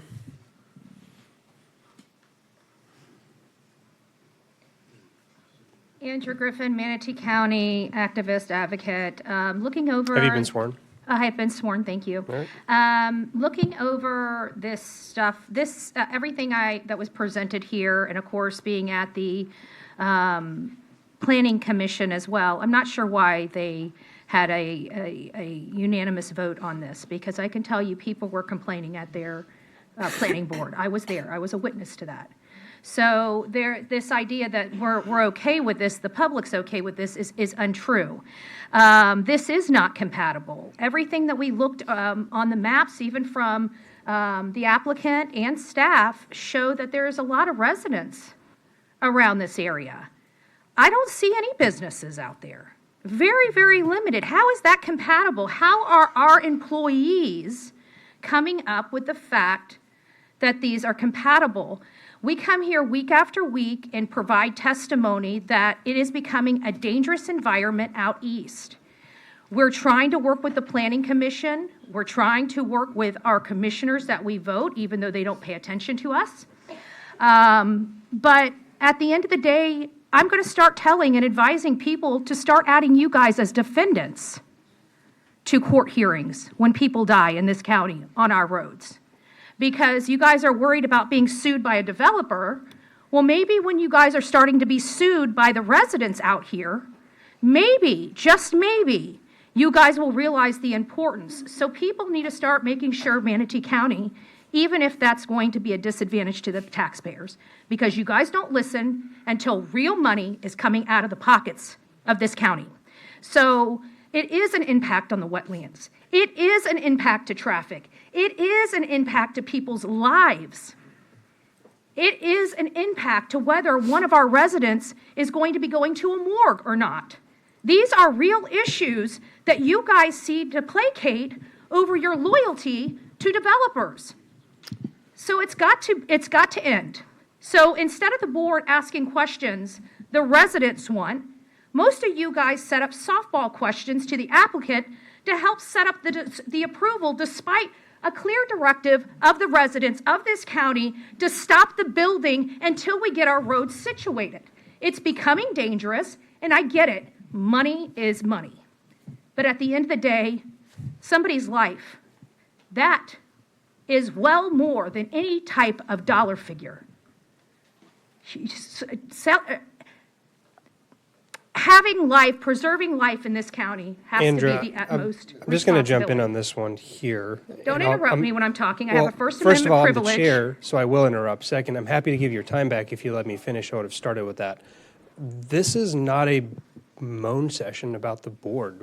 We have to stay on topic here. Mhm. And I understand if you want to. And traffic's not topic? First of all, you're criticizing the board. Mhm. That's fine. I don't have a problem with that. I have a problem with that during this hearing. This is about the actual matter here. You're presenting testimony and evidence. You talking about criticisms of the board. I'm not traffic. done. I'm not done. I said I'd give you your time back. I will. Your criticisms of the board are fair, but they're not relevant to the hearing. So do you have personal testimony, expert testimony, anything related to this project? So I'm not allowed to talk about traffic impacts. You're not talking about traffic impacts. I am talking about the death of people of this county because of the impacts If of you want to traffic. get back That's on irrelevant. topic, I'll give you your time. If you just want to argue I have with a First Amendment right to then- be here. No, you don't. You're already violating the code of conduct that's right there in front of you on that paper. If you don't stop, if you don't get back on topic, I'm just going to recess the meeting. Traffic is a and you'll problem be out asked to east. move. Traffic is a problem out east. All right, I'm going to recess the meeting for 5 minutes because you don't want to get back on topic with the hearing. I'm talking about traffic related to this project, No, and you you're not. keep interrupting me. If you get back on topic, I'm you'll have talking your about time back. traffic related Then specifically let's to this. continue. Commissioners, let's chill out. Go ahead. Thank you. So, I will reclaim my time. Please add my time back on the board. Instead of, and again, this is related to questions to the applicant from our board, which is employed by we the people. We're talking about 2 access points on 64. We're talking about the impacts to the wetland, impacts to traffic, and yes, death is a part of your decisions that you make up here every day. And if you think the activists are going to stop complaining, you are wrong. All right. That's all I have. Okay, one last public comment. Thank you, Commissioners. My name is John Kalovich, and I'm a Manatee resident. I live off of... And you have been sworn? I have been sworn, Okay. yes. I live off of 64 in Lorraine, and I do know how bad traffic is. What I haven't heard here today, which I really care about, is all these people out here. What about the traffic is so bad that EMTs can't get there, fire trucks can't get there to help somebody that needs that help? It's going to come back on you all the way you vote on this bill. This should not go through. We need to stop the building. Thank you. Thank you, sir. You can come up. Name, county residence, and if you've been sworn. John Spicer. I am a Manatee County resident. I have been sworn. I live near here. I travel through this intersection of Bourneside and Dam Road twice a day, every single day. Please, for our safety, you just can't allow more traffic on the 64 here. I've watched, they've been doing construction out here. I've watched 3 different incidents where vehicles have wiped out the cones, the barriers out there, trying to, pass vehicles, school buses, all that. People are in too much of a hurry for this. We need to slow this down until they get State Road 64 under control. Right now, it's out of control. For our safety, everybody's safety in this room. I don't care if you're wearing green, blue, red, everybody's safety is at stake here. Please consider voting no for this. I appreciate you. Thank you today. Thank you, sir. All right, don't see anyone else, so I'll go ahead and close public comment. Any final questions for staff, the applicant? Anything? Okay, sorry. Staff response, sorry. Yeah, Mr. Chair, I need staff to address the issue of the Mill Creek Watershed Management Plan and have clarification on stipulation. Oh, yeah, I was going to ask that. So just to clarify, Mill Creek versus Sand Creek, that was a question I had. Sure. Denise Greer for staff, and I have been sworn. So the Sand Branch drainage basin itself is part of the Mill Creek Water Management Plan. So this area is encompassed in that overall Mill Creek watershed management plan. So the stipulation number 1, under stormwater, we could add in parentheses after Mill Creek watershed management plan, we could say San Brent section if you prefer, but the plan itself includes this area. All right. And I also have just one or two things to clarify.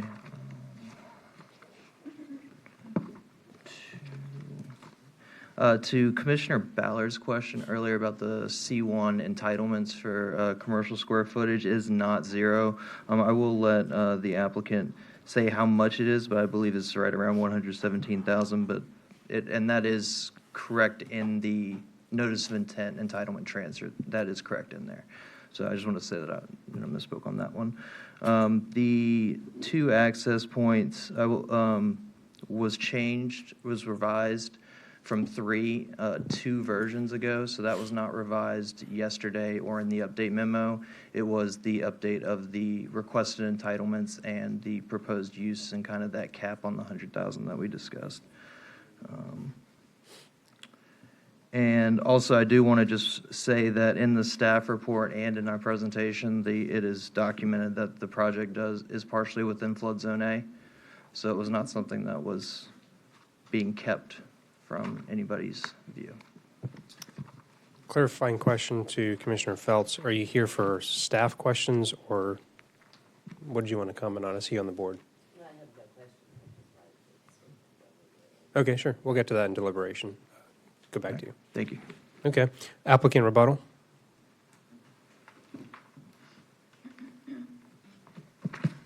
Good afternoon again, Kyle Grimes. Before I get into my closing comments, I do want to bring up our environmental consultant just to touch on some of the things with the wetlands before I close out.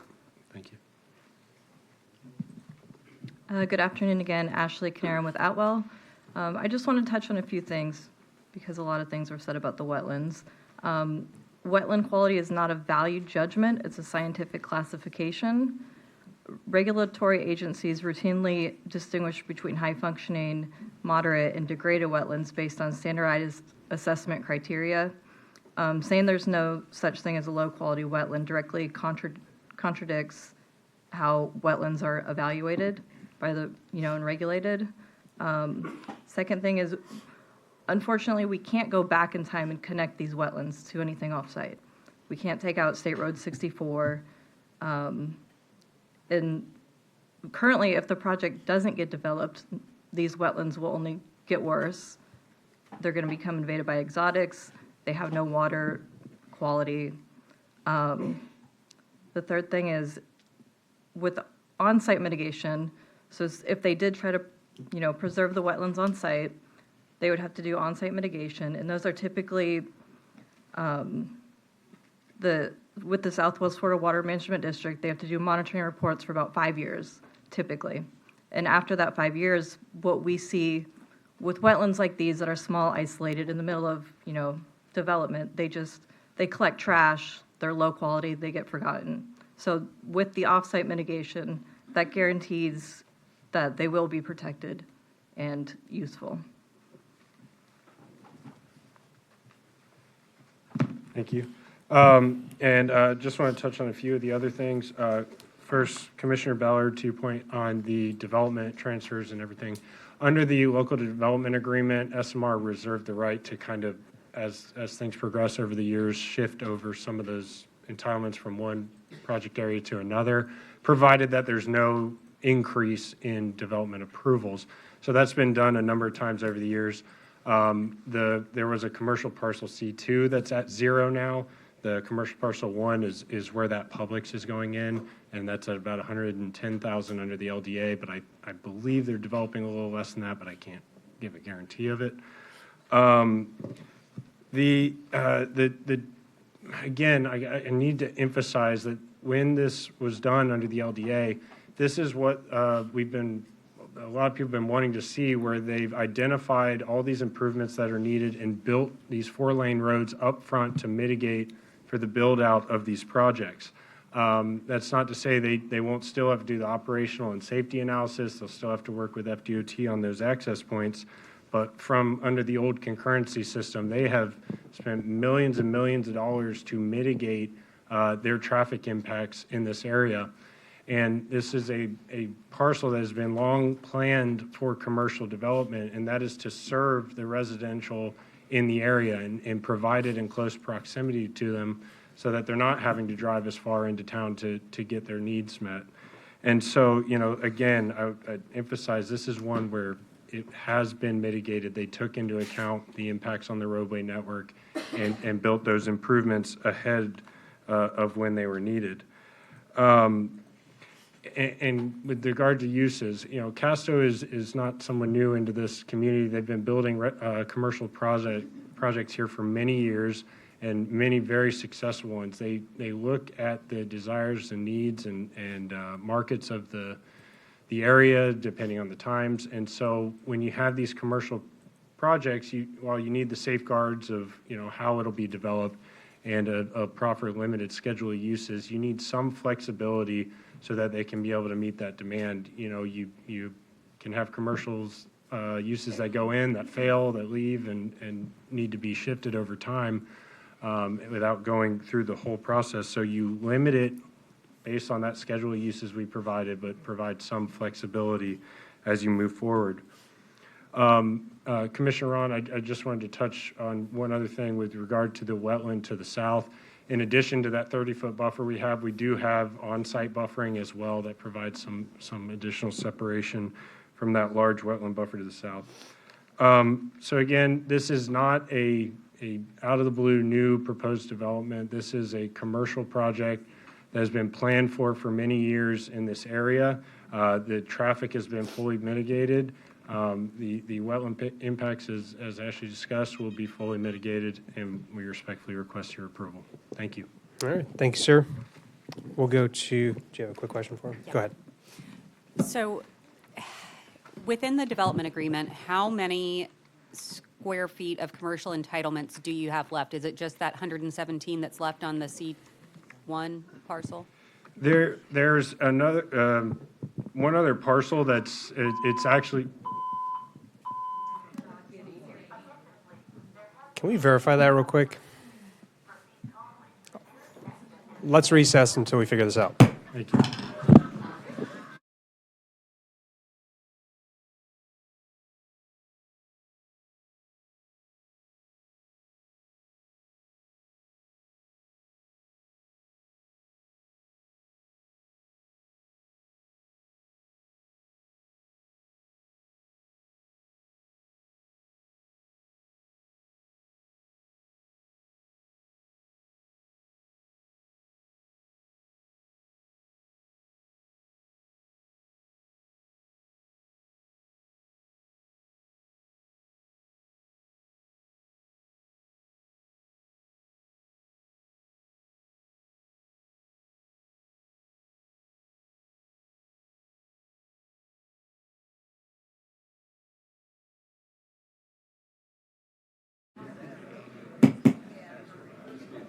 All right, welcome back, everyone.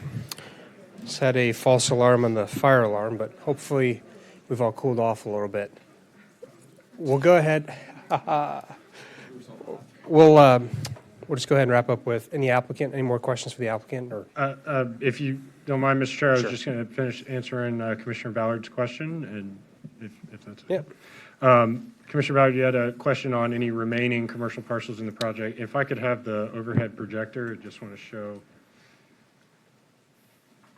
This is the last commercial parcel that'll be come for a request for development, which is commercial parcel C5. This small commercial parcel here is what was already zoned and where the Publix is being constructed, which is underway. This one here, this was modified. That has 0 commercial square footage. That's where the school ended up going. So that's school and residential, and there's no open lands there. This commercial parcel that was originally proposed is now part of the Premier Sports area. And this commercial parcel down here has already been zoned. So this is the last commercial parcel that will come in. This is from the LDA package that I can provide the clerk for the record. Thank you.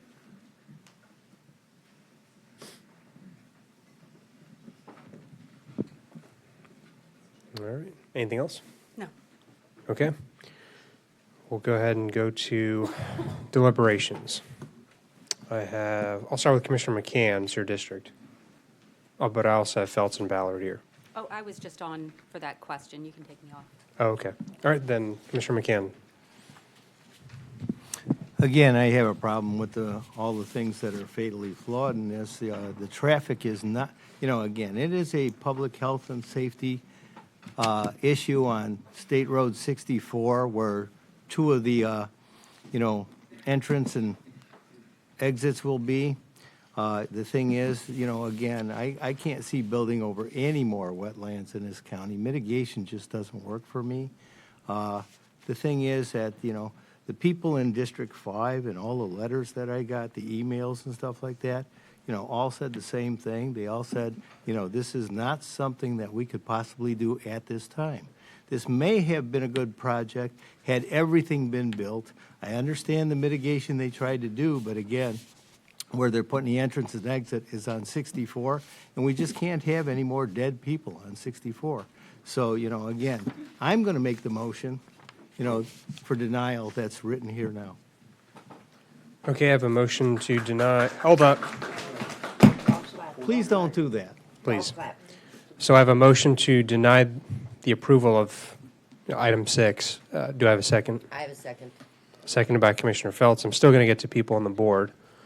Was that all, Commissioner McCann? That's all. You had a clarifying question. Yeah, I just have one. So filling in the blank on the denial motion, the last part says, instruct staff to prepare written findings for denial with the county attorney's office to bring back before this board, county commissioners on the March 5th, 2026 board land use agenda. So I'm setting the date March 5th. Okay. Do you accept that amendment? It's March 5th, 2026. Yes, I do. Okay. Commissioner Feltz, you're up.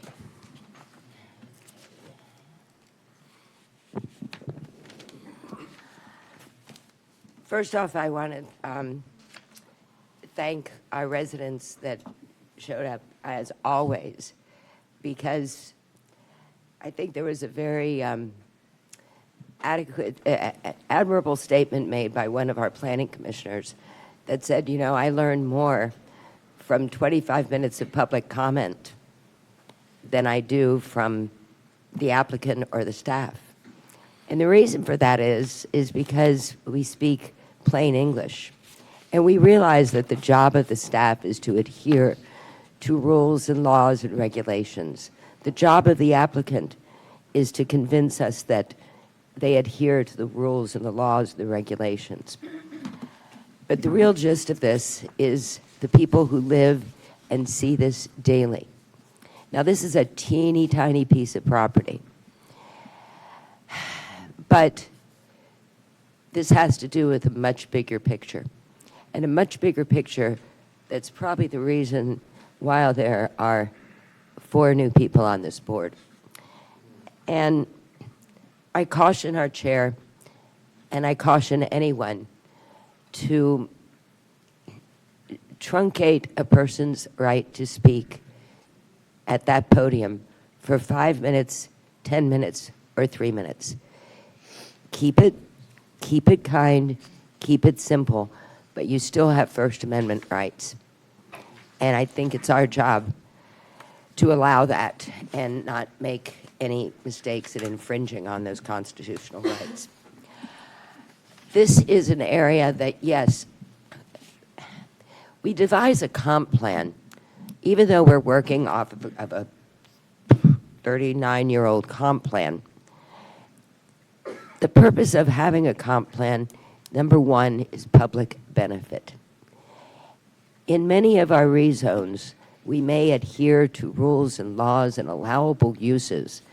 We may project a picture of something that is doable under the law. But where do we focus on what the public benefit is? The public benefit isn't about having a Publix every 2 miles.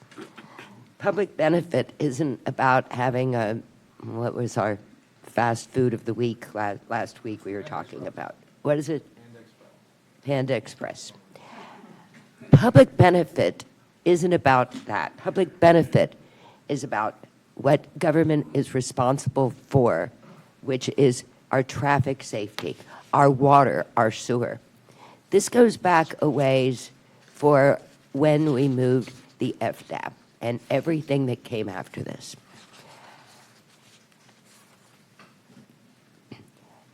The problem with what we call substandard wetlands, it again is a scientific designation based on certain factors. In this case, the reason why we have substandard wetlands is because of what's been done around it. This is a piece of property that, or actually this whole area here, is something that we've been talking about and trying to get attention for, well, 8 years for me, probably longer than that for Mark. I just got an email while I'm sitting here. I'd love to read that email, but I don't think it's permissible. I don't want to do anything that would shut me up at this point, but it's true. We have a big issue out there that I don't know if any commissioner, well, I think Commissioner Ron might be familiar with it because he just took a tour out in that area recently. I would expect Commissioner Sadiq to be familiar with the issue, as he was very enthusiastic about engaging the East Manatee preservation, the Waterline Road preservation a few years ago. So I want to thank, I'm not an hydrological engineer. I'm not a traffic engineer. I am the representative of all the people in that district and people in this county. And whether you like it or not, that also includes Mr. Neal sitting down there. He's a citizen too. So we have to be better businessmen. And to top that, we've got to be better. And we have to think of the overall public benefit to this. This is not a project that provides a public benefit. And again, as I said, when you go from agriculture to planned development residential, it's a big leap. A lot of things to consider. If you've ever been in this area, when we've had our Bradenton Motorsports, our racetrack issues down there, this was around a state park that should have had a rural buffer around it to begin with. When we have an environmental report and they all say the same thing, nothing was found here. You know, because you already chased all the wood storks out. You already burned up all the fields where the gopher tortoises were. You already made those wetlands substandard. So my job at this point is to convince the other commissioners on the board that this is a property that affects my district and Commissioner McCann's district. We're representing those people out there, and I totally understand why we want to make use of every single inch that we can. That's a good business. But I think in this case, especially with the roundabout coming in there, and what we're working on with a very impaired Sand Branch Creek at this point. I'm not bringing any of that into it because I don't want to be told it's not pertinent, but it is. This is a huge area that had huge environmental impacts by one act of moving that FDAB. That we were here when we were told, don't worry, it's just a transmittal. We told them this was going to be contentious from that point. We told them we wanted to hold our wetland buffers. We told them we wanted to revoke the 2.1.2.8. And we were told we can't. But you know what we weren't told what we could do? What we can do. And what we can do is vote no for a rezone that has no public benefit. And I think that I would have the decency to defer to the commissioners who live in the districts and travel those roads and have seen for years what we have built up and can't sustain anymore. And I wouldn't do this to your districts if you showed me that there was no public benefit. And I think that same respect should be given to Commissioner of District 5 and Commissioner of District 1 and the people that we represent that have told you there is no public benefit for this. There can be a use. I see with that roundabout coming in, I see with some of the corrections and improvements and things we need to do to fix Sand Branch Creek, there could be a very viable use for that property, that we will need that property to make those corrections to the other area. But I would genuinely like to ask the other members of the board, how often do you drive there? How often do you know that property? Have you been there for 10 years going back and forth and watching what's happening to our land and our water out there? And I ask sincerely that you vote against this.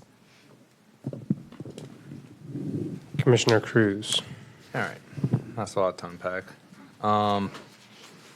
Look, it's hard to just say let's blindly vote along with district commissioners when the district commissioners over the course of the past year have consistently said that they're literally going to vote no on 100% of things, irregardless of the quasi-judicial hearing. One commissioner had to come back and correct the record just to make sure they weren't being asked to be removed during or had to step aside because they made that blanket claim. We all need to look at what's best for the whole community. You say every inch. But what is every inch? They're protecting like 50 acres of wetlands. That's not every inch being built. It's every inch of what is being built on top of that you're referring to as every inch being built, ignoring all the parts that aren't being built. We need to look at to your own point, the greater good. You're saying there's no public interest. That is just factually incorrect. I know the soundbite sounds good. And every time we have a project, everyone tries to throw everything up against the wall because something's going to stick with somebody, because somebody earlier said all land is not made for development. Yet all land is not inherently not made for development either. If people would come in here in good faith and argue or advocate when there's a good project, then I'd listen to them a little more when they're saying it's a bad project. Somebody pointed out, oh, there could, in theory, hypothetically be a gas station there. However, those same people were screaming and yelling about protecting Freedom Factory with way more gas tanks and way more oil and even closer to the lake at that point in time. But everyone has no problem with that. You know, it's like, here's the long and short, and I've banged this drum on other retail projects. Everybody wants to pretend like we can erase the past. All of those houses out there are going to be built. They're already approved. A lot of them are built. You look at Palm Grove, look at Star Farms, those houses are coming in. What you're trying to do is make those people's quality of life worse because you're trying to prevent services for them, and then you're doing it under the guise of the traffic is bad. So your solution in infinite wisdom is to make traffic worse. Because if you live in Palm Grove or Star Farms right now, you have to drive to Publix on White Eagle. You have to drive miles to get there. If you want a single restaurant, but that's cars. You want to complain. There's so many cars, people are going to die on the road, so let's put them on the road more. Like, this is the logic? That's the logic instead of let's put retail close to where their house is so they do not have to drive on that. And what they're referring to about the roads that they built, because everyone wants to point to 64 because you're looking for worst case scenario. Burnside is going to be a 4-lane road. 44th is a 4-lane road. Rangeland is a 4-lane road. They built out the infrastructure to allow them to avoid the roads that you're saying are inherently unsafe. So they've built the infrastructure. And to say, where's that $20 million? It was impact fees. The $20 million, some of it's in 44th. Some of it's maybe in a park someplace. They just didn't accept the impact fee credits and instead paid the impact fees so this board and this staff could utilize those impact fees for other infrastructure needs for this community. But they built it out of their own pocket. You can go out on Bourneside on a 4-lane safe road with traffic calming, with roundabouts, and get somewhere. And Star Farms people can take their golf carts and their e-bikes there and go shopping there and not be on the road. I moved to Greyhawk in 2008, right as the downturn was hitting. Nothing got built retail-wise around there forever. There was one gas station from State Road 64 to middle of the state in Sebring, and you had to wait in line for that. There was one Publix that was overcrowded. There was no restaurants except for Marina's Pizza until Wolf's Head finally moved in years later. And nobody liked it. And then all of a sudden, restaurants started opening, and another Publix started opening, and everyone's quality of life improved. And instead of me having to drive all the way to State Road 70 for dry cleaning, I can go across the street. And that took cars off the road. That's how proper planning is. Instead, everyone wants to play this populist game, assuming every house is inherently owned by Pat Neal, without remembering the fact that the minute he signs a contract and sells it to Mr. or Mrs. Smith, they're now your residents. They're now your voters. They're somebody you promised to provide a good quality of life to in a safe community, and you're holding them hostage by voting no on high schools so their kids have to be in overcapacity schools to prove a point. And you're holding them hostage by refusing to give them grocery stores and restaurants so that their life is a little more miserable to prove a point. You're hoping that there's more accidents on 64 to avoid future development to prove a point. You need to do your job instead of just trying to point to everybody that there's somehow a villain in your little game you're playing up here. This is a good project. We keep seeing retail here, and we're not. And there's no point of order. I did not call any of you by name. I'm saying both of you. Individuals without Hold up. arguing You two. Commissioner Feltz, hold on. Commissioner Cruz. Okay. I'll retract. I'll retract what I said. A point of order has been called. I will recognize. What rule are you citing? Let him go on. No. What rule? Okay, then I try to dismiss make the your point of point order. without Commissioner making Cruz, it let's wrap it up. Okay. It's not right. I'm retracting my statement, Thank you. other than the reminder about the First Amendment right for everyone speaking for 3 minutes or 5 minutes or 10 minutes that we just discussed. Commissioner Feltz, let's. Okay, I am done here. I was asked by a citizen that if I was going to vote opposite of the district commissioner to explain why.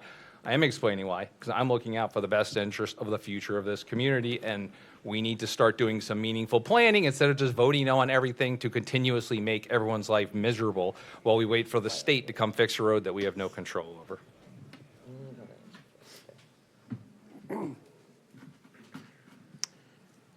All right, I'm up.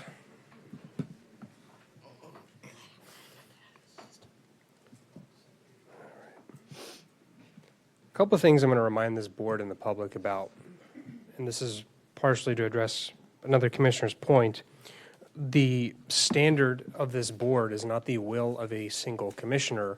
It is a determination based upon testimony. This is not just a free-for-all, but it's testimony. That's why you swear and make the oath. Of that testimony being competent and substantial, there's a substantial amount of people here. I don't think you're incompetent. So, with that being said, it's not the will of the people. It's our individual determination of what is competent and substantial. That's why I'm ruling people out of order if they're going off topic. As a reminder of our board rules, which I printed out and put in each one of your mailboxes, and of course there's a PDF copy. Orderly meetings, 5-4. I'm not going to read the whole thing, but I am going to put my foot down on this. I am going to cut people off, including the public, when their comment is disrupting the proceedings with excessive commotion or excessively loud shouting or other noise or use of obscene or crude language. This is not a secret document. We voted on an amendment in January. You can Google it. Interfering with the rights of others to speak, folks that are in the podium that are being interfered with by people out there. I'm going to rule them out of order. Being unduly repetitious. I'm flexible on that. I've heard people oppose things for the same reason about 10 times in one sentence today. I'm flexible. I get it. There's a line between following the rules and being permissible. I'm fine with that. Making personal attacks or insults against any person, board members or otherwise. Stop singling people out in the audience. I don't care if it's Pat or anyone else. We're not doing that. And the same goes for the public, too. I understand you have criticisms of board members. That's fine. I can take it on the chin, and I'm sure every commissioner can. But we're not doing what the other woman did earlier, which is trying to intersperse criticisms that are completely off topic with valid criticisms of the hearing. So I just want to level set because we're going to go through a pretty lengthy hearing later, and I don't want the rules to be unclear. And I want to make sure people have a fair have the ability to fairly speak in front of us. Like, let's just chill out here. All that to say, as far as the project is concerned, the number one complaint I hear from people in this part of the county is a lack of commercially zoned properties. I cannot control what a commercial developer puts on that property. That's why I was concerned about the 180,000 square foot entitlement, tying in very closely with storage units. But, you know, I believe in the free market. If the free market believes a storage unit is best for those developments, it is what it is. But as a reminder, we will still hear a preliminary site plan. We're still going to see that come before this board. And of course, we can always deny that. That will affect the type of commercial property that comes before this board. Today, we're simply talking about the commercial entitlement and specifically how much. So I'm generally favorable of this because it's adding commercial here and the opportunity for maybe not a Publix, but a strip mall type commercial development. That can be restaurants, small or large. That can be small shops, salons, what have you. There's a schedule of permissible uses I'm not getting into. But the point is, the number one complaint I hear out here is a lack of commercial with all the housing. So I think the amount of space here could bring a good concept to this board. And I look forward to seeing what those concepts are, because I'm certainly going to deny a concept that the community does not feel is delivering a public benefit here. But we need commercial out there, so I'm going to be supporting this. Commissioner Bearden, you're up. Thank you, Mr. Chair. I will have to say that listening, I wasn't here for a few moments. I heard all the testimony online, so I apologize about being behind. Hearing the argument go back and forth here on the board and so on, I guess the main outcry that we're hearing from everybody, whether it be commissioners, whether it be the people, is roads. Okay? See, counties don't reduce fatalities by asking people to be careful. Right? We reduce that by building the roads that can forgive the mistakes of people driving east and west, north and south, and so on. So, that being said, I mean, we've been hearing that. So, but yet I don't know.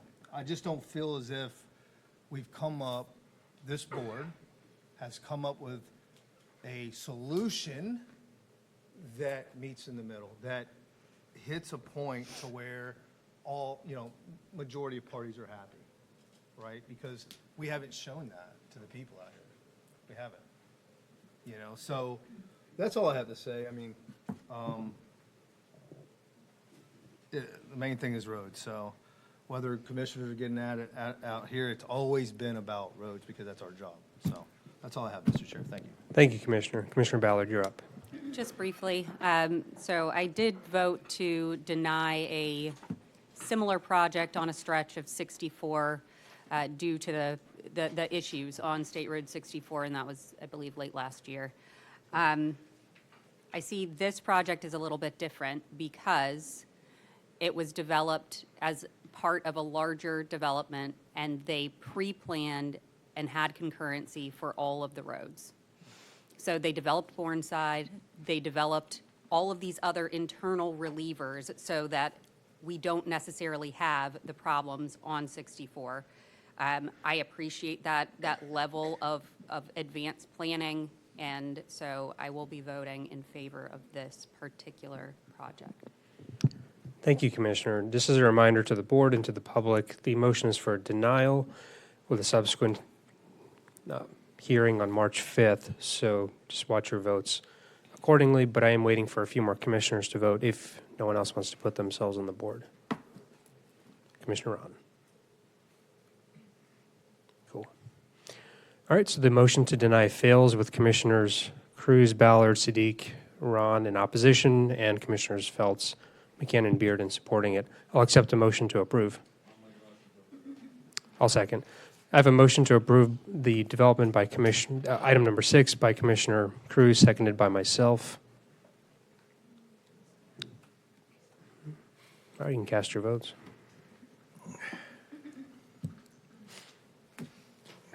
All right, so that item is approved 4-3, with Commissioners Feltz, McCann, and Bearden in opposition.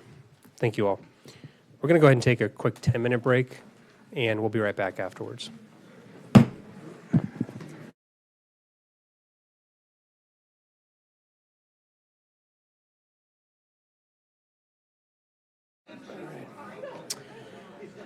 All right, everyone.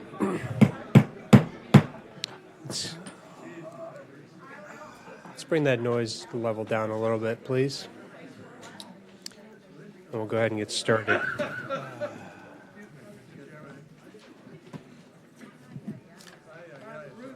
All right, Nicole, can you please, actually, quick note. So, I spoke with our county attorney about items 7 and 8.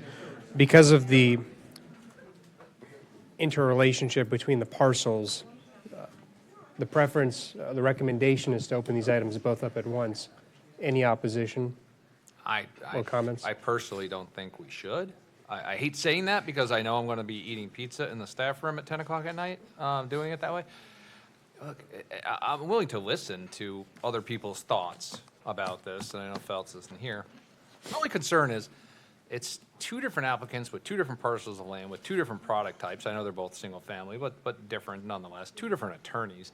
I feel like we're going to conflate the two, and we're going to be put in a weird position of you have to do one if you do the other, and I think it's going to start confusing the issue a little bit. I treat these during my briefings and my review as two wholly separate things. I understand that they kind of rely upon each other, but they brought that upon themselves. They could have come on separate days and so on. So my preference is I think it should fairly be done separate. But if this board said, let's open them up together, I'm not going to cry about it, but I personally think they should be separate. Yeah, Mr. Chair, I should say, if we do them separate, my advice would be you hear the first and the other one, and then not vote on them until you hear both of them, because they're interrelated.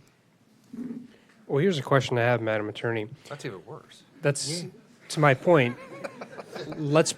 They're two separate projects. I get they're coordinating, but here's the issue. That just happened by luck and contact with our staff. They could have easily just been on 2 different days. But irrespective of that, I don't recall this board during my time, which has been admittedly short, approving one project, hinging the outcome of a vote on one project or their decision on a project, their determination of competent and substantial evidence of a project based upon another project. Well, I mean, staff can forgive me if I'm wrong, but I think they have to revise their site plans or change the stipulations if one is approved and one is not.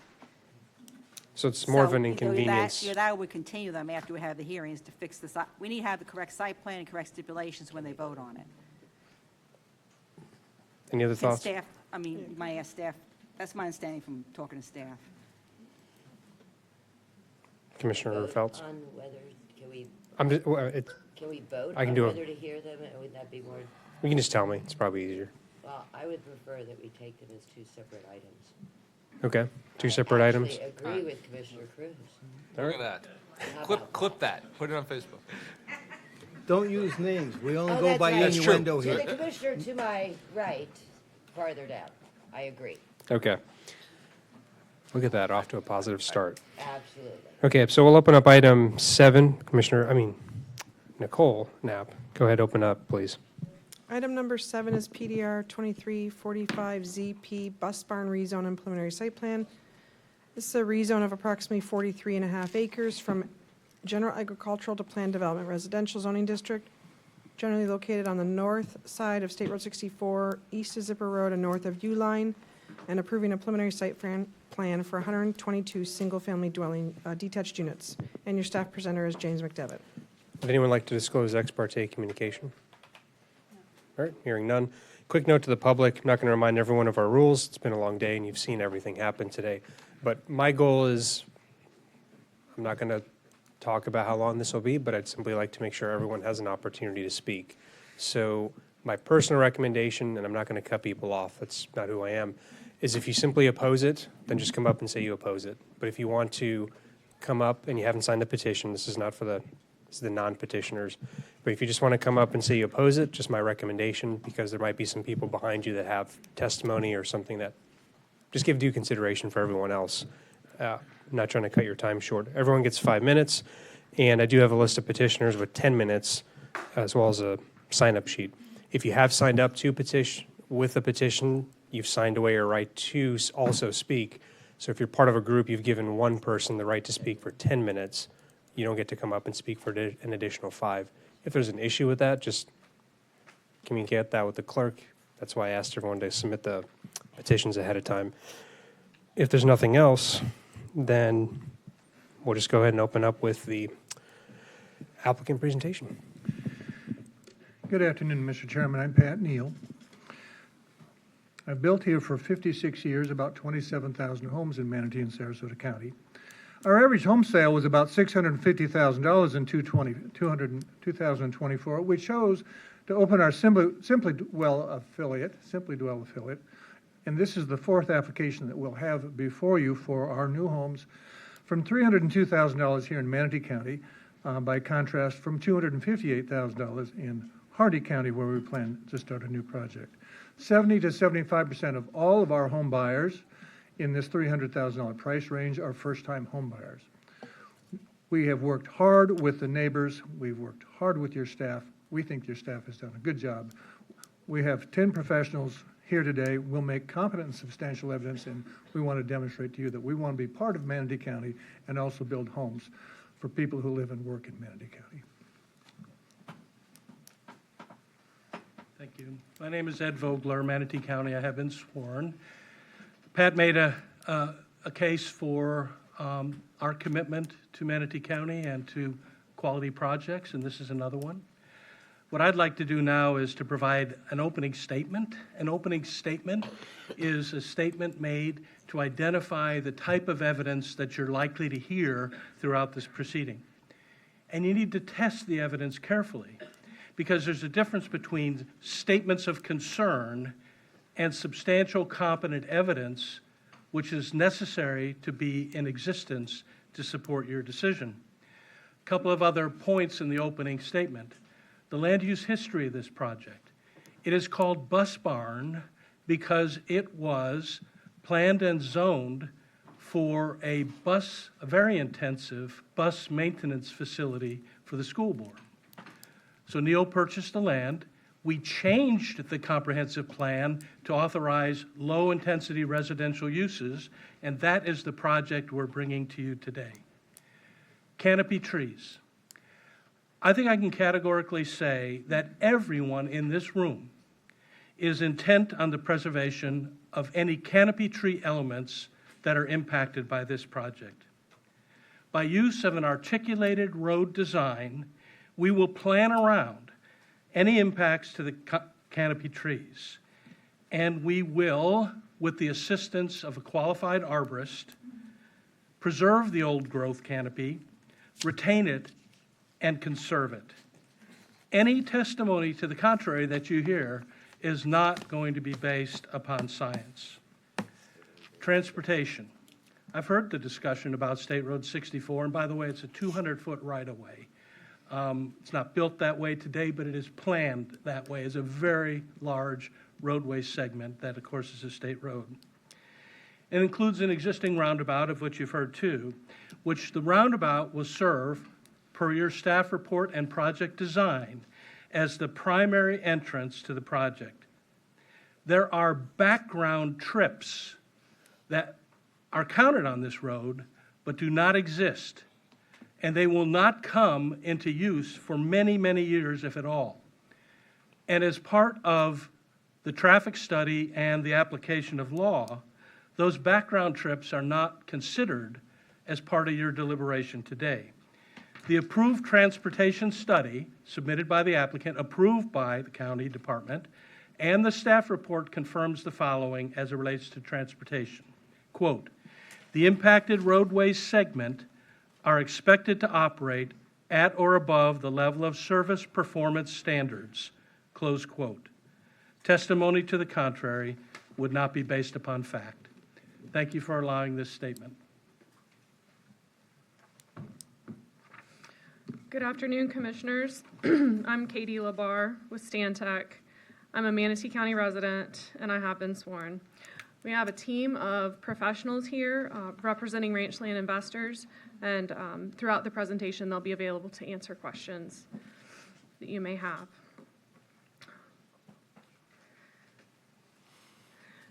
Today you have two different applications before you. The format of the presentations that you will hear today are certainly unique, and we believe that the joint planning agreement that we have put together as a private agreement to memorialize mutual commitment to sharing elements like site access, utilities, and amenities will yield a better outcome for the community at large and the future residents of this community.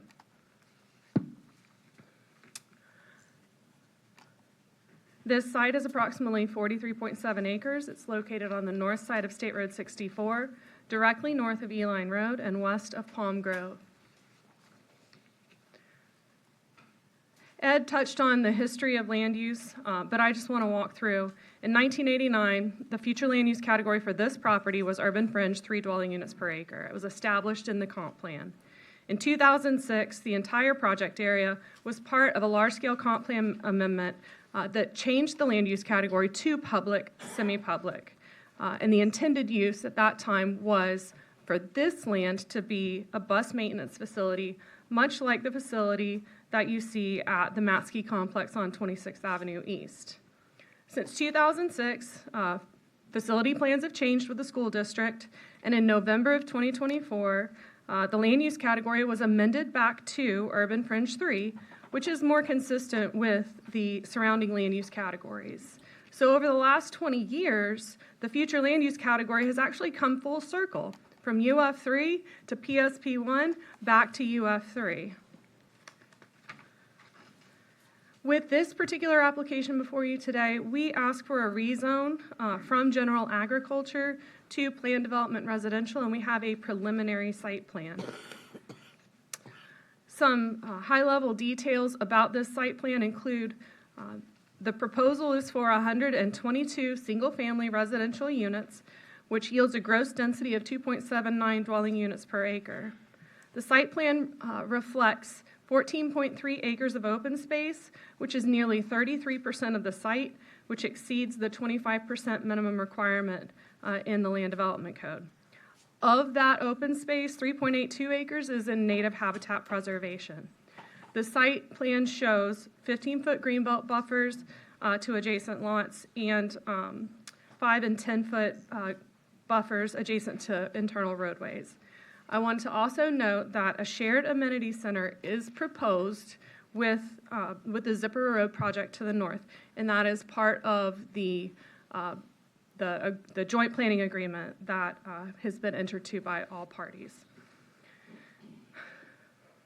This rezone represents infill development. New residential development exists to the north, south, east, and west of this subject site, and that's why it is indeed infill development. Development along State Road 64, as we know and as we've discussed today, is in transition. There's significant residential and commercial development activity on both sides of State Road 64. The density and character of development in this area is consistent with and compatible to this proposed residential community. Neighborhood serving commercial development is emerging at the intersection of Eline Road and State Road 64.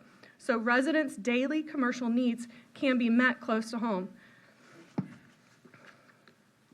From a regional perspective, I just want to note that the existing roadway network provides north, south, and east-west connectivity with the roads that you spoke about in the last presentation.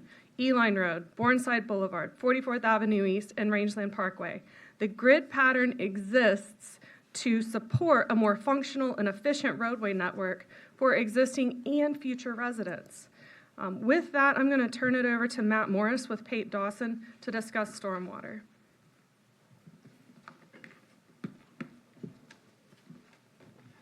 Good afternoon. Matt Morris with Pate Dawson. I have been sworn. I'll try to be quick here. You'll see a drainage exhibit provided for you here showing the directions of flow and pre-development and post-development. Effectively, the site drains into that central wetland that you see and goes to the north. In this case, we actually have done a full drainage design on the project using the latest Mill Creek watershed.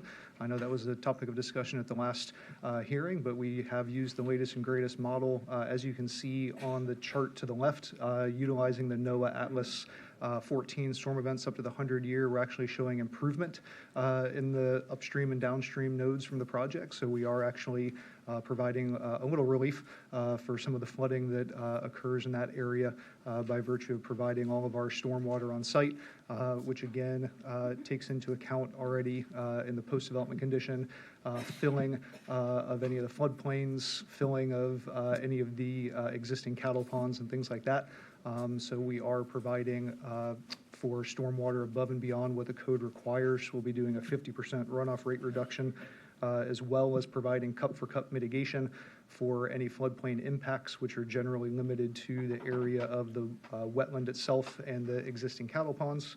We'll also be analyzing the NOAA Atlas 14 storm events up to and including the 100-year, 72-hour storm event.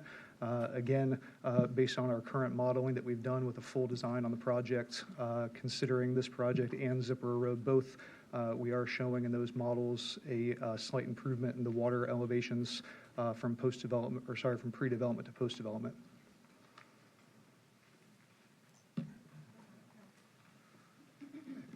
My name's Matt Krim, a traffic engineer of Stantec, and I've been sworn. This development is projected to estimated to generate 120 PM peak hour trips. There are no adverse traffic impacts created by the project. The primary access is to State Road 64 via Travelers Palm Drive. There's a new roundabout under construction at 64 and the E-Line and Travelers Palm intersection. This will serve this project as well as the other approved developments within the area. Secondary access is proposed to Zipper Road via an interconnection through the development to the north. This interconnection will help to minimize traffic on State Road 64.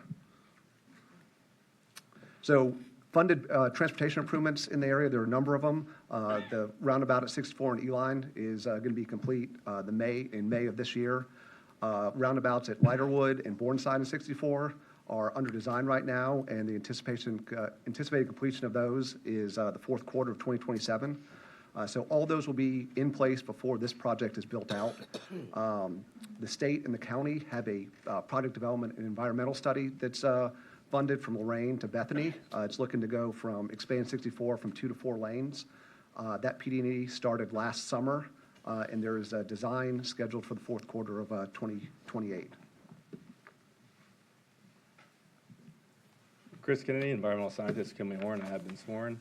Preliminary listed species surveys have been conducted on the property over the course of the past several years, and no listed species have been identified. Wetland impacts have been avoided and minimized to the greatest extent practical and are limited to one culverted roadway crossing necessary to gain ingress-egress to the western portion of the site.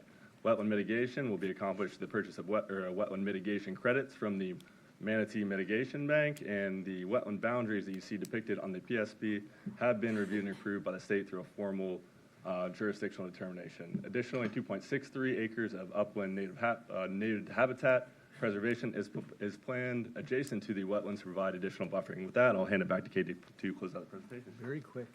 Thank you, Chris.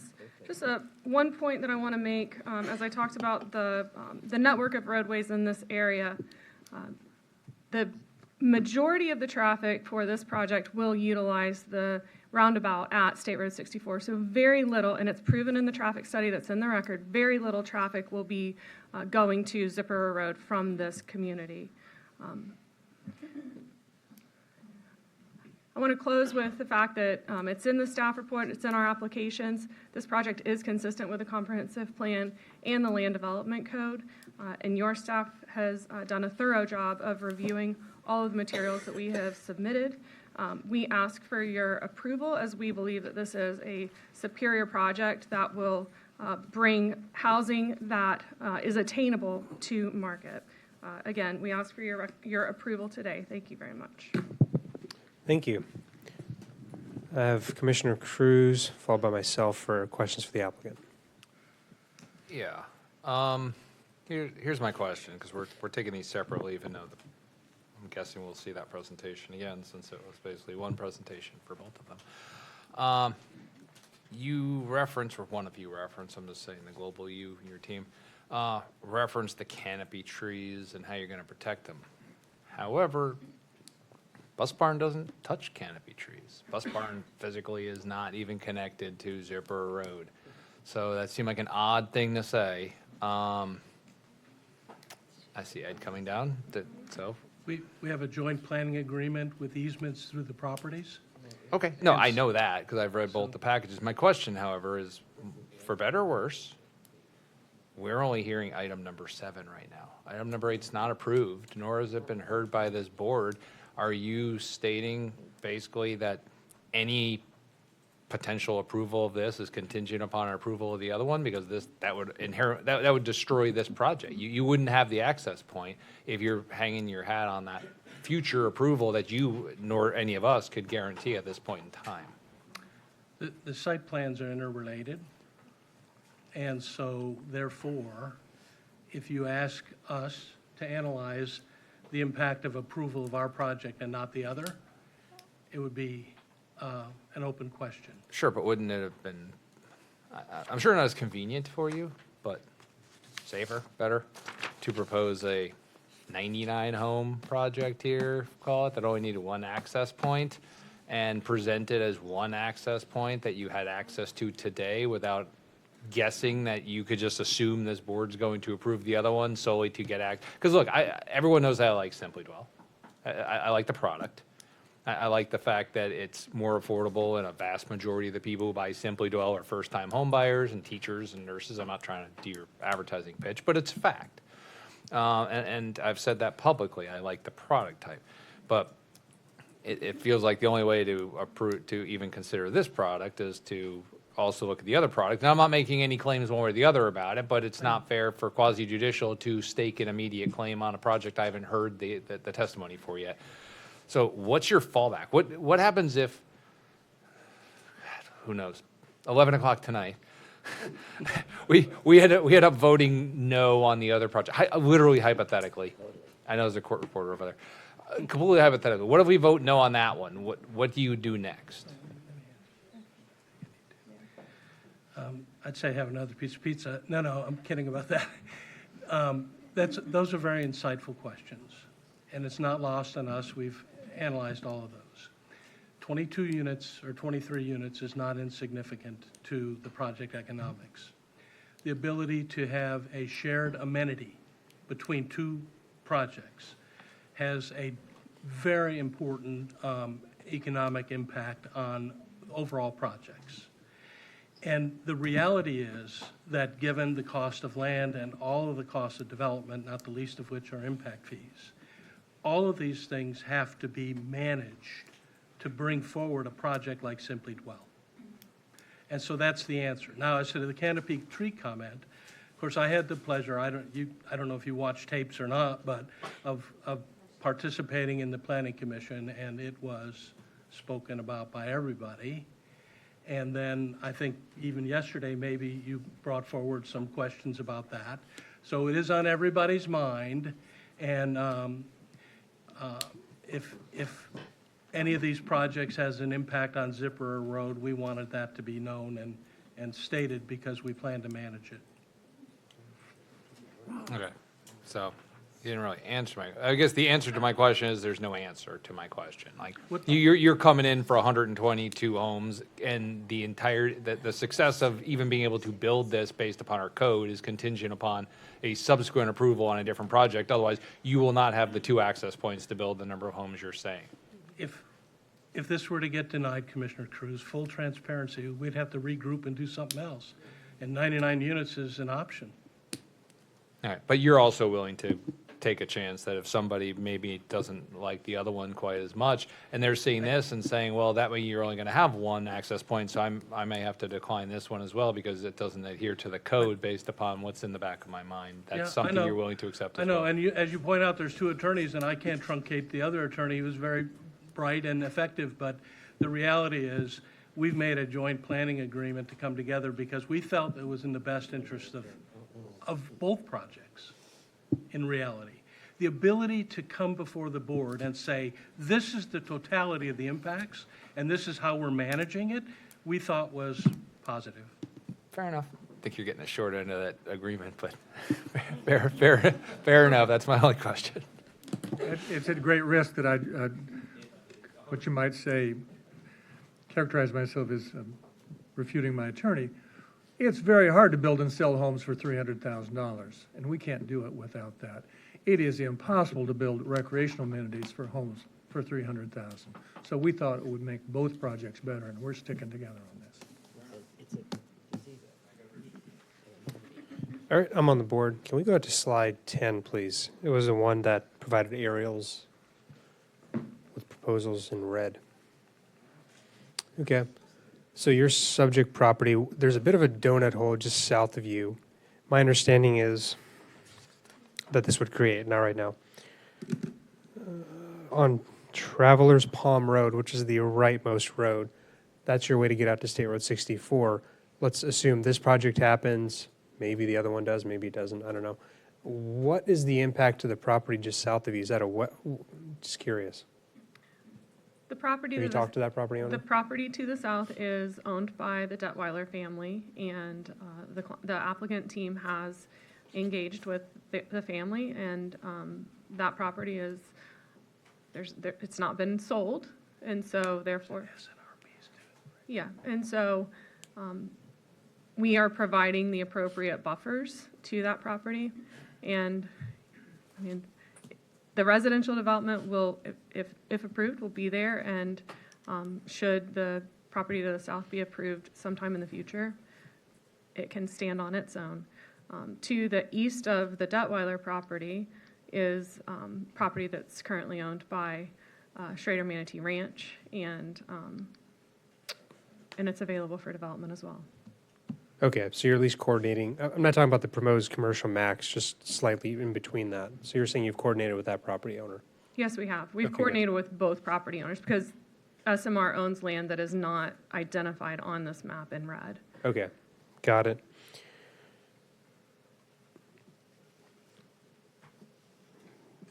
The other question I have, if we can go to the stormwater slide. That one's good. The top leftmost arrow, it's pointing to a network. Could you clarify whether if that's, who owns that system there? Maybe that's a staff question you can verify, but to your knowledge, who owns that? It looks like a drain, canal, something out there. Who owns the actual canal, or who Yes. owns the property around the canal? Who owns that canal? I don't know if the county has an easement over that particular canal for any kind of maintenance or not. That might be a question for your staff, Okay, because that's outside of our property, but it is an existing canal. So okay, that's fine. Who owns the easements on the systems you're proposing?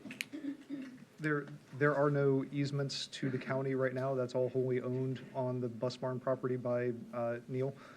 So there will be easements that would be provided to the county, though, during plating. We'd provide flowage easements and drainage easements to the county for whatever's needed for that. Okay, and the last question on that, access.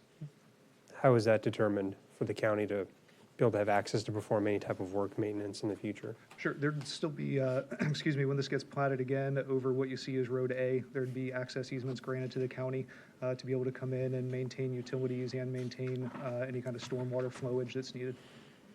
Got it. That's all I have for that. More of a general question, then I'll end it here. I understand the joint planning agreement. I can see the logic in coming together. Why not just have a joint venture that buys this land, comes to us, and puts a master plan together? Why this process? Maybe that's a business question. We don't have to get into that, but I'm just curious. So much of this hinges on the other one. We own our land. We bought the bus barn land, and the other land is owned and completely separate economically. Once again, we have this overwhelming difficulty in building and selling homes for $300,000. We bought the land from the ranch right. We would not be able to buy the Sickler property to do what they're doing, but we're sharing amenities, utility structure, and access, and it makes our project viable when it otherwise would not be. Okay.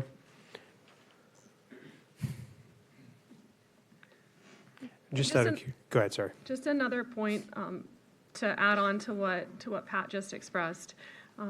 We did submit a project with 99 dwelling units originally, and we had a single access to State Road 64.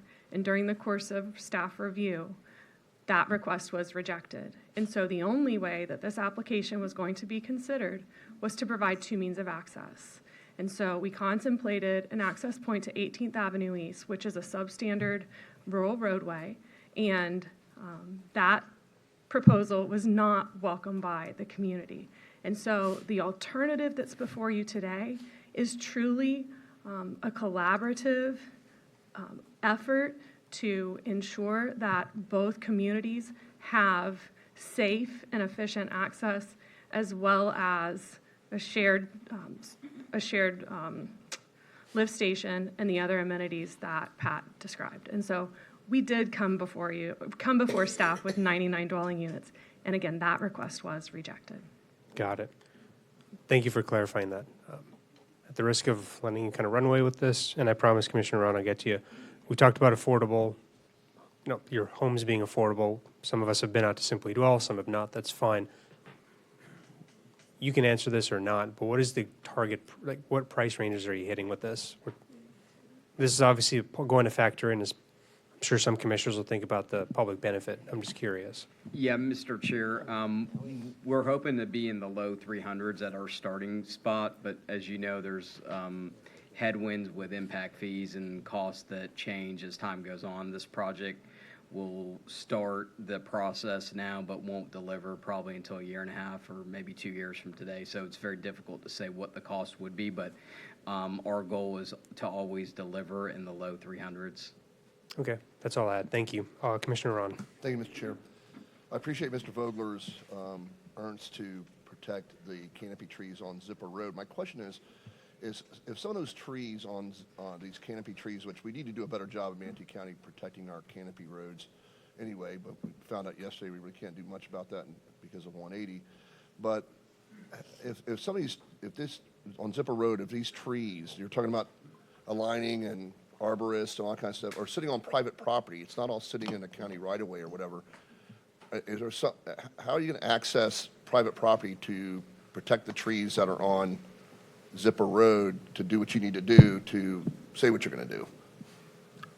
All the work that we would do would be in the public right-of-way. Okay. So any of the part of the canopy trees, if you look on Zipper, they're not all sitting in, some of them are not sitting in a public right-of-way. How would you approach the owners to say, look, we want to work with you as the owners on this canopy road if they're not sitting in the public right-of-way? How would you work with them if if 3 or 4 trees are sitting on the Detwater's property or on the Hastings property or whatever? How would you approach them and say, look, we want to have access to, protect these trees, protect this canopy road? Would that be an idea, or all the trees? I mean, I've been down Zipper. You can't delineate which is right away and which isn't. Yeah. But We've delineated all of those on internal drawings that we have in terms of the right-of-way. We've located every tree. Okay. We have looked at every tree. They've been substantially impacted by the hurricanes. We have images that I know can be presented here today. We've had an arborist that walked the entire site, looked at every tree, looked at every consideration that we would need to be made relative to where the paving went, what the grade would be next to it, and how to preserve it. And so there's been a lot of attention to that. You come to a public hearing and you say, we're going to protect the trees. Well, how are you going to do it? Yeah. Commissioner, I'm telling you, we've hired an arborist. I don't know if he's here or not. We've hired an arborist. We have identified every tree. We've identified the right-of-way. We have studied canopy. We have examples in Manatee County where it's been achieved already, which I could bring all those forward to you. We get 15 minutes to present, Okay. But these are great questions, and I can only tell you this. One thing I'm proud about is we never spare expense to examine and have the information before we come to the public hearing, and we have it. Please. All right. Thank you, sir. We have an arborist here. We don't have our arborist here. We, of course, build on canopy roads in Sarasota County. Our best is Ibis Street, and I'm caught short, Mr. Commissioner. I didn't bring you pictures, but we control our subcontractors with the check. And by that, we mean, Mr. Chairman, that they sign a base contract with us. We know when they speed. Randy Olson puts radar on them, and if they do wrong, they get a big fine, and the boss knows about it. If we can control this, and we at Neal will control it by controlling our subs. MI is a very good builder, and our choice of working with them is based on our long time and good experience with their team. We can control what our team does on the Canopy Road. Thank you, sir. Okay. I don't see any more commissioners on the board. Questions for the applicant, so we'll just go to the staff presentation.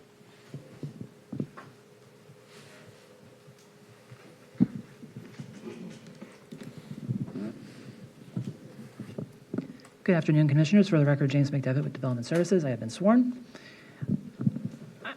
I do have a full presentation. The applicants team did a job of presenting their program. I just want to quickly, before I get into my presentation, bring attention to one of these stipulations. It kind of answers Commissioner Cruz's question. One moment, please. Quite a long staff report here. You can breathe. It's okay. Stipulation A4 is on the list of stipulations and is in the ordinance for your consideration today. I'm just going to read it into the record. The second means of access must be fully operational at the time of certificate of occupancy is issued. Otherwise, approval will be limited to fewer than 100 units, with the remaining units permitted once the second access becomes operational. So if the second project were to be denied or anyway delayed, this project, if approved, could move forward with up to 99. I'm going to go into my presentation. We know where we are. Approximately 43.7 acres. The request is a rezone from general agriculture to planned development residential with a preliminary site plan for up to 122 single-family detached units at a density of 2.79 gross. It does provide access points on Travelers Palm as well as a cross-access to the north. And it does provide circulation with Street A, which is that spine road that connects the top to the bottom. It has turnarounds for circulation and clusters of lots around cul-de-sac ends. There were specific approvals requested and stipulations proffered. So those specific approval requests were relating to the greenbelt buffers for the portion of the roadway that extends down to Travelers Palm, allowing for that 50-foot right-of-way that's required. Another specific approval request was to reduce the required yard adjacent to agricultural operations from 35 feet to 20 feet additional setback. The applicant held 2 neighborhood workshops in November of 2024 and June of 2025. During those, access, stormwater, flooding, environmental impacts, traffic, buffering, landscaping, and especially along the western property line were concerns. The applicant held 1 neighborhood workshop prior to the memo issued by the department director in July of 2025 and 1 after. So here's the location map. Those are all listed projects that have been approved. So anything that has been proposed is not on this map. We're showing agricultural and residential single family to the north, as well as that zipper project, that's the next item. To the south is agricultural land and vacant parcel. To the east is single family units and residential subdivision, Palm Grove. And to the west is single family residences and mobile home. As Katie pointed out, the property is in the UF3 future land use. It has changed a couple of times, but we're back to the UF3, which was what was adopted with the comprehensive plan. And we are in the A zoning district. So utilities, there is existing county potable water, existing county wastewater, and the project appears to lie within the Braden River Utilities Service Area, so coordination will be required. There's also 12-inch irrigation mains along U-line. Drainage modeling shall be submitted to demonstrate utilization of the NOAA Atlas 14 rainfall data and the Mill Creek Watershed Management Plan. The project is within the Mill Creek Watershed. and shall be required to reduce the calculated pre-development flow rate by a full 50%. The comparison of existing pre-development condition and post-development condition shall include the results in terms of runoff and staging. Any fill within the 100-year floodplain shall be compensated by creation of an equal or greater storage volume above seasonal high water table, and the 100-year floodplain compensation shall be compensated in sole use compensation areas, not dual use facilities. And if you have any questions about stormwater, we have Denise Greer with staff. Here's the area with the FEMA floodplain map, with the site listed as site in the middle of the screen. And here is the Mill Creek Watershed Management Plan update, which Denise can expand upon if she is asked on.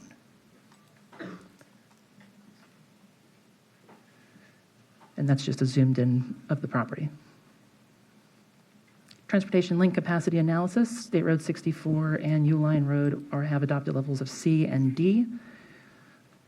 The existing level of service is B and C, and with project, and again, considering those background trips that may or may not come online, the projected future level of service with project is F and D.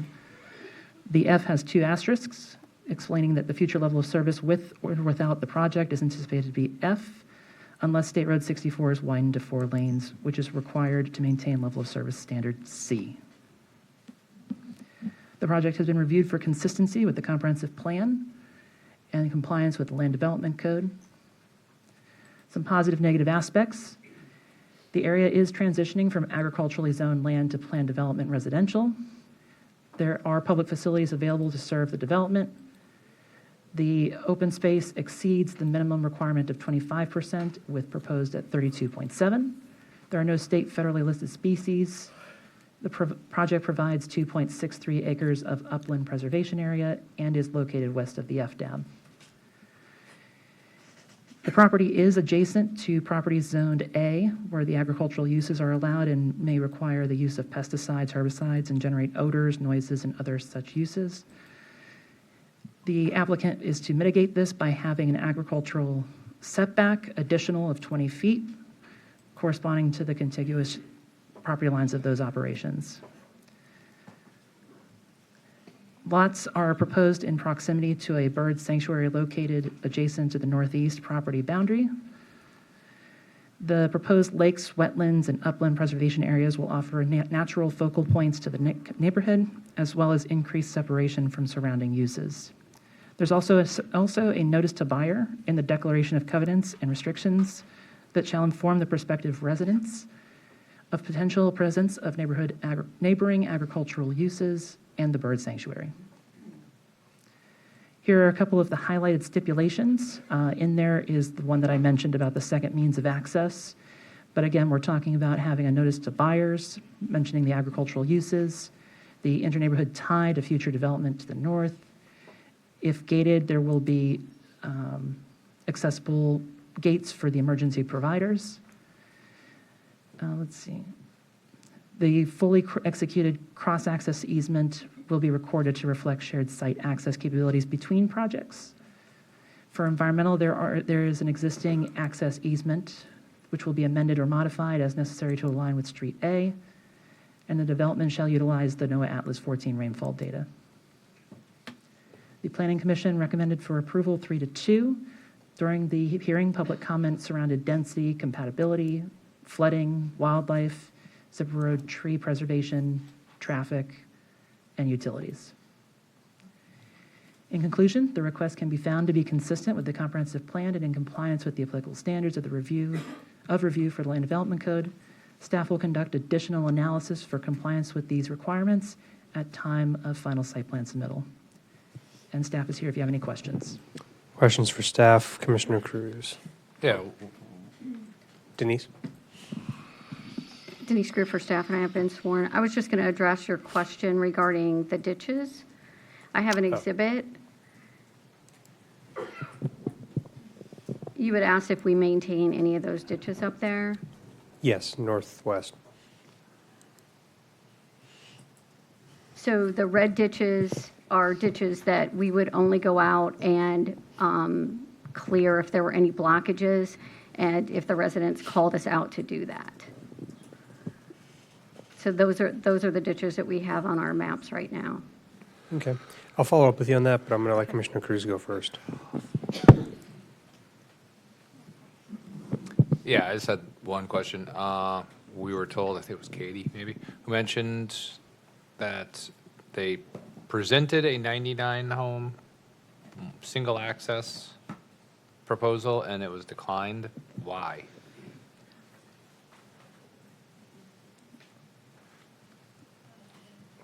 It wasn't actually declined, but we talked about the design. It was a very long cul-de-sac road, and they were presenting an emergency access going out 18th Avenue East. And with our discussions with EMS, knowing that 18th Avenue East and Zipper Road is a very rough road to drive on, it's hard to drive on that road at any type of speed, it would cause some issues with that being an emergency access. So so does that have to do with like the 800-foot kind of cul-de-sac? So even that is impossible. So this, in reality, the reason that's not being presented to us is that also doesn't conform to our code because they either need the 2 access points with over 100 units or even a single access point will then violate a different part of the code. Right, I think they were asking for a specific approval for the cul-de-sac length, but I might What would rely on it have James been? for Is it like that. 810 or is it like 1,500 feet? I mean, that's a big difference. What would it have been, roughly speaking? Do you remember? You I can you get measure back it. to me. I'll You get measure back to it. me. I don't think we're voting in the next 5 Okay. minutes. All right. I'll measure it, Someone may be here to speak. but it's pretty long. Yeah. I can imagine it is. I'm just curious because we've looked at some where they've stipulated and it was like 900 feet, Yeah. where they have a little turnaround in the middle kind Right. of thing. Other times it's been like a long flag lot that was 1,500 and we just said no because it was ridiculous. Right, so we made a suggestion that maybe they wanted to coordinate with the project to the north and maybe have a second means of access. Fair enough. That's very helpful. That's good history. All right. Thank you. That's it. Commissioner Ballard.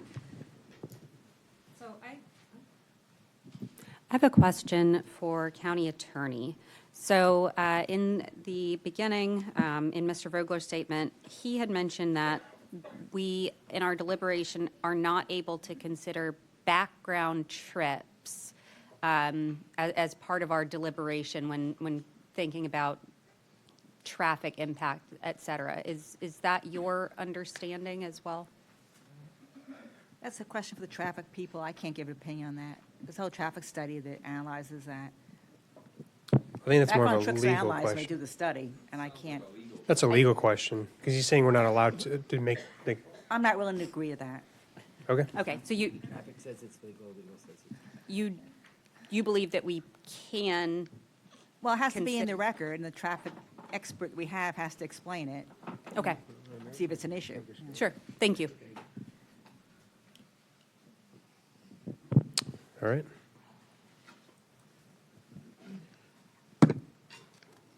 Question I had for staff is just to follow up on the stormwater question I had. So I know we've talked a little bit about the local system. I'm just curious, where does it, Denise, we talked a little bit about the local the local stormwater system, the ditches. Where does that water eventually go out into, though? Because a general question and concern that many in the public I have is ultimately where does this water go? We're just looking at a very localized, we're just getting a very hyper-localized picture of where the outflows are. And I just want to understand that Sure. big picture. So if we can go to the overhead camera.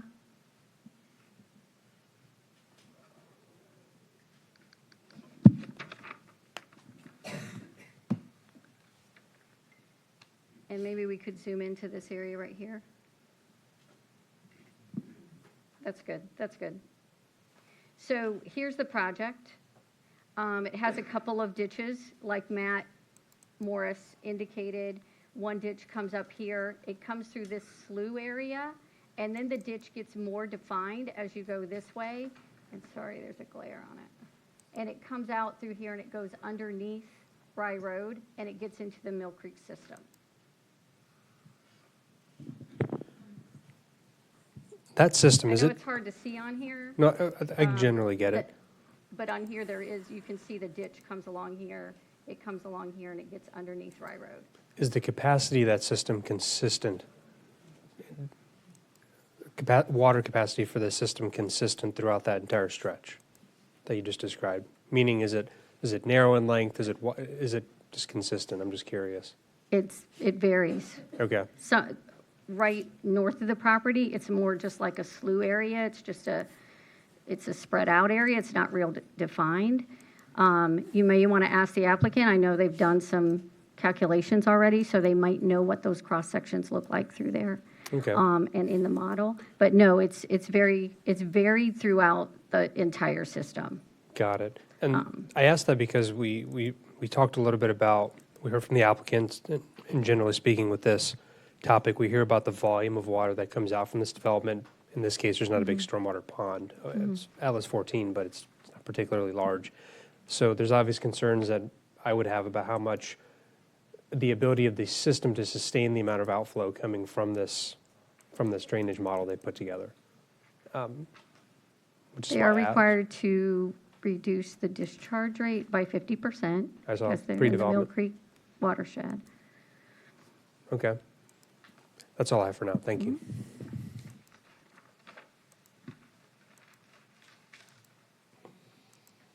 Any more questions for staff? We'll go to public comment then, if not. So I have a list of individuals signed up. It's just a few. And I know who's got 10 minutes and who doesn't. So Mr. Marino, you're up. You have 10 minutes. Gregory Marino. Just state your name, county residence, please. And have you been sworn yet?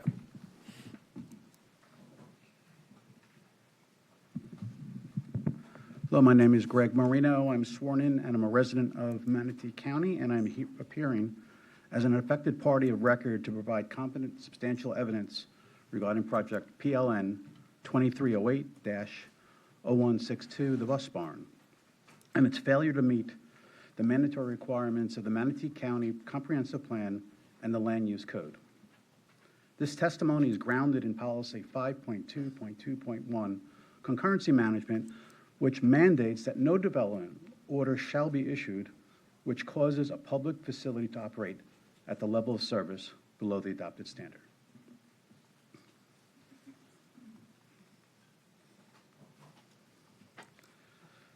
My empirical audit of Route 64 Rye Road corridor documents a current operating speed of 19.7 miles per hour, which is significantly below the adopted level of service D standard of 24 miles an hour. Because of the infrastructure is currently at a state of asphalt bankruptcy, the application cannot satisfy the legal burden of concurrency. Furthermore, the applicant's lesser of two evils argument, attempting to compare the bus friction against the residential volume, is a legal red herring. Under the law, the board cannot choose the best of the worst. But when the baseline of the infrastructure has already failed, an approval granted today would be inconsistent with the comprehensive plan and would directly compromise life safety response times, as documented in my evidence. I respectively request the board to uphold the law of concurrency and deny this project. My formal, there we go. Okay, so my intentions and objectives. My objective is to present a comprehensive, substantial evidence proving that the application for the bus barn is fundamentally inconsistent with the Manatee Comprehensive Plan. My objective is to demonstrate that the infrastructure required to support heavy vehicle density does not exist and has been officially deferred until 2030, rendering any approval a violation of county policy. Some of my summary of intentions: establishing physical reality. To replace the theoretical computer models with field telemetry documenting the current level of service F on State Road 64 corridor. The second is to expose data emissions. The correct record regarding 7,201 daily trips emitted from the applicant's traffic impact analysis. The next is demonstrating operational failure. to prove the lane starvation from the heavy vehicle swept path in the Rye roundabout will cause a permanent mechanical lock to the east to the west commuter pipe. And then the last one is enforcing policy compliance. To hold the board to the mandate of the policies of 5.1.12 and then 5.2.2.1 and 2.4-1.1, which prohibit growth that outpace infrastructure. The expectations from this conversation is, one, a formal denial of the preliminary site plan, and second is a continuance until the cumulative corridor study is performed that account for heavy vehicles friction in the 2030 Lorraine funding gap.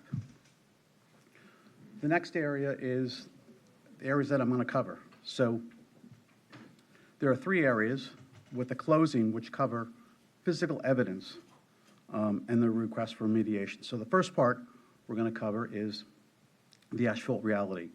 I have documented levels of service of F, of failure and emergency response delays.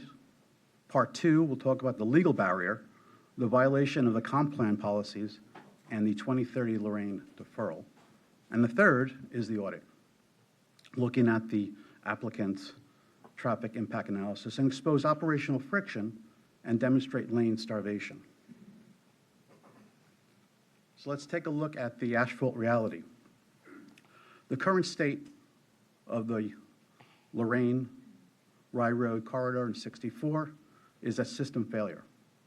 If we take a look at the chart, if we take a look at the chart in green, if we look at the first top left-hand corner, you look at data points, we're going to look at corridor speed, emergency response time, queue length, and travel time. What I'll provide is actual evidence in field observations that the corridor speed that I have recorded is 19.7. The state's minimum is 24 miles per hour for this class artery. So you have basically a 18% failure F on the road systems in that corridor. The second area is emergency response time, and we've heard some of the board very concerned about safety. In our observations, we realized a 9-minute response time for emergency vehicles where the national standard of gold standard is less than 4 to 5 minutes. That's double the safe limit. The third one is the queue length, where we observed a 1,500-foot queue into the Rye 64 circle, where the state minimum is less than 250 feet. That's 6 times the saturation flow. And then the last time is travel times, which is very important to the area. To travel 1.8 miles took 5 minutes. The state minimum should be less than 2.5 minutes. This is basically system gridlock. So the point is that all building should stop in the area, regardless of anything, because the system is at a failure point. The second part is the legal barrier, the violation of the comp plan policies and the 2030 Lorraine deferral. What we've pointed out here is, if we take a look to the chart to the right, the 3 policy violations. The first one is policy 5.1.1.2, the level of service promise. The mandate, it mandates that level of service D or better.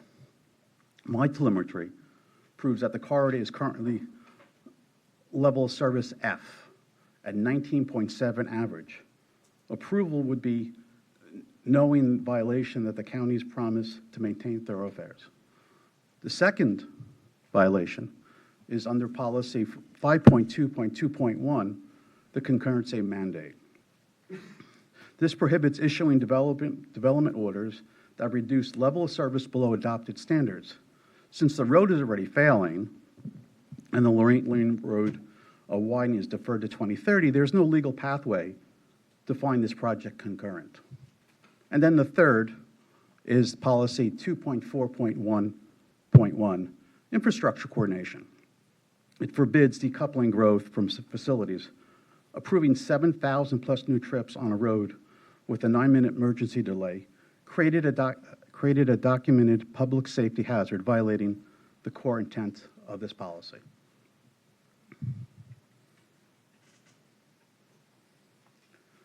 Now let's get into the audit. Let's take a look at the traffic impact analysis of the applicant. We've observed a few inaccuracies and omissions.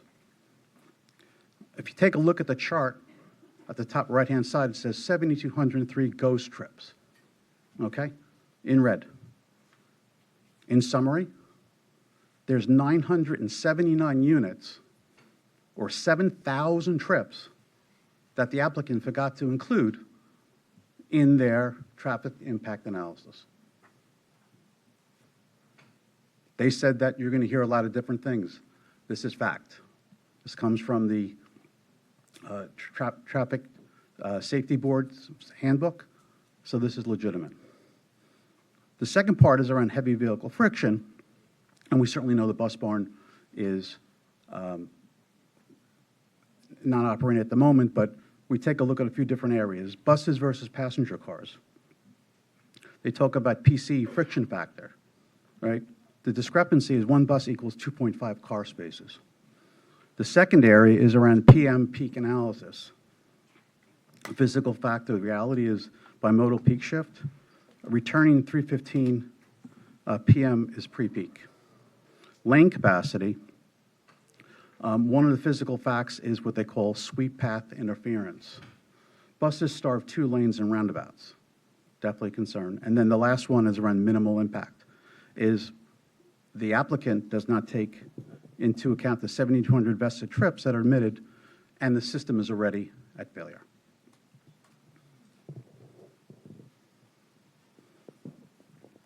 Your time's coming up. Do you want to skip past some of these just to show us the slides? My 10 minutes already up? That's right. You just want to speed through these? Not speed, just like scroll through them, I mean. Yeah, this is definitely okay. Or at least it's entered into the record. Well, why don't we do this? So I'm going to proffer the exhibits, and then you guys can look at them later. But we basically have 7 exhibits that are dealing with the reality. Here is one. We have 2 arteries heading into Rye Road at 64, which... Why don't you proffer, not to cut you off, but I do want to make sure other people are speaking. Why don't you proffer that? And then just wanted to clarify, you introduced yourself. Are you an expert? Like, what is your background? My background is I'm a global technology leader. Okay. That's all I wanted. Yep. Thank you. Okay. Next. Oh, that's all. I'm going to call up the next speaker. Okay. Thank you. And just make sure those you give the clerk those exhibits Yep, or they have email. them. All right. Next up, I have Andrea Griffin.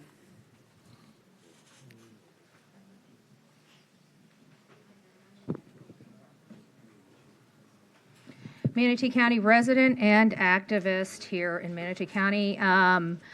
Just to express what this is all about, first of all, I don't think they have an opportunity. It sounds like they have an arborist that can come up here and give testimony that will absolutely state that they cannot widen this road without screwing with those canopy trees. The road needs to be widened.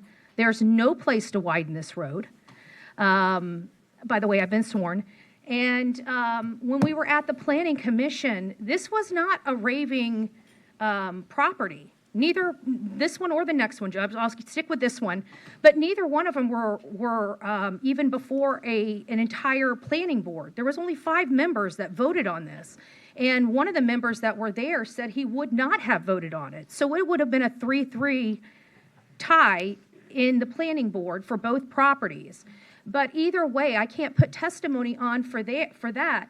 But what I can say is that Attorney Vogler states that we're unable to provide testimony because we're not scientific and we're unable to tell you guys because we're not arborists. But it doesn't take an arborist to apply common sense to a road. You've got XYZ footage, right, from the total space. You need to have 4 lanes there. Where are you going to put them? The only way you can widen that road is to remove those canopy trees. I think that will be proven, but again, they do have an arborist here that said, hey, I'm here. They're saying that our employees actually denied the project, which was corrected, but let's talk about it. Based on just the first applicant's application, according to their testimony on the record, it would have been denied as is. Therefore, they need the second property to make this work. That second property destroys canopy trees. So what are we going to do here? Andrew, I'll give you your time back, but if we can just, and you get to speak for the other one, but let's limit the conversation to this project, please. The problem is this was, it's hard to talk about one property without the other. I get it. Even the applicant is having a hard time talking about one property without the other. So how are we going to express our statements on the record when they both go together and they're both the reason why we're here? So it's causing problems. But this one is not going to go through without the other one. And that's the problem. And the other one, it seems like the will of the board at least is to save the canopy trees, have some type of preservation. At least that seems what I'm hearing. So it's, it's not that the project is not good. It's just not good now. That's the problem. It's just the timing of it. I'd love to support, I'd like not to beat up the applicants up here. And I'd like to support projects, but this is just not the right project now. People's lives are in danger, and at some point you guys are going to have to accept that. And you guys are going to have to mitigate it. I don't know how to do that for you. But this is a problem. Thank you. Thank you, ma'am. I have Pamela LaPlante, and I saw you had signatures, so 10 minutes.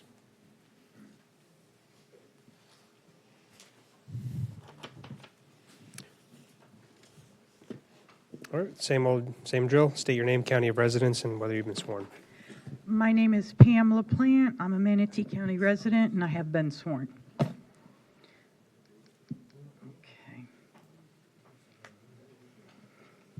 All right. Again, I assumed that this was going to be combined, so I'm having to separate out my presentation. So what I'm going to do, since Zipper Road is an access point for both of the developments, I'll go ahead and talk about the issues that I see with Zipper Road. I don't even know where to begin when speaking of the problems of the road. First of all, I'm trying to wrap my head around how it is suggested that the road will be improved by merely adding a foot on either side of the road, which is what the developer tells us the county will allow. This is wrong on so many levels. I'm trying to figure out the reason why this is even being projected as an option.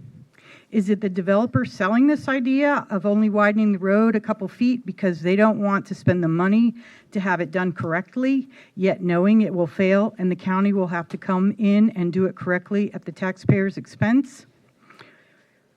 At first, I thought maybe it was their way of trying to save the oak hammock. However, it is obvious that saving the oak hammock would not be possible even with only adding a foot on either side of the road. Ma'am, are you talking Zipper Road or Bus Barn? I'm talking Bus Barn because Bus Barn has their secondary access to Zipper Road. Okay. So I'm referring to their secondary access. Okay. All right.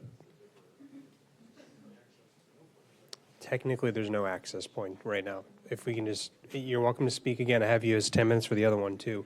But Okay. let's just, because we have to evaluate the evidence separately. Okay, so then, so what you're saying is Canopy Bus roads, Barn trees. can't talk about Yes. Zipper Road as an access? Correct. For anything? Hold up. I'm making that determination. Let her Well, speak. I'm just wondering why I couldn't, because it's considered their secondary access. That's how they presented it. So. Why don't you go ahead and continue, but just try to limit your comments just to Bus Barn, not the other Hey, project. Mr. Chairman. Okay. I'd like to actually make a motion here. Hold that on. It's public comment. There's no open floor for motions here. Let the woman speak, please. But we do have a problem, and I'd like to open these both together because obviously they are frustrated. We are frustrated. They can't talk. We can't talk. So why don't we open these both together? And, I'm going to ask, to make a motion, and I would need a supermajority to do that. Yeah, I mean, this had a ton of good intention. I started it, and Commissioner Feltz came along with it. and I'll defer to Commissioner Feltz on it, but I thought this was the right way of doing it, but this is causing way more problems and confusion than it's worth. And I know this is a real pain to kind of revert this whole thing, but the alternative is to sit here for the next 2 hours listening to public comment and telling everyone to stop talking about trees, and then start all over again with another project and listen to everyone for 2 hours talk about trees and accomplish nothing and sit here till 11 o'clock at night, or take a step back, hear the other one, and then just let everyone come up and speak, and you can restart the clock on everyone who previously spoke. I just think this is becoming a madhouse here. Okay. And, okay. So Pamela, we'll get back to you. This is kind of why I wanted to just hear both anyways. So let me ask I'm the agreeing attorney- with you. I'm apologize. It was a mistake on my part. And I will say that at Planning Commission, citizens. This is literally why they opened both up.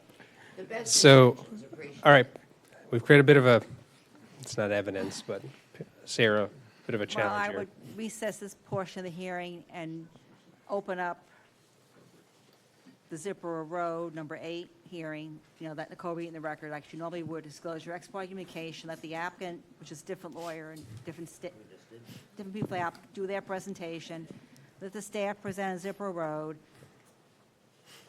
and then we'll hear public comment on both. Okay. Okay. Just sort Sound- of like play catch-up. Sounds good. Before we do that, should we take a short break Yes. so that everyone can Let me, use the restroom? let me address some procedural issues here. So the folks that have commented before, you're allowed to come back and comment. So I have Marino. I wasn't keeping track of the 5-minute ones, but you're welcome to come back. For anyone who has not spoken, you get double the time because it's twice the hearing. So Mr. Marino, you just get 10 more minutes. Vandery, well, I haven't gotten to you yet. But everyone else, you get 20 minutes. For everyone, excuse me, for folks who have not signed a petition, you get 10 minutes. So if you haven't signed a petition, you'll get 10 minutes. For everyone else, it's 20 if you haven't spoken. Or recess for 15 minutes.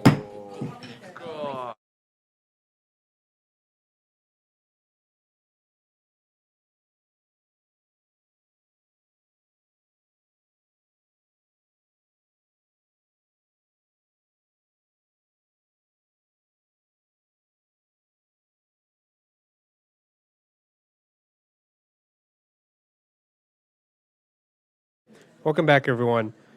We're going to go ahead and open up both items 7 and 8 up at the same time. Ms. Knapp, do you just want to read item 8 into the record? Correct. I already read 7. So number 8 would be PDR 2408ZP, Zipper Road. It's a rezone of 4 parcels, approximately 55.8 acres, from general agricultural to planned development residential zoning district, generally located 2,800 feet north of State Road 64 East and along the east side of Zipper Road, and approving a preliminary site plan for up to 167 single-family detached dwelling units and maintaining the existing personal wireless service facility. And the staff presenter is the same case planner, James McDevitt. Okay. The commissioners like to reveal any ex parte communication, disclose? None? Okay. So, timeframes? You want me to read the time limits then? Double. Oh, yeah. Very quickly before we get to the applicant presentation, considering the amount of confusion around that. So we'll let you present the Zipper Road project. As a point of privilege, I'll let you get back to components of Bus Barn if you wanted to clarify that, anything you wanted to address, because they're all connected, and we're going to give residents the time to speak, double the time. It's only fair you get a little bit more time to speak on Bus Barn again, to the extent it connects to Zipper Road. As far as public comment, so if you've spoken already for 5 minutes, you get 5 more. That's really just Ms. Griffin there. And as far as Mr. Marino is concerned, you get to speak for another 10 minutes. Everyone else who has not spoken, by default, you get 10 minutes. If you had petitions, and I'm still tracking those people, you get 20 minutes. So pretty much everyone else. With that, any questions from the board, procedure, staff, clerk? No, it's fine.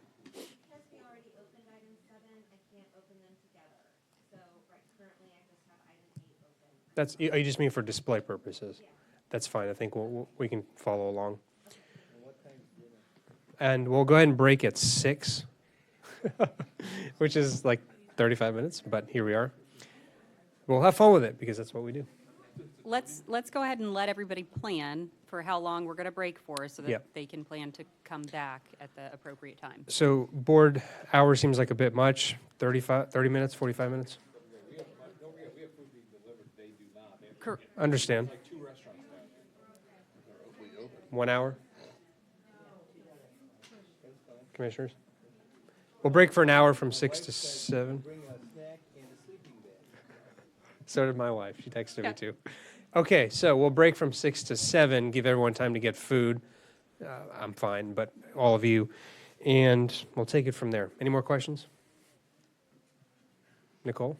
Look like you want to yell at me. Okay. We'll take an hour. It's more for the public than anyone else. Okay? All right. Fine. All right, well, we'll do 30 minutes. There we go. No one's gonna accuse me of starving you all to death. Like, I'm not gonna deal with this on Facebook later. All right. We did already. That's all. Ex parte has been disclosed for both 7 and 8. So with that, 30-minute break, 6 to 7, and 6 to 6:30. I was trying to work in 6, 7 in there. We'll go from 6 to 6:30, and we'll take it from there.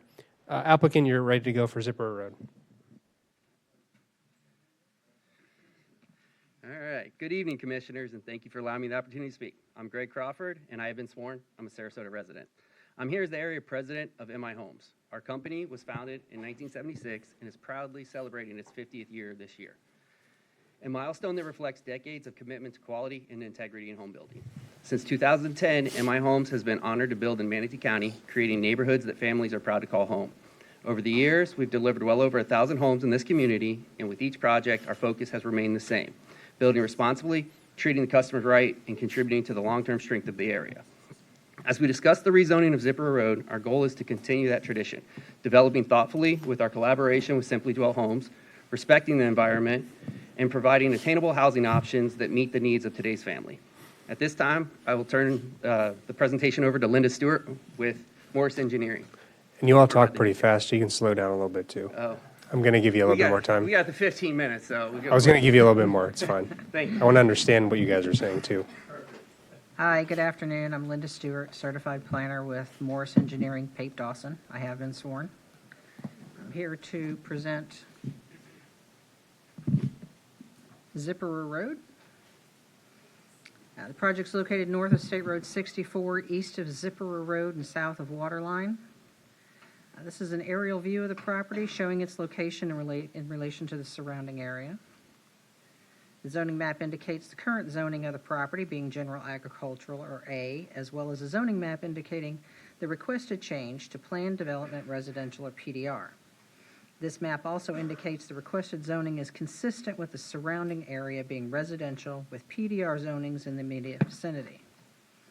As this development has a joint planning agreement, or JPA, with the Bus Barn development to its immediate south, we are also indicating the proposed rezoning of the development to PDR, again showing consistency with the surrounding area, as well as indicating the Bus Barn development is contiguous with the existing PDR zoning to the southwest. The future land use of the property is Urban Fringe 3, consistent with the surrounding area with no modification being requested.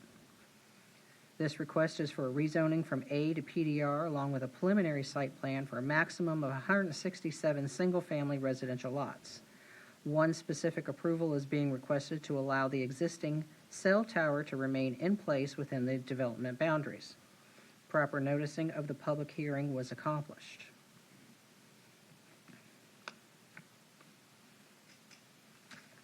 So much for talking fast. The property is 55.79 acres with the future land use of UF3. This allows for 3 dwelling units per acre as set by Manatee County. This development is requesting 2.99 dwelling units per acre. The open space is required to be 25% of the overall development, and they are providing almost double that amount at 49%. The color site plan indicates the areas of open space in green and blue for the general open space, wetland areas, and lake areas. This is a color site plan of the development giving a vivid view of the site layout in relation to the open space, single-family uses, and amenity areas. A JPA has been achieved with the property to the south, Bus Barn, to coordinate the development's vehicular and pedestrian connections as indicated on this plan.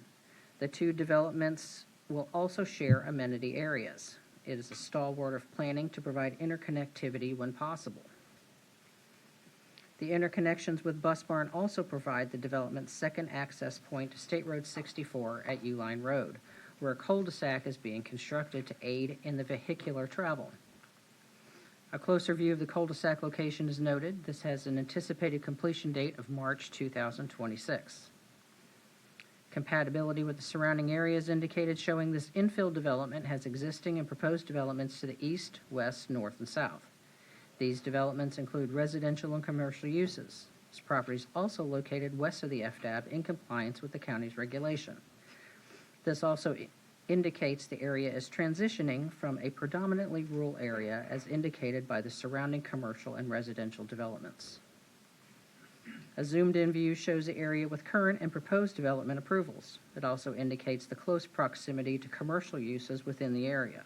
This will aid in reducing traffic trips on State Road 64 for the residents of the community. Residential uses within the area are compatible use as indicated with the exhibit locating existing residential developments within the vicinity of this infill development. The requested density is compatible with not only the future land use designated for this parcel by Manatee County, but with other residential developments in the vicinity as noted with Palm Grove, Coddington, and Hillwood Preserve being consistent with this current request. Typical architectural elevations are depicted, showing 1- and 2-story product types offered by the applicant. Maximum building height is proposed at 28 feet, with maximum window height at 20 feet. Buffers provided for the PSP include code-compliant 20-foot roadway buffering along Zipper Road, 15-foot greenbelt buffers along the adjacent property lines, and 30-foot wetland buffers. The wetland buffers offered exceed the current code requirement noticed in the LDC. As required by the LDC, 2 access points are proposed for the development. The first being proposed is Zipper Road, and the second being an interconnection with Bus Barn to the south. This connection has an ultimate connection to State Road 64. These are public roadways and are not proposed to be gated. Sidewalks are located along both sides of the internal roadways as well as interconnection points with Bus Barn along with a pathway connection for pedestrian flow throughout the both developments. A previously proposed second access to Waterline Road was removed after hearing neighbors' requests and responded. With this connection removal, it also reduced the overall lot count requested from 185 to 167. The utilities are available to the property and will be provided by Manatee County. Existing water and wastewater lines are available along Zipper Road and State Road 64.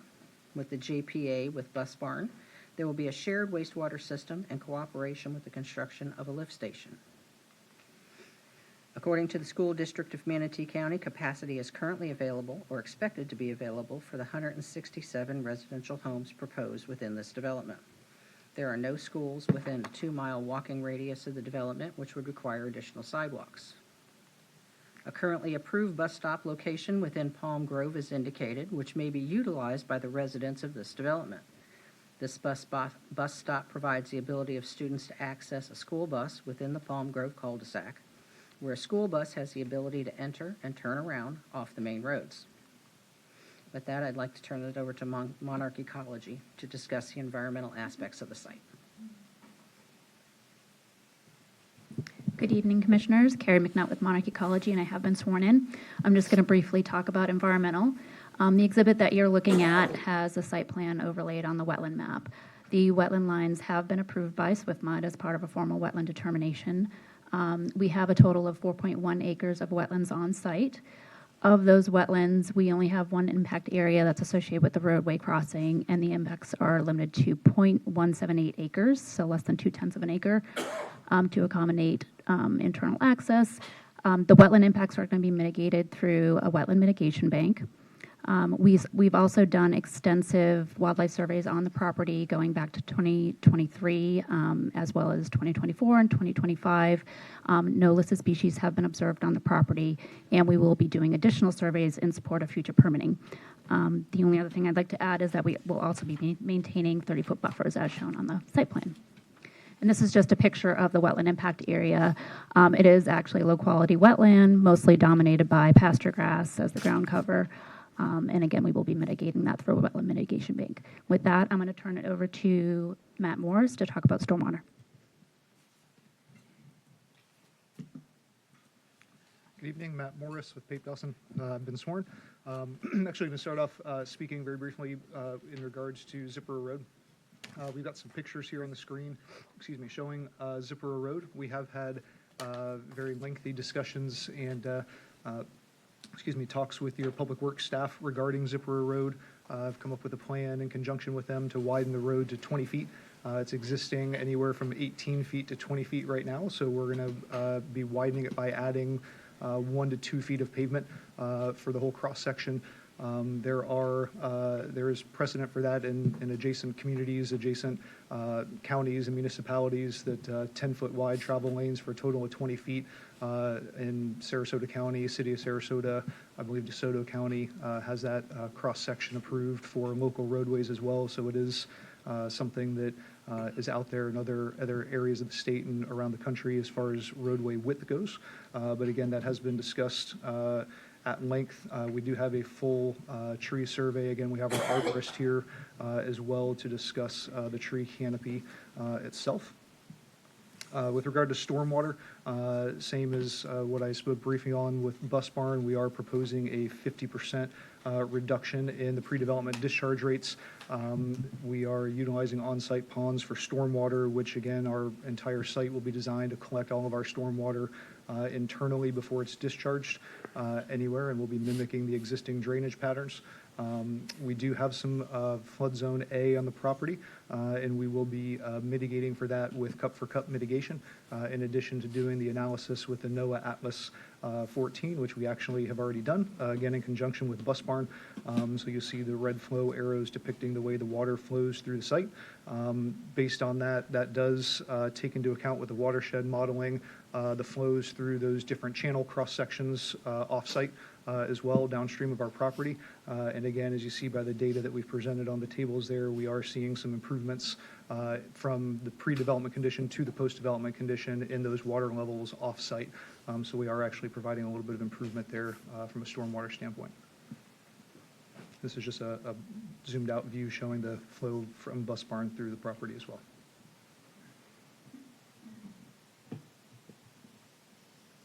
And I'll turn it over to traffic.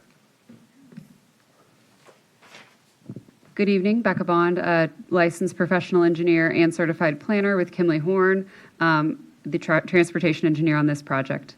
As Linda mentioned, there are 2 proposed access connections. One is a full access connection along Zipper Road, the other being a cross access to the proposed Bus Barn development to the south. The PM peak hour trip generation is 161 trips as shown in this table, and the addition of project traffic is not anticipated to create additional deficient roadway segments or intersections. And I'll pass it back to Linda.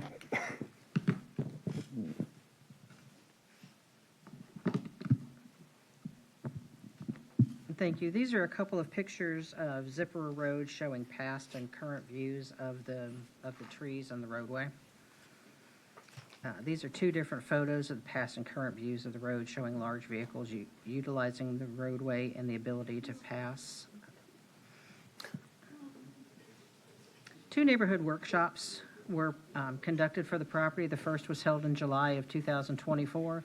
The property owners in the area expressed concern over the use of Zipper Road due to its current condition, as well as concern for improving this roadway and potential harmful impacts to the existing trees along the right-of-way. Additional concerns were voiced by property owners along Waterline Road and the emergency access connection that was proposed to connect to this roadway for the second means of access. The concerns of the residents were heard and substantial changes were made to the development in order to avert some of these concerns. These changes included eliminating the property connection to Waterline Road and added a second connection through the south property to relieve traffic on Zipper Road. A second neighborhood workshop was held November 12th, 2025, due to changes in the development's overall size reduction, residential lot reduction, and addition of JPA for interconnections with the bus barn development to the south. Concerns were traffic on Zipperer Road, preservation of trees on Zipperer, and drainage. A comprehensive plan policy compatibility is 2114 to promote development in the undeveloped areas with public facilities are available for the connection to the property. 2122, the property is located west of the FDAB. 2123, the property is surrounded by residential uses with large residential developments within the vicinity. And 22111, the development is consistent with the intent of the UF3. Staff report had several negative aspects for the property. However, we note the property is not adjacent to an existing active agricultural use, which does not have proper buffering per the Manatee County Land Development Code. The existing tower was constructed as permitted through Manatee County Development Services. Coordination has been made with Manatee County Public Works and staff with the agreed-upon improvements for Zipperer Road. The development also has a second connection to the south at State Road 64 proposed. The development will extend existing facilities from State Road 64 to the development. Minor wetland and wetland buffer impacts are being mitigated. The impacted areas are less than 20% of the overall wetland area being preserved on site. In my expert opinion, the development is in compliance with the Manatee County Land Development Code and the Comprehensive Plan. And we'd like to note that we work closely with staff to satisfy all county requirements. Staff has found the development to be consistent with the density for the area. We believe staff applied the LDC correctly, consistently, and professionally, reflecting their expertise and credibility within the community. You can keep going. I hit it right on the nose. With that, we're available for any questions, and we do have the arborist who conducted the report for Zipperer Road, who is also available if you guys have any questions. Okay, just briefly, do you want to cover anything from Bus Barn again? The trips, stormwater? I do not, but just briefly. if Katie would like to speak on Bus Barn, then Ed will speak briefly. Okay, can we just give him 4 minutes and Ed then leave it at Vogler. that? I mentioned about the transportation question because it's an important one. I heard it in other public hearings, and I want to read to you from Chapter 163, 3180, sub I, which relates to the alternative transportation system that we now have in Manatee County. We don't have concurrency anymore. We have mobility fee. An alternative transportation system may not impose upon new development any responsibility for funding an existing transportation deficiency as defined in the chapter.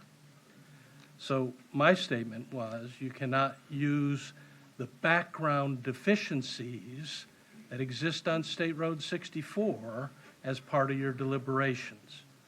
That was my opening statement, and this is a summary of this law. This law on the background question has been in place since 2012. We argue it almost every time at public hearing. You can't hold a current project responsible for the deficiencies that exist on the network. But moreover, and I'd like to invite Matt to come up and complete his transportation presentation with the minutes you've given us, and thank you for that. The staff report says, completely in opposite to the testimony you've already heard for 5 minutes and you'll probably hear again, is that this project will operate within level of service standards. And in the opening statement I made, I read to you the conclusion in the staff report of that fact as well. So Matt, please complete. And let's just be mindful, we're not rebutting anything. I'll let you get away with a sentence or two there. But go ahead, sir, and let's just throw a minute on there, because I cut in. I did say that, I'm sorry. Matt Krim, traffic engineer with Stantec, and I've been sworn. To Ed's point, and the current level service of State Road 64 is B. Currently, if you put the overhead up here,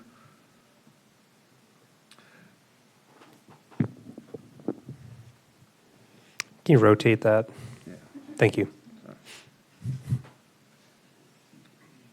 So FDOT has count stations on 64. This one is just west of the project site. It's west of Lorraine Road. And you can look at the 15 years of historical data. Growth on 64 has been 6%. This is the count station on 64 east of this project, out by the Speedway. 15 years of data collected by FDOT. The annual growth rate is 2%.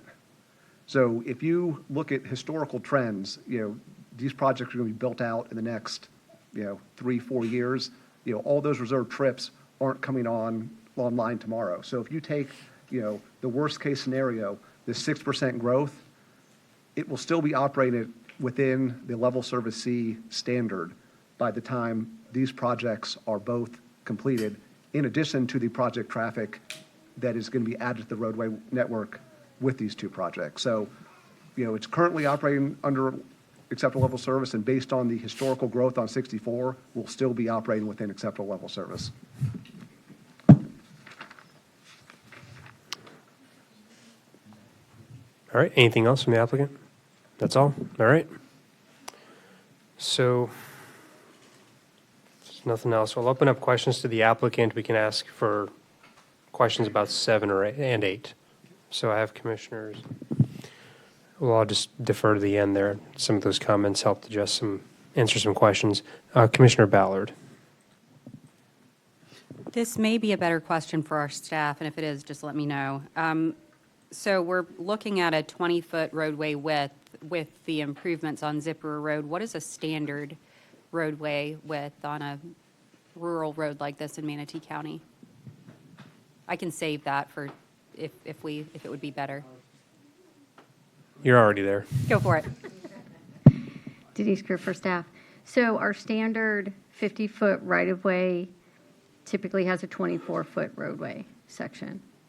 Okay. But we have approved 20-foot roadways before, just to be fair. Okay. So not standard, but it's been done. Yes. Okay. Thank you. And then I have another question.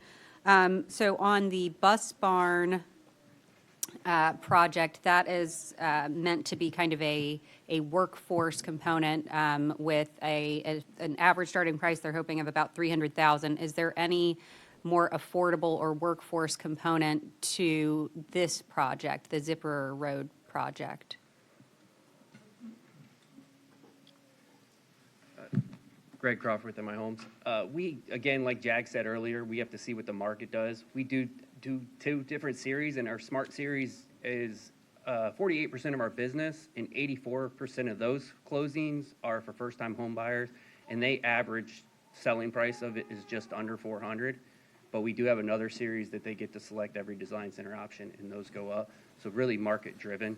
Okay. It's hard to determine that right now. Okay, so somewhere starting around 400, but could be more depending on what you believe the market will bear. And what the customer wants to put into Sure. their home. Yes. Okay. All right, Commissioner Bearden. Thank you, Chair. Okay, just so I'm wrapping my head around everything. So each project has 2 access points. Or are we looking at, okay. Now, that being said, what type of collaboration have both of you done as far as trying to figure out a workaround solution based off of the pushback that we're getting based on this particular project? Because I'm looking at this, and if we're looking at 4, is there even a way to do that, to combine 2 projects that are together that can have 2 access points instead of making? So, and then my other question is that, can we make Zipper Road just an emergency exit and entry so that we don't have a lot of high traffic going, if that's the case? Is that a possibility? Staff says no. Well, why do I see some emergency exits in some of these neighborhoods where, regular traffic can't go through? That's my next question. We might save some of that for staff questions, which is, if Okay. that's fine. Okay. Okay, which is fine. Yeah. Yeah, that's fine. Anything of the applicant, their opinion on Yeah, it? I mean, I guess, have you all had that conversation where instead of having, you know, if there's a, if you guys, since you guys are touching next to each other and you guys are sharing a beautiful pool house or whatever that might be, I was kind of wondering what type of collaboration you guys did to figure that piece out. Or you just guys said, we're just going to go with what we have right now. Commissioner, I'm Pat Neal once again. You were asking an economic question. Our average home at Neal is still in the high 600,000, and these homes currently start at 298,000. So we have bolted our project onto the MI project so that we can use their accesses and share the utilities and share a lift station and share the amenities that we wouldn't want to have in our customers. So we think our economic decision allows our workforce people to have a better property than they otherwise would. The downside of that, well, the upside from our perspective, and maybe yours, is our second means of access, which really is just a second means of access, will depart on Zipperer Road when they need to. Our project is mostly connected to our existing Palm Grove project, but we performed a marriage and we don't want to be torn asunder. We think it's better for the public and better economically to stay with MI, notwithstanding that we don't really need the Zipper Road except as our emergency access. Their side is they also get the economic benefit, and they also get to use their traffic through our property and go back to the roundabout at Uline, which has the public's, of course, and very good access. So we think it will work out. Finally, I'll say, we build houses on canopy roads, I don't want to say all the time, but frequently in Sarasota County, and it has not been a problem. The narrow road will keep the trucks closer to the center and away from the trees. And we have a way of enforcing that, at least with our trucks. I hope that helps. It's an economic and business decision. Well, the reason why I'm asking is, I mean, if you did, let's just say, have a lot of moving trucks that are coming through there, these large trucks, you know, I mean, the height of them and whatnot, that are driving constantly on these roads because people are going to be moving into these brand new homes. They're going to be utilizing that road. How's it going to affect the canopy at that point? We can control that because we control our subs, and Mr. Crawford would say the same thing for his company. We cannot say that we'd control it for the next 50 years, but if we do the proper management of it and train our citizens, put it in our declaration, we can control everything but the errant moving van. But we can't promise that for all times. We control that which we control, which is our vendors or the constructors. We can't control the moving van 10 years from now. No, I'm not talking about moving. I'm talking about, well, I guess you call like big semi trucks with big trailers that are, people are moving down in there and they're driving up and down Zipper Road. And that's why I'm saying, is there a possible way to look at this as just as an emergency exit or entry only, this section of your project? Commissioner, if you'd let me answer that, and we can have other testimony if you'd like, but from an operational standpoint, if you look at the rules of transportation planning, Zipperer Road is not required to support the operational, the way the public, the customers, the homeowners will utilize the roadway network. It's not required. There's plenty of capacity for both projects to come down through the roundabout. The only reason that we have this other condition is because of a code requirement. Second means of access, formal second means of access. But when we're the developer, we plan all of these things relating to cul-de-sacs and roundabouts internally and so forth to protect for emergency vehicles. We sit in meetings and go through all this, but the code requires this second means, and they'll tell you that. We don't ask for it to be emergency only because we go into the teeth of the code. And so what we always try to do is comply. No, I get that. But we're minimizing Zipperer. The projected, Becca can tell you this, the projected number of trips per day is, trips per hour in peak hour, if I remember, is 2 per minute, right? 2 per minute on Zipperer. it's, you know, you say, well, 2 per minute, that's really not much. You sit at a light and go, you know, 2. So I get that, but, you know, I guess this is something I need to talk to staff about. When we're talking about a second means of access, how do you define a second means of access? What does that mean? What can I do? What can't do? As long as it's an access point, whether it's used for emergencies or not, it's an access point, right? In my opinion. So that's kind of what I want, a little bit more clarification on. Maybe Nicole or somebody can help me with that? We'll get to that with staff questions. Okay. There we go. All right, I'm up. Let me just start with Bus Barn real quick. I saw the school board is an applicant on that. To the extent, or what is, No, the school board's not an applicant. they're the property owner? Just Neil. Okay. Just Neil's the owner. Got it. There was a typo in an earlier version of the report. Okay, but the school board owns the property? No, they're out of it. Neil's the property owner. Already sold for it? that. Okay. All right, I'll pass on that one. I did want to talk a little bit about the total trips across both properties, and there are quite a few numbers. Can someone just briefly answer how many PM trips across both properties? I didn't do the math, excuse me, on the first time around. And then are you looking at PM, daily? PM is a measure, gives you an indication of congestion, daily is overall traffic. Right, so we're required to analyze the PM peak hour of adjacent street traffic, so between 4 and 6. And so Okay.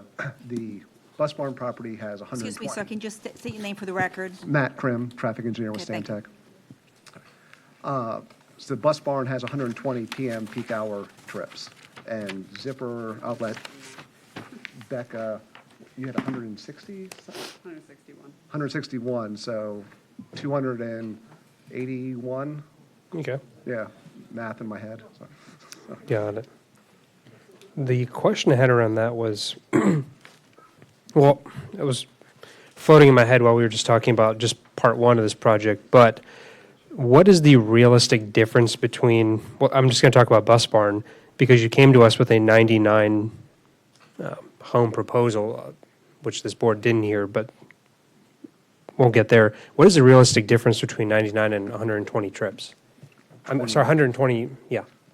21 trips. So basically, it's Sorry, that one- was stupid math. I was talking about the units, 99 units. So realistically, what's the trip difference between what you had originally and what you're proposing now? So the 122 generated 120. The 99 generates 98 or 99 trips. So Okay. it's, Negligible. 21, 22 trip difference. Okay, that's all I had there. Can you clarify the growth rate question on State Road 64? You kind of went through that one quickly. So that was the FDOT data. If you could just show that again. The 6%, Can I? yeah. Yeah. Because you showed 675 and then State Road 64 west of Lorraine.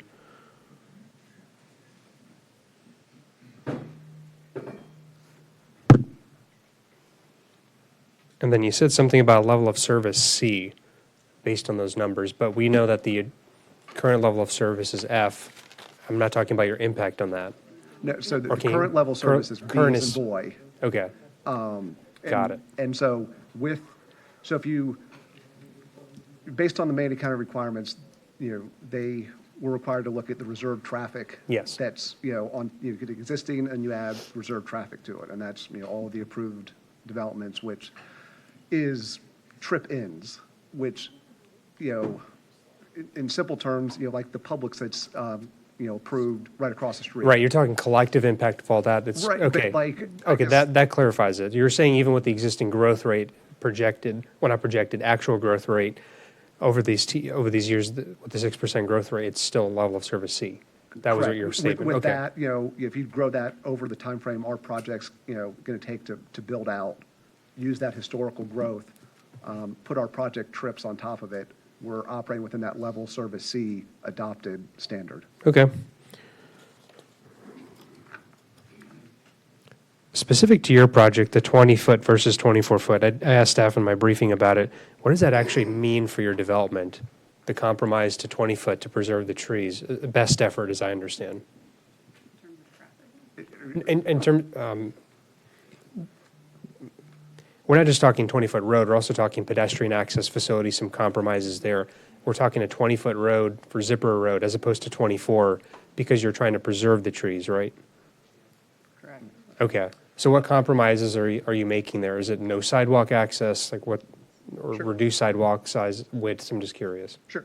Matt Morris with Morris Engineering, or sorry, Pape Dawson now, been sworn. So yeah, 20 feet wide for the travel lanes. If the question is if there's any kind of impact with a 20-foot road compared to a 24-foot road, there really isn't from a capacity standpoint that I'm aware of between Sure, the 20-foot and road and nothing to 24-foot pedestrian road. facilities? In this case, there are no existing pedestrian facilities out there, and the intent of going to the 20-foot road was really to preserve the character of the road, preserve the trees.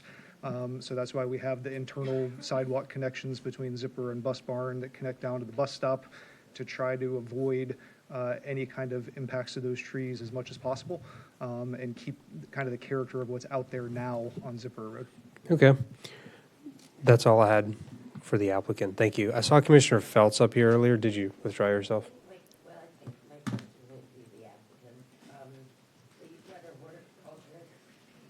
Microphone, please.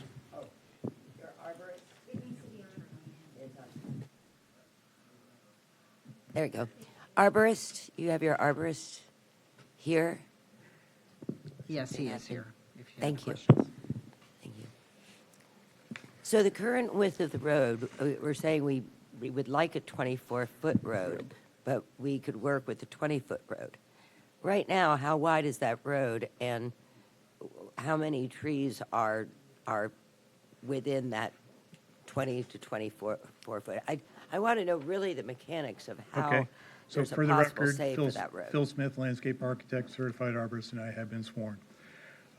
So the whole roadway has been surveyed, and there are 63 oak trees in the corridor, and approximately 61 of those are live oaks. And the width, there's some pinch points in the road to get the 20-foot width, particularly at the entrance coming off 64, about 400 feet in, right at Dieter Sod, so it gets real tight right there. So there are about 2 trees in that area that are impacted to get the 20-foot width that would have to be removed, but I can show you the condition of those trees, and they're pretty poor. And so if they're removed, they would be replaced, but that would allow the width in that area to be 20 feet. The rest of the trees, as you get through that area, if the road meanders a little bit, and we've talked to Matt Morris's team about that, we believe we can work the 20-foot width through, and then it widens out, and the rest of the trees are far enough away from the pavement width to maintain the 20-foot width all the way through. And that's what's being proposed on his concept plans. And those 63 trees, are they on the current road right away, or are they on private property? So they are on the current road right away or right on the edge, so some of them would be partially in the right of way and partially on private property. And as far as the conditions, though, afterwards, because I'm sure the road would have some resurfacing done, you're going to have some heavy construction vehicles going through there. And have you had any previous projects where you have let's say a 5-year timeline from the survival of those trees after such work has been done? So we've worked with Matt's team in Sarasota County on Boylan Road, which is a canopy road. On where? Boylan Road. I'm familiar with it. Which is a canopy road. Yes, sir. And so we developed an arboricultural plan.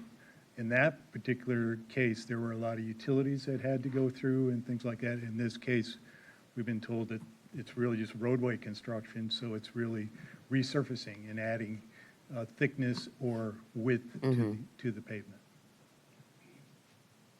And as far as roadway issues, 10 years out with your trees having the root structure that they do, does that kind of play into it too, that you? Well, it does. When you're putting pavement so close to a tree that has that type of a root system. So in this particular case, the trees are established in an existing road right-of-way, so most of their root systems have adopted to, they're working in the swales and things like that outside the pavement edge. When you walk out there, you don't see roots reflecting in the pavement, but they're probably there, but they're not, we're not having to do any excavation to cut roots. and No things like utility lines or anything like that that are running through, that Presently, you have to that's- cut the tree roots to Presently, work them that's through. not proposed, yes. So so you're saying that you're going to be able to save the Canopy Road of 63 trees only by removing 2 and having a 20-foot road instead of a 24-foot road? Is that the Based on the promise? information we have, yes, yes. And there's only going to be 2 additional trips down as far as increased traffic because it's a secondary entranceway that your traffic would not be increased, because that's the other thing too that damages the trees. Yeah, I that mean, part I can't you know, answer the- as you Yeah, said, you can't be responsible for moving vans or cars running into trees or anything like that, but with a narrow road, with a that is a concern, but also the amount of traffic over an area with that type of a tree line.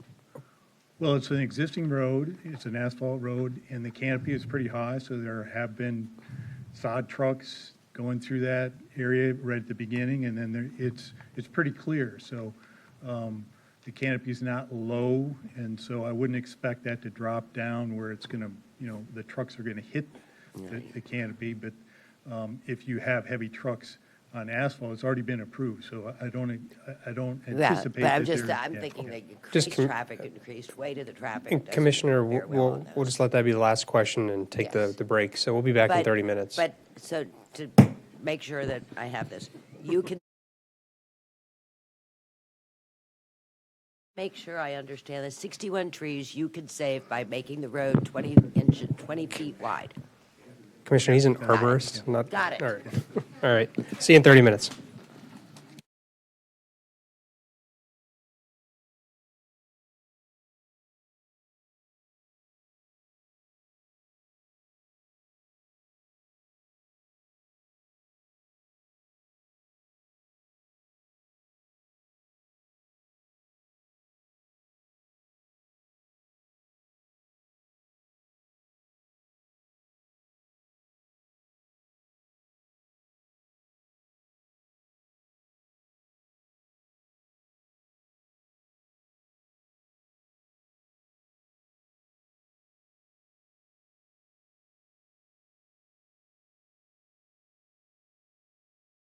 Back, and we're going to go ahead and get started with the public comment portion before we get there, because I'm still working off the last list.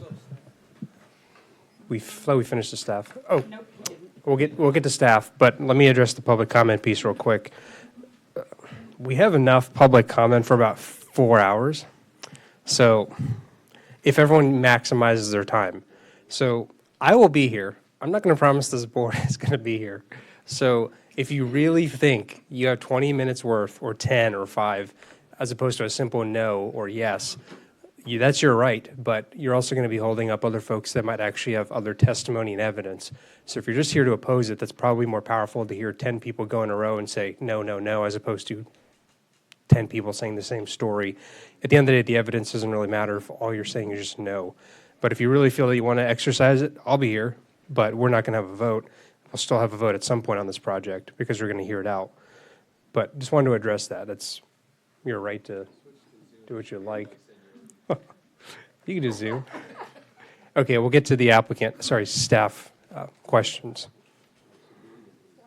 Staff presentation. It's been a long night. Staff presentation. Thank you.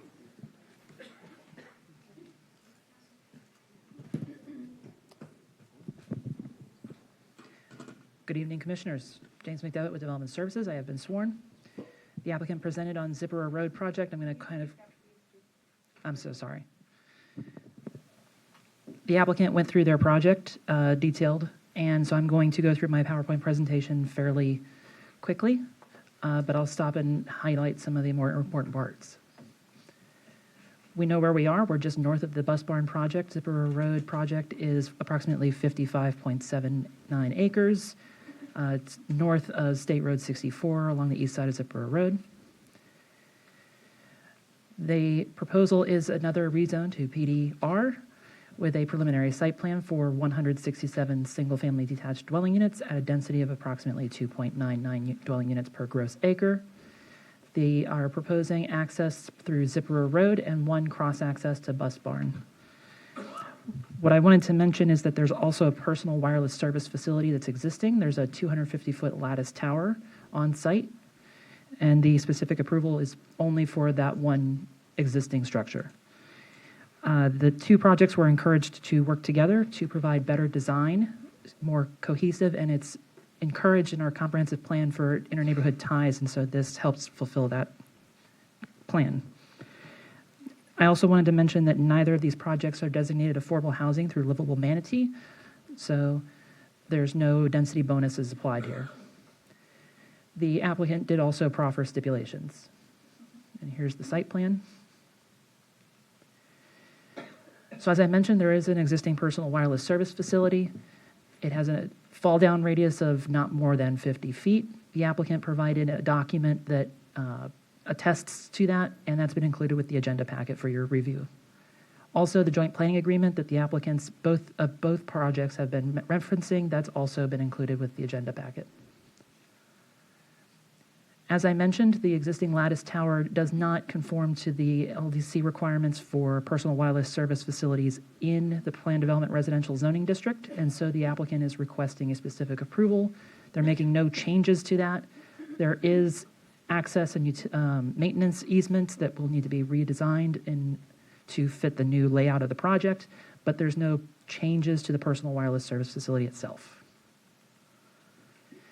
The applicant did hold two virtual neighborhood workshops. The first one was in July of 2024, where they discussed with members of the public about sewer connectivity, natural gas availability, and the potential of impact on water resources.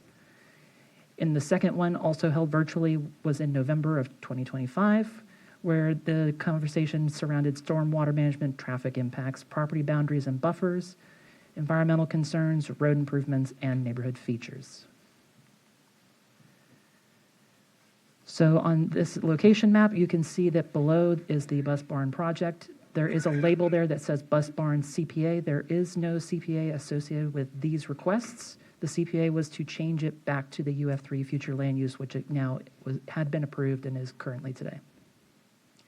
To the north, we have single-family residences with mobile homes and grazing properties. There are vacant acreage, single-family residences, and government-owned vacant public school land to the south. East is single-family residences. To the west is single-family residences and mobile homes. It's the same as the project below, where it's got the UF3 future land use classification and then also the A general agriculture zoning district. There, the site history again is that special permit for that 250-foot lattice tower and a final site plan to continue that approval process for it. There is existing county potable water. There is no existing wastewater infrastructure on Zipper Road. There is existing county 10-inch force main along Waterline Road to the north. And there is no county reclaimed water currently for the project.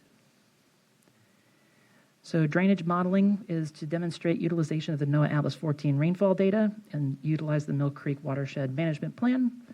The project is within the Mill Creek watershed and shall be required to reduce the calculated pre-development flow rate for a full 50%. The comparison of pre- and post-development conditions shall be included results in terms of runoff and staging. Any fill within the 100-year floodplain shall be compensated by the creation of an equal or greater storage volume with seasonal high water table, and those compensations shall be compensated in sole use compensation areas, not dual use facilities. Here we have a similar map as what was previously shown, now the site being Zipper Road, and the comparison of Mill Creek. And there's a zoom in of those two. Their nearest thoroughfare is State Road 64. Adopted level of service is C with an existing level of service B. That asterisk is denoting existing level of service does not account for the trips from approved projects which have not been constructed. The future level of service is F, with 2 asterisks denoting that the future level of service, both with or without the project, is anticipated to be F, unless State Road 64 is widened from 2 4 lanes, which is required to maintain the level of service standard C. This application was reviewed for consistency with the comprehensive plan and compliance with the Land Development Code. Positive aspects, the UF3 future land use anticipates this type of low-density residential development, and it's located west of the FDAB, where potable water facilities are available. Their project is proposing 49% open space, nearly double of the required open space of 25%. They are also proposing 30-foot wetland buffers exceeding the state minimums. It is adjacent to agricultural uses, which may create noise, light, and other adverse impacts. They will have to provide a an agricultural setback to offset that word adjacent to those agricultural uses. The project proposes significantly smaller lot sizes than compared to the surrounding parcels, which are majority 5 to 5 acre parcels. The existing personal wireless service facility within the project exceeds the maximum height allowed. That's why there's that specific approval. The project takes access from Zipperer Road, which is a substandard road. There's been a lot of talk already about how the applicant is required to upgrade the road from State Road 64 to the project entrance. There is no existing sanitary sewer, and there are 0.178 acres of wetland impacts and 0.014 acres of wetland buffer impacts. The maximum development potential has been reduced as a result of that. The existing personal wireless facility, like I already mentioned, is the specific approval, and the applicant will have to upgrade Zipperer Road to State Road 64. Here are some of the highlighted stipulations, which is a notice to buyers about the presence of agricultural uses. Also, a similar stipulation to the one that was in Bus Barn. The project is limited to 100 units, with the remaining 67 permitted only when the second means of access is approved. From development review, the applicant will be required to enter an agreement with the county for the improvements to Zipperer Road, and that the development will utilize the NOAA Atlas 14. Planning Commission recommended approval 3-2, and the same public comment issues were on this one as the previous, with density, compatibility, flooding, wildlife, Zipperer Road tree preservation, and traffic and utilities. In conclusion, the request can be found to be consistent with the comprehensive plan and in compliance with the applicable standards of the Land Development Code. Additional analysis will be performed at time of final site plan for compliance with the zoning ordinance, with the Land Development Code, and the comprehensive plan. Thank you, and staff is here if you have questions. Commissioner Bearden, you had a few questions last time around. Did you want to ask them of staff? Okay. My only question of staff is to revisit the watershed basin map again. The specific question I had was, what, if any, projects do we have in the CIP focused on drainage improvements as part of that system?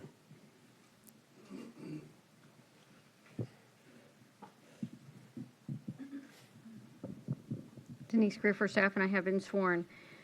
We do have some improvements being done over on Sand Branch, but that is further to the east. All that we have in the vicinity at the present time is the revised Mill Creek Watershed Management Plan that's submitted to FEMA, which will help identify additional floodplain areas. But that's all that we have right now in that area. Okay. That's all I had there. Thank you. Any other questions for staff? Seeing none, I think we'll jump into public comment now. Okay. All right. We'll start with Ms. LaPlante, because we kind of cut into yours last time around, and I still have the list here. Name, county of residence, you have 20 minutes. Pam LaPlante, Manatee County. I have been sworn. I am a 27-year resident of Zipperer Road, and I'm here to oppose the Zipperer Road development. First of all, I'm going to try to make this fast, but I have in case, I think a lot of the people, or some of the people from residents of my street have left already because of the time and the kids and everything.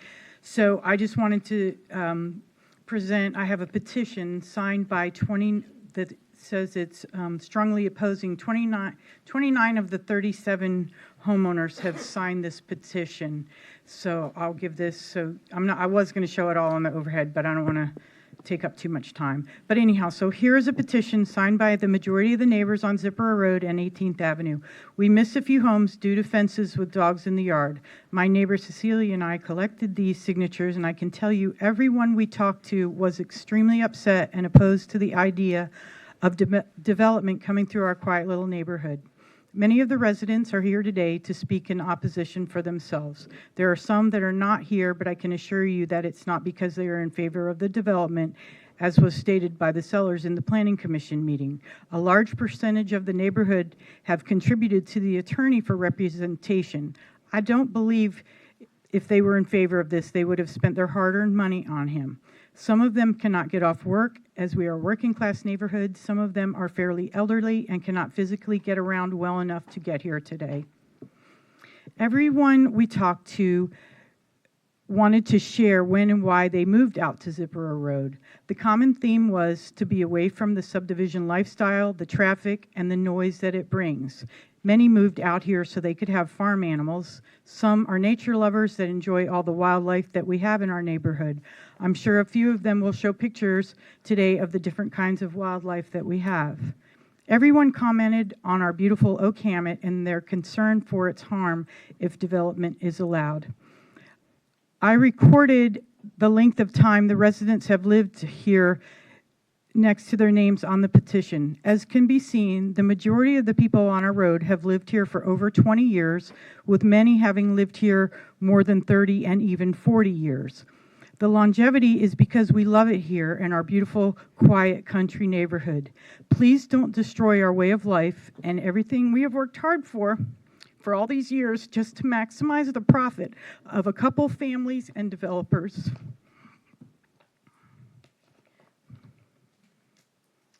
Okay, the road. This is the one, I don't even know where to begin speaking of the problems with the road. First of all, I'm trying to wrap my head around how it is suggested that the road will be improved by merely adding a foot on either side of this road, which is what the developer tells us the county will allow. This is wrong on so many levels. I'm trying to figure out the reason why this is even being projected as an option. Is it the developer selling this idea on widening the road a couple feet because they don't want to spend the money to have it done correctly, yet knowing it will fail and the county will have to come in and do it correctly at the taxpayer's expense? At first, I thought maybe it was their way of trying to save the oak hammock, but however, it is obvious that saving the oak hammock would be impossible, even with adding only a foot on either side of the road. I'm sure the road is not thick enough to merely add a foot on either side of the road, as it's just a chip milling road. And I would assume to build the proper base, that whole road would have to be dug up to put the base in to make it into an asphalt road. And that would affect a lot more of the trees when you're digging down into the root systems.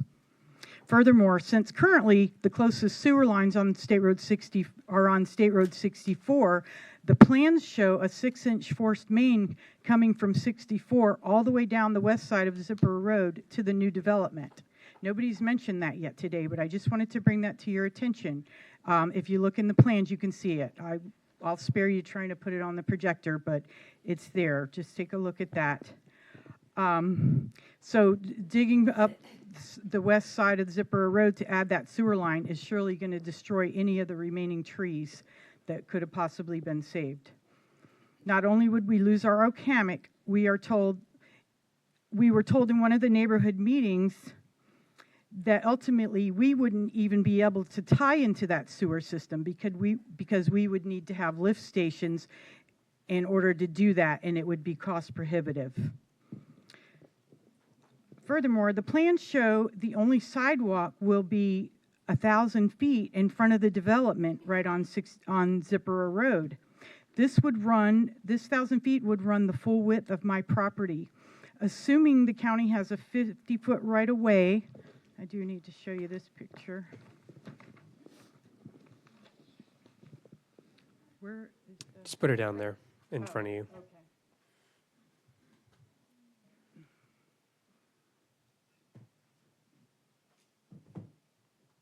Okay. This, assuming the county has a 50-foot right-of-way easement, this is 25 feet between these two cones. I have 4 huge oak trees right here that the cone comes right up to. So if they're going to put in a sidewalk right here, first of all, this is the ditch. This is where all the stormwater from my property from back to front runs down into this ditch. If they're going to put a sidewalk there, then I'm assuming they're going to have to put in a storm drain there and then cover it with the sidewalk. That's going to back up the water that normally drains off my property and likely flooding out my house.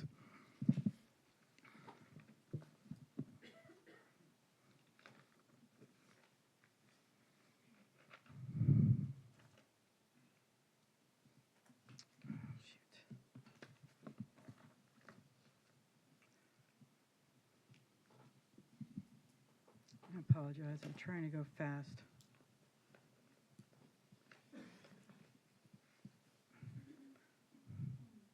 Okay, and lastly, commissioners, I hope that if nothing else, you read the school report where it was stated that they are extremely concerned about the students and the lack of sidewalks from the development to State Road 64 where the bus stop is.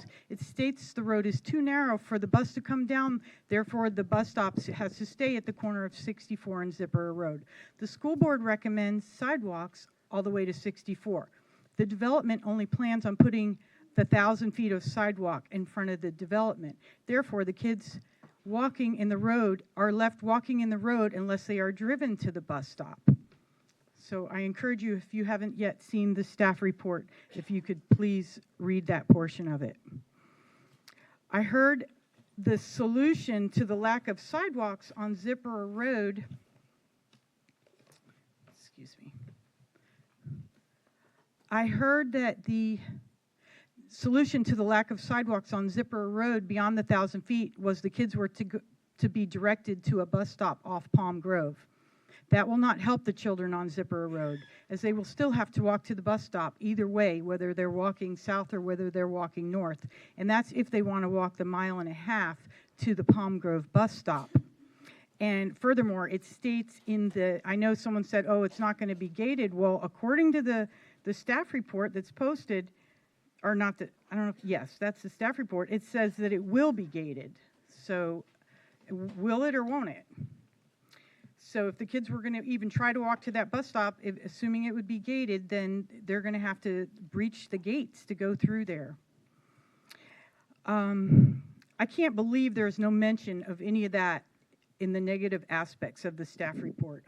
I'm shocked and angry at the apparent disregard for the safety and welfare of the children of Zipper Road. Now that the students will have to be walking in the road that has traffic from the additional 289 homes. That would be roughly 600 additional cars.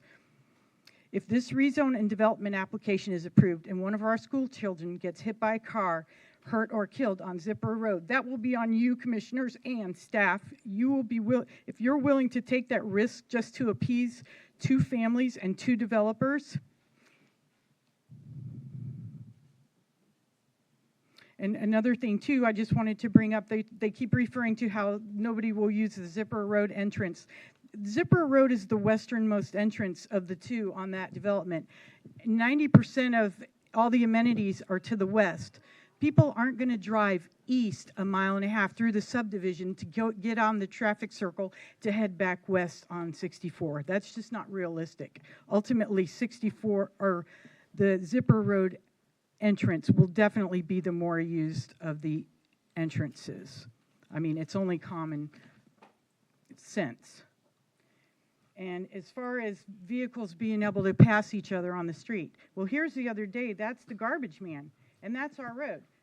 I'm not seeing very much space. I don't know how they angled their pictures to make them look like they did, but this is a picture I took.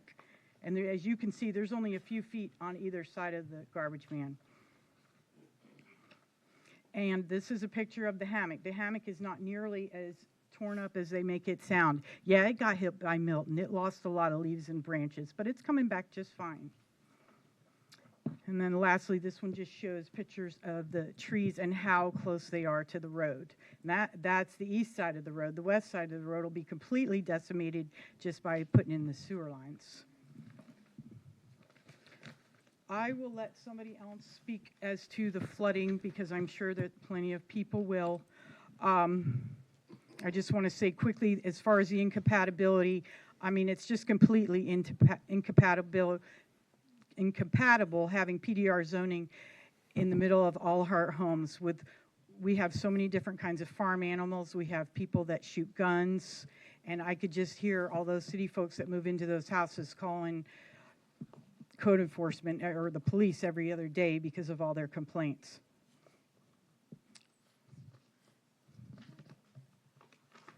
And then lastly, just want to address a little bit. If the sellers speak in favor of this development as they did during the Planning Commission, you may hear the claim that the property is no longer viable, the property they're selling is no longer viable for agricultural use, and that holding on to it has become financially burdensome. I'm not an agricultural professional, but it is likely that a 50-acre parcel is generally not considered sufficient to support a full-scale commercial cattle operation.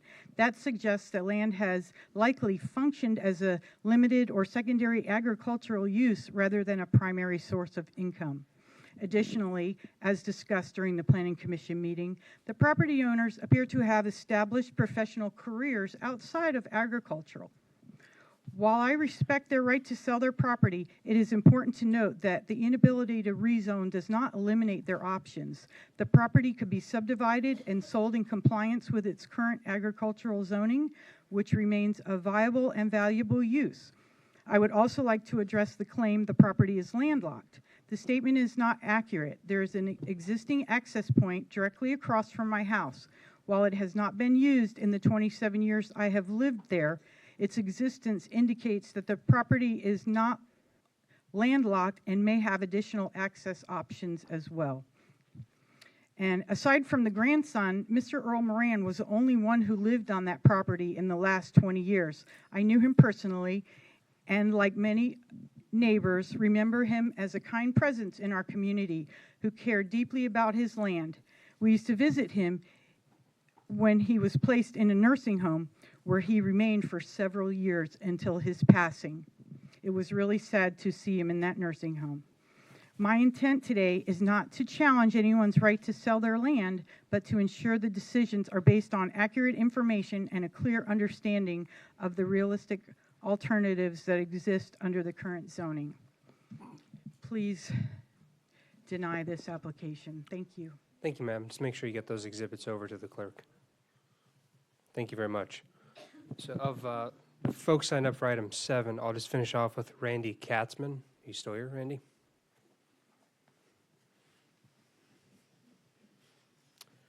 All right. Just come up, state your name, county of residence, and you have 10 minutes. My name is Randy Katzman. I have been sworn in. I'm a resident of Manatee County. My 5 acres border Zipper Road and 18th, so I'm kind of getting a double whammy. Mostly everything's been said.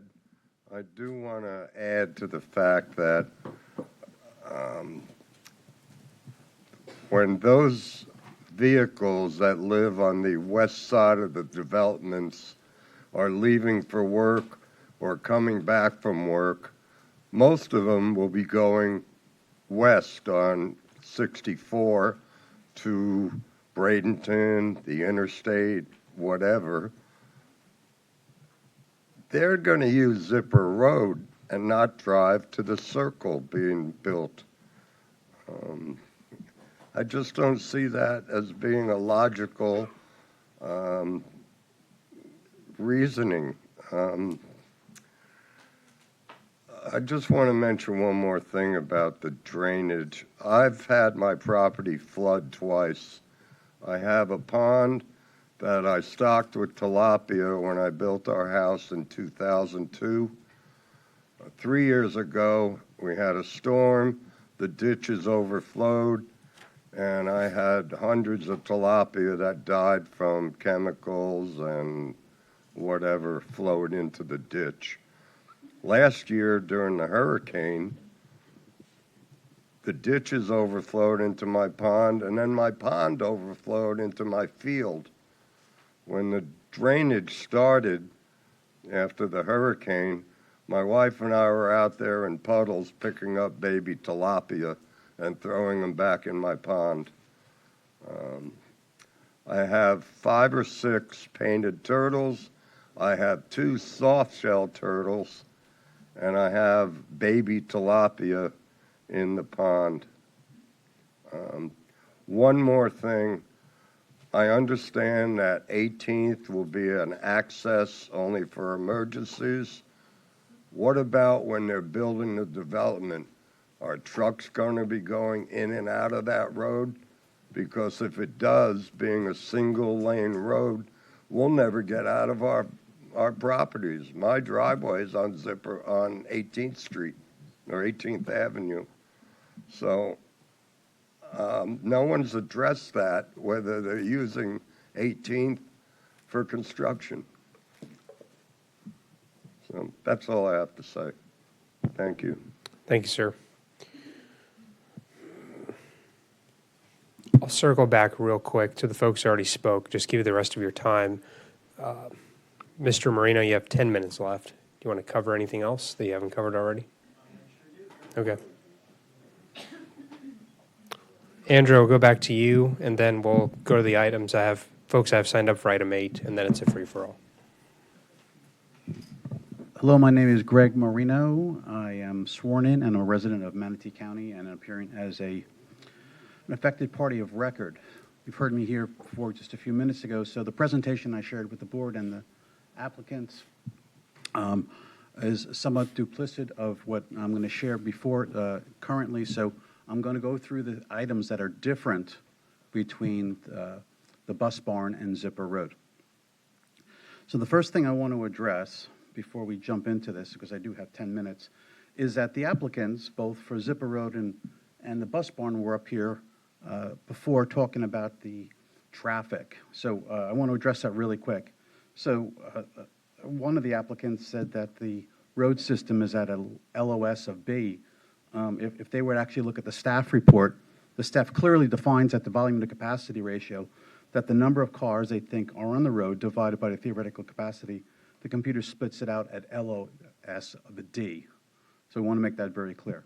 The other thing they did is they brought up this graph on the Florida Department of Transportation showing this historical trend, and the issue there is that the data typically looks at historical data in the rearview mirror.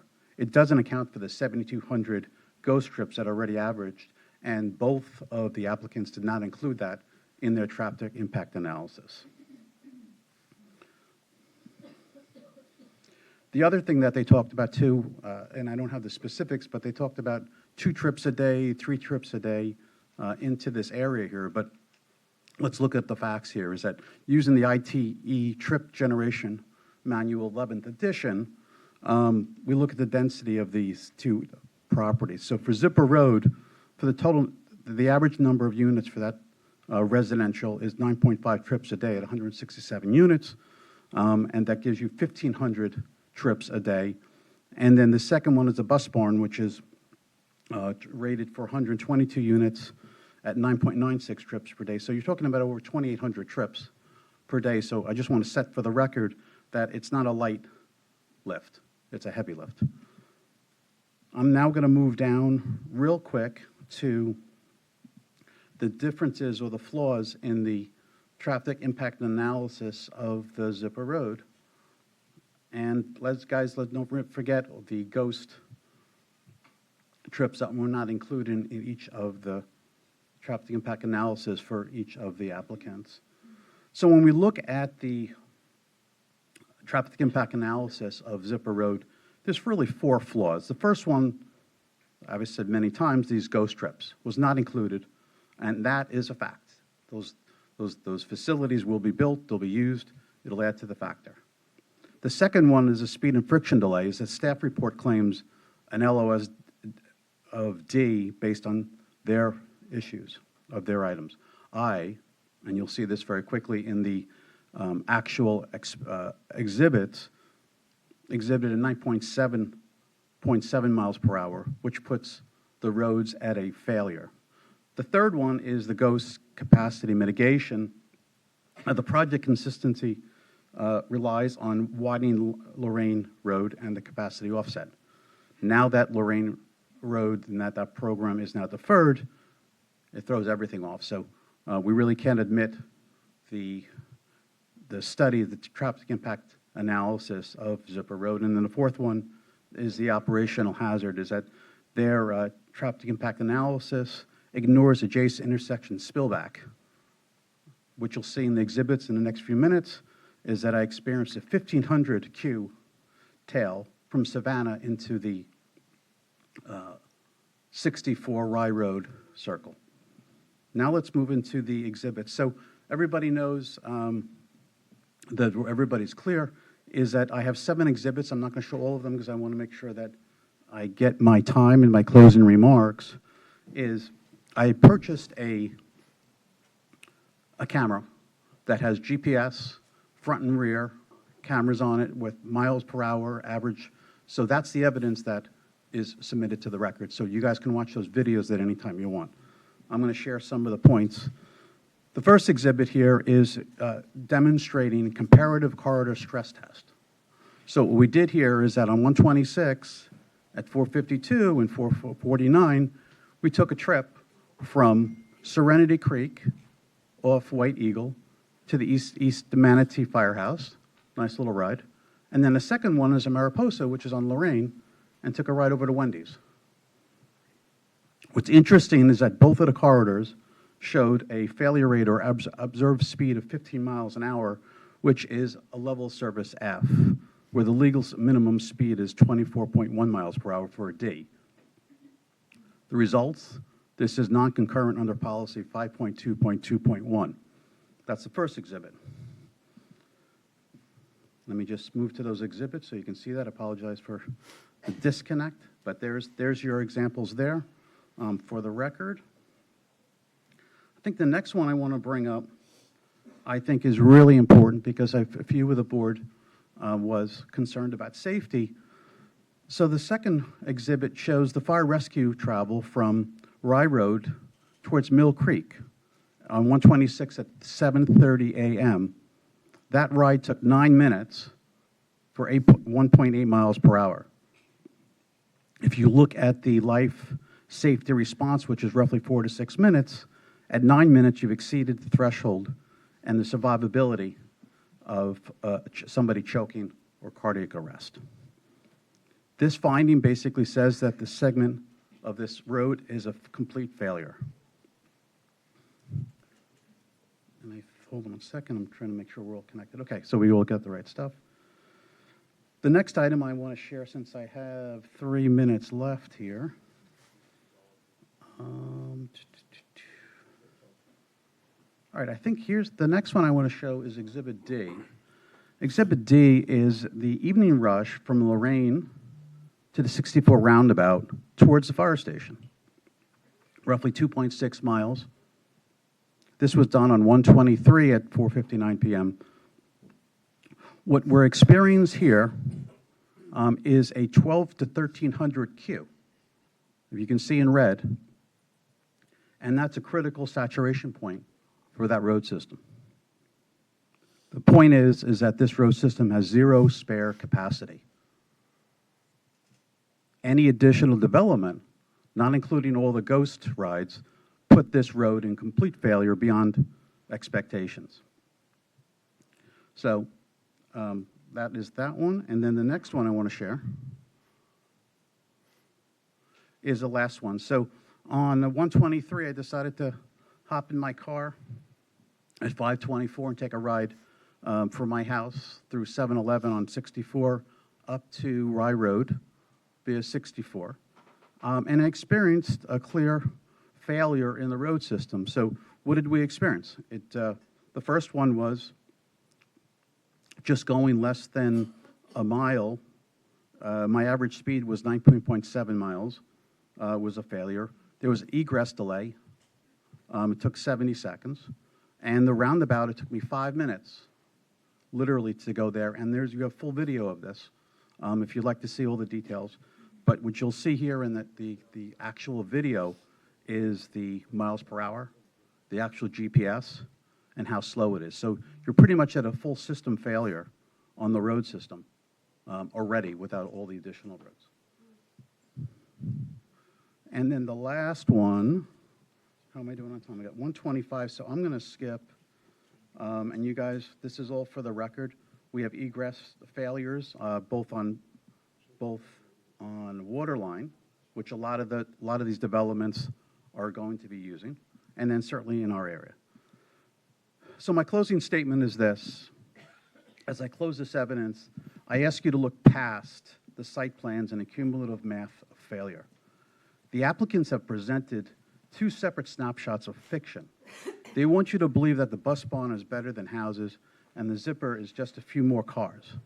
But the asphalt reality, sworn into the record today, that the road does not care about the types of trips. It only cares about capacity, and the capacity is gone. My audit has proven undeniable the facts that the staff report ignored. 1, system saturation. Second, the data is incomplete. And third, the cost of humans. Every second we add a 9-minute emergency response delay is a second we steal from a resident of cardiac arrest or fire in a house. The developers' lesser of 2 evils argue it's a trap. You are not required to choose the best of the worst. You're required by law to deny any project that breaks the promises of the comprehensive plan. Thank you. Thank you, sir. Good timing. Thank you. Just make sure all those exhibits are passed over, emailed over. You got them all. We're all set. Yep. Thank Thanks. you. Thank you, sir. You're welcome. Ms. Griffin, I'll give you 6 minutes. You left a minute off when we ended your last testimony. I appreciate it. Andrew Griffin, Manatee County activist, advocate. I have been sworn in. What we're going to find out here is, because I've been at the Planning Commission with this, now we're here, is, and some of the information that was provided by the citizens here, you guys can clearly see it doesn't take a scientific figure.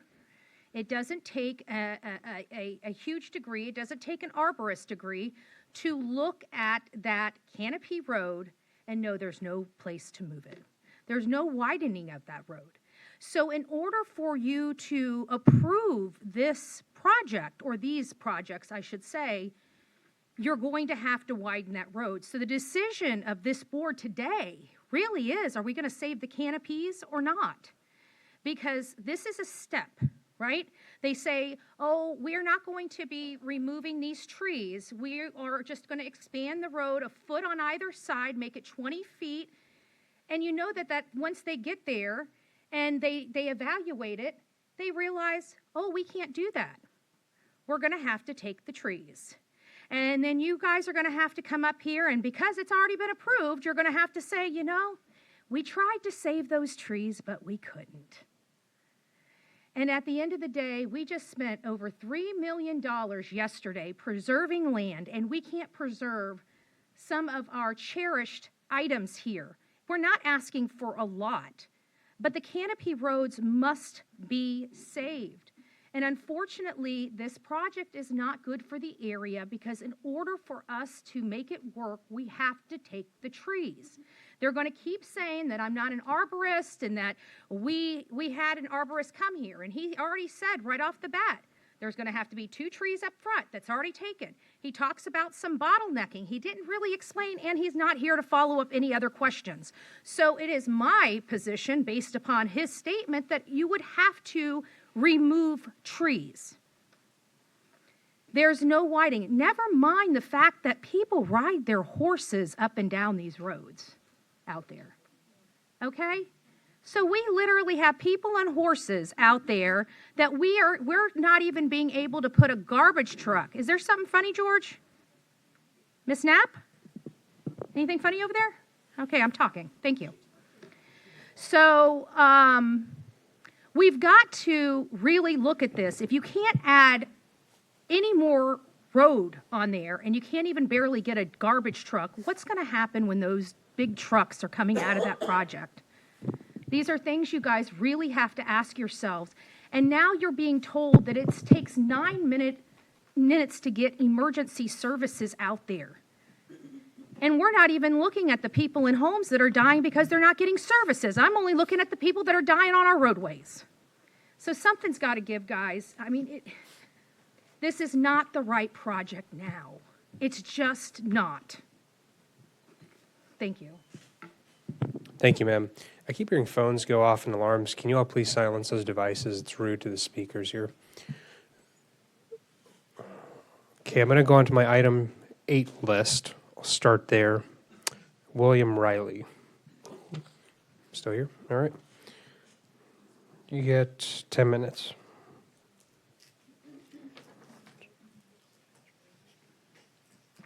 My name is William Riley. I'm a 38-and-a-half-year resident of Zipper Road, and I have been sworn.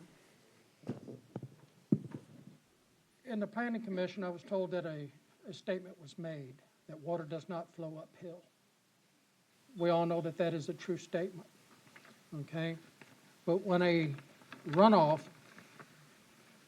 or property is raised, which they're going to have to do to the Zipper Road project, they're going to have to raise that property up in order to make it to where they can build on it, okay? That's, in a sense, creating a dam. That dam's going to back water up. That water's going to end up on us on Zipper Road, okay? We already get the water from, I think it's called the bus barn, because they've raised that property up and so forth. And I have a couple of pictures. I have one of my home, actually. I couldn't find a bait shop, okay, to get any bait to go fishing because I could fish out my front door. Can you load that in the overhead? It's an overhead, I'm sorry. Okay. Okay.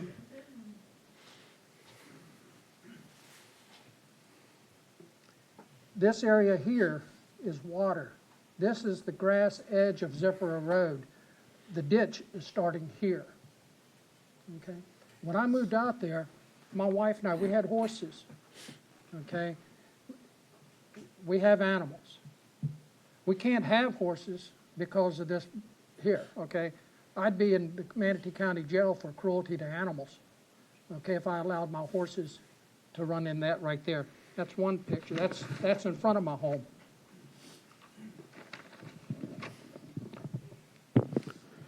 This is another Can you rotate that one? Okay. There you go. That's another picture of my property, okay, in the front.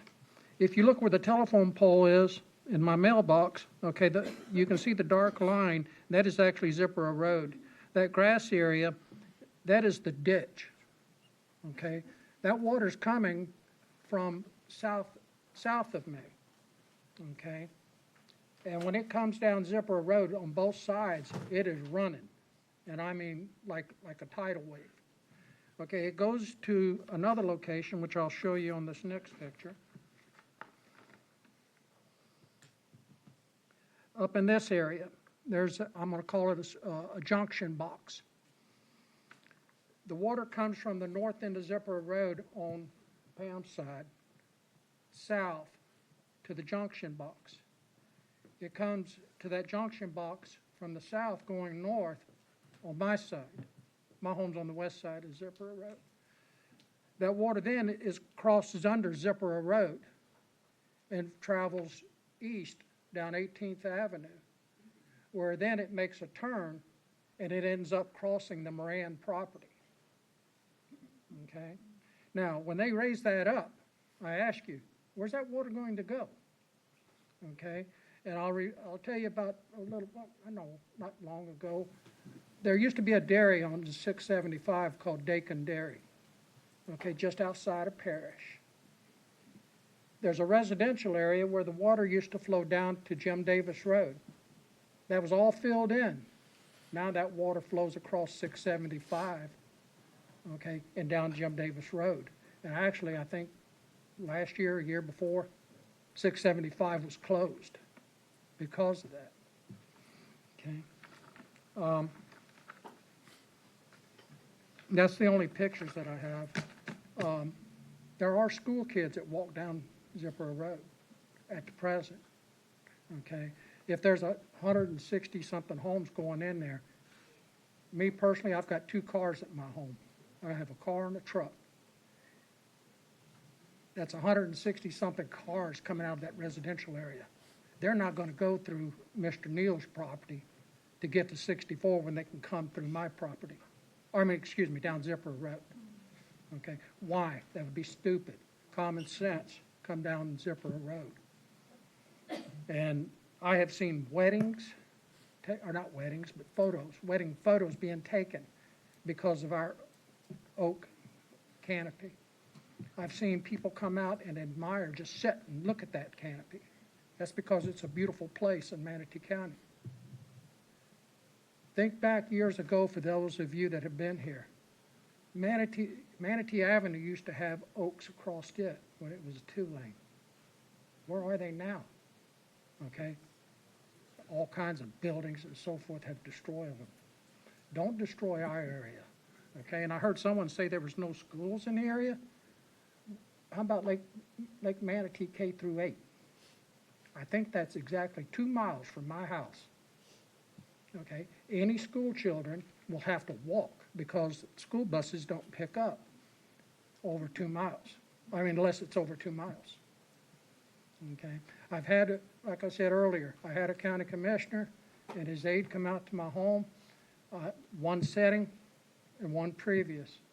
We walked that area. I complained back then. I've complained about school buses getting past there at 64 when my grandchildren are getting on the bus. Okay? God forbid any of them get hit with cars or get killed. But if y'all approve this, okay, like a lady said earlier, you're going to endanger kids, okay? And for what? So 2 developers can save money and join their projects, okay? When they don't have to have the 2 exits and the one, okay, because they don't want to pay the money to a gentleman off of Rye Road, one person, okay, they'd have an access on the water line. Excuse me, I said Rye Road, on the water line. But I guess it's too expensive for them to buy that piece of property. Okay. I don't have anything else to say. Thank you very I much. do Oh, too. go ahead. I've lived on Zipper Road for 38 and a half years. The Morans have never used an access. I have pictures on my phone, but I can't give them to you. But I have submitted them in the letters that I've sent to the board. Okay? If you look at that access, okay, it's right next door, right next to the Chambers property. Okay? It's actually south of the Chambers property. It's all grown up. There's a fire hydrant on one side and a telephone pole on the other. And the entire time that I've lived out there, that has never, ever been used. So their property is not landlocked. Okay? That's all. Thank you. Thank you, sir.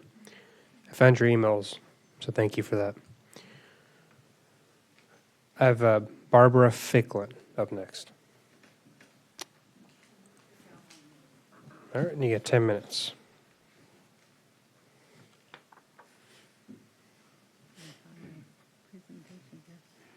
Hello, I'm Barbara Ficklin, Manatee County resident, Waterline. Let's move the mic closer to you.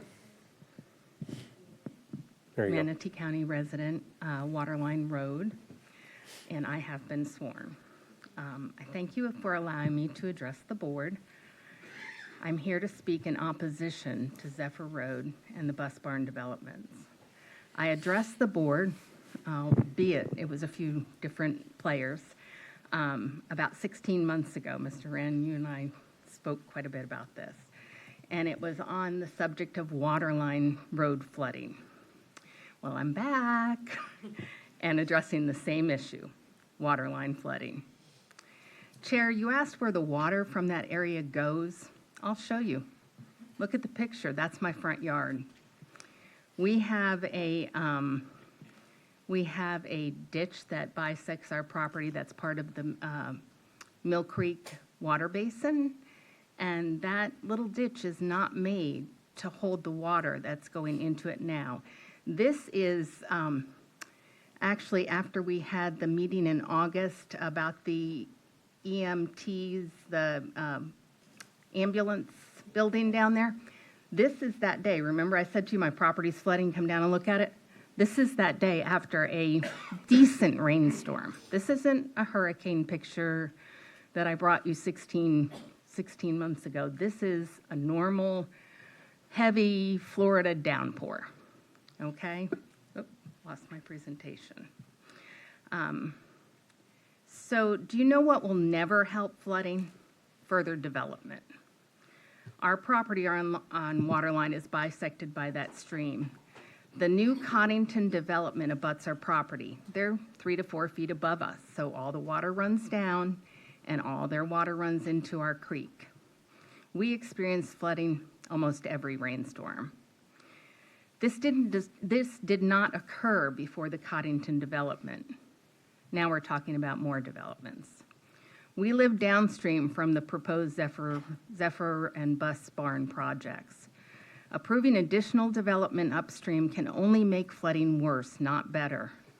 That is not speculation, it's inevitable.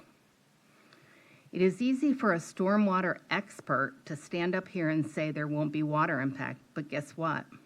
He doesn't live on our property and he doesn't walk in our shoes.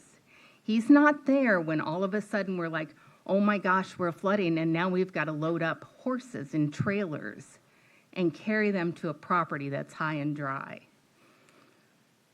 Therefore, I disagree with his assessment. He also stated something that I wasn't aware of until this weekend. Apparently, these developments pump their ponds into the water basin. Well, this weekend, I was another person affected by that. We had water being pumped into the creek, and I did send the proper channels into the 311, and it was closed out. Just said, you're closed. Nobody ever got in touch with me. So I'm concerned. We have all the developments upstream, Palm Grove, and I don't even know the names of all of them, and now we're going to add 2 more into dumping into the stream, on top of rainstorms that we can't even handle. Removing wetlands and replacing permeable land with houses, concrete. Let me address these pictures, I'm sorry. This picture is, again, my front yard. This is also, I don't even know that I have a picture of the backyard, but this is the front yard with impact from the ditch that is the Mill Creek water basin ditch. Can you, yeah, these are just various pictures of the same, and these happen to be on 3 different rainstorms this past summer. Okay, we're in a drought, but we're getting flooded. And that happens to be Waterline Road, and I do actually believe that's from Milton. So, but that is Waterline Road. That's what we were dealing with. So, thank you. So, removing wetlands and replacing permeable land with houses, concrete, and asphalt can only lead to increased runoff and increased flooding. There is no engineering language which changes that basic reality. I understand that denying this project affects one family's significant profit. I can only imagine the price tag on that from Pat Neal.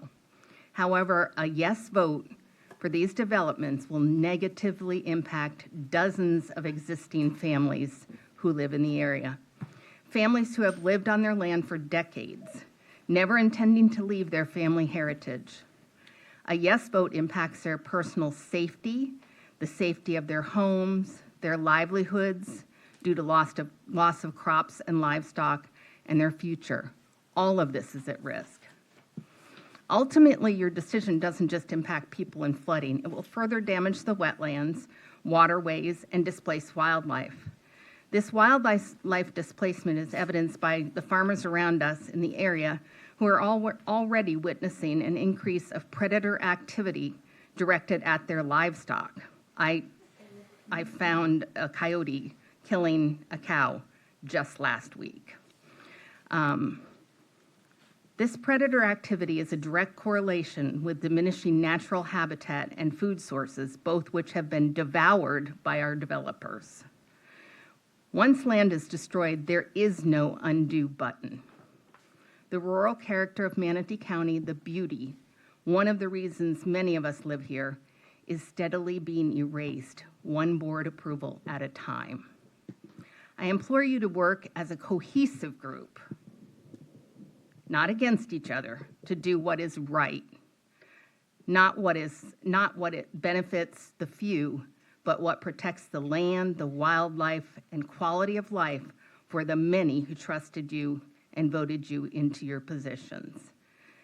Knowing flooding impacts previously approved developments and what they have caused, I strongly ask you to vote no and prevent further development and harm to our community. Thank you for your time and your consideration. Have a good evening. Thank you very much for your comment, ma'am. Okay. I have Heidi. I'm not going to get that name right. Sorry. Minikheim. Thank you very much, Ms. Minikheim. And you have 10 minutes. Okay. She did? I don't see it on my list here. Did you have petitions? Do I have a petition, did you say? I did not know. It wasn't me. No. Oh, Wasn't me. okay. But Yes. that was a that's okay. different one. I'm Heidi Go ahead, ma'am. Minikheim. I was sworn in, and I'm a Manatee County resident, and I'm here to speak about the Zipper Road and the bus barn. We know the bus barn development hinges on the Zipper Road development. Let's talk about the Zipper Road. These developments are going to widen a canopy road by removing what trees need to be removed, then adding a 4-foot swale to both sides of the road. We know that there's no way the canopy is ever going to survive this. Have you ever driven down State Route 64? The traffic is horrendous. I avoid 64 as much as possible because of all the developments that connect into 64. They're unsafe. Hundreds of cars pulling in and out of these developments.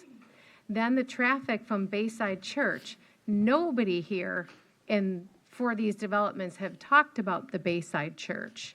Not only on Sundays is there thousands of cars coming and going, during the week they have meetings, they have Bible readings, they have get-togethers. So the traffic from Bayside is awful. And then you're going to add in, I don't know, over 1,000 cars coming off a Zipper for both developments. Let's talk about traffic. Not only are there just husband and wife coming and going from the house in the morning, and then coming back home from work, and then leaving, say, to take their kids to soccer, piano, whatever. We also have cleaning people coming to these developments, lawn companies, roofing companies, AC companies, pool companies, landscape companies, and healthcare workers. And I know this for a fact because I work in HOAs every day, so I see all the traffic coming and going out of these HOAs. So it's not just the owners of the houses. It's all of the extra traffic that comes and goes. There are currently 6,000 houses available for sale on the market in Manatee County. And if you drive down State Route 64, there are houses available in the $300,000 range. So now we need more $300,000 houses. And then who's buying these houses? A lot of times it's big corporations buying these houses and renting them out. So it doesn't really solve the problem of first-time homeowners. Do we really need more housing? We have no water. As we know, Swift Mud has put out alerts that we don't have any water. Where are we going to get the water for all these new houses? And then let's talk about the poop water. We are discharging how much sewer water into our bay, and then we want to do deep well injections of sewer water? Come on. Like, where's the sewer water going to go, guys? And don't give me that look, George. I saw that because I've done that to me before. Commissioners, let's keep it civil. So, where's the water going to come from? Zipper Road is a rural community, and when you rezone housing developments around these areas, you know you're going to have complaints from the residents of the new HOAs with the current agricultural people that are there. They're going to complain about cows, pigs, chickens, horses, a dog barking. This is what happens. This is what happened on Lorraine Road, on the north end of Lorraine Road. A lot of the original people got pushed out by these developments, and the people were constantly calling codes enforcement on them for shooting their guns into their berms, which they were zoned agricultural, even though the HOA behind them was not agricultural. We know this is going to be an issue, so we're asking the board today to do the right thing and vote no. Thank you. Thank you, ma'am. Brief comment on the sewage. That's City of Bradenton's discharges, not the county. I don't know. Okay, I'm not going to go on everything, but to their credit, they are investing $100 million in addressing those issues, so I don't just want to throw them under the bus. So I'll have Martin Hyde for 10 minutes, and then we'll start lining up for action. Martin Hyde, and then I'll get to the 10-minute speakers that I know I have, and then we'll line up. It won't be 10 minutes. Okay. Just going to switch it back on because battery almost ran out. 12 hours, a long time, right? So just bear with me one second. And just name county residents, please. Okay, my name is Martin Hyde. I don't live in Manatee County. I have a peripheral interest. I ran for Congress that was largely in Manatee County, and have you been sworn? Maybe one of these days we'll run for something else. Anyway, have you been sworn? Yes, I have. Okay, Thank good. you. So good to go. all the housekeeping to one side, and coming at it from a slightly different level because. Watching these hearings, I mentioned it to a couple of people, it kind of reminds me of watching an episode of Dateline. People's hearts start racing as at the start one hears one set of alleged facts from the prosecution, and then one hears a completely contradictory narrative from the defense. Obviously, simply put, each side is putting their best points while trying to convince the jury, you seven, that inconsistencies either don't really exist or are irrelevant. Preservation of all of the trees, except the ones that they have to remove, which somewhat conveniently, according to the applicant's arborist, are the ones that are in poor condition. No sidewalk, but no additional danger, despite the increased traffic. I would love to hear someone explain how that one works. Back to the whole Dateline thing, murder weapon, forensics, motive, and opportunity should be what decides the outcome of a jury trial. Eyewitness testimony, though, is notoriously unreliable because humans aren't always consistent.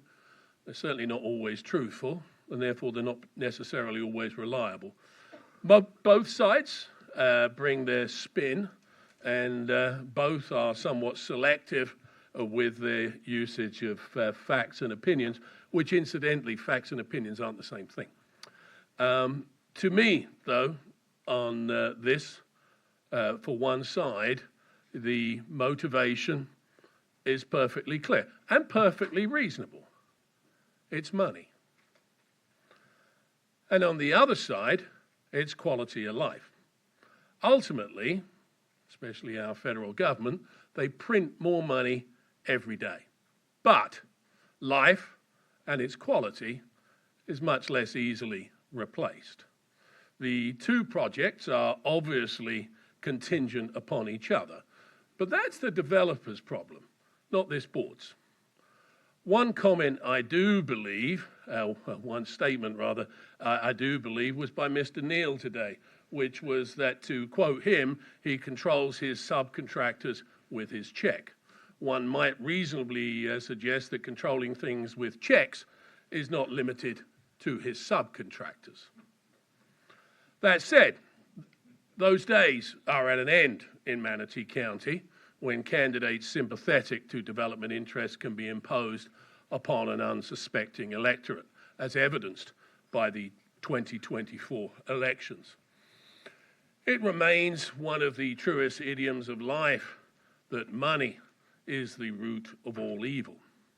Tinkering with a beautiful, quiet road solely to facilitate the creation of wealth for a few people is not going to be acceptable to the residents of Zipporah Road, And frankly, it's not going to be acceptable to the majority of the electorate in Manatee County in 2026.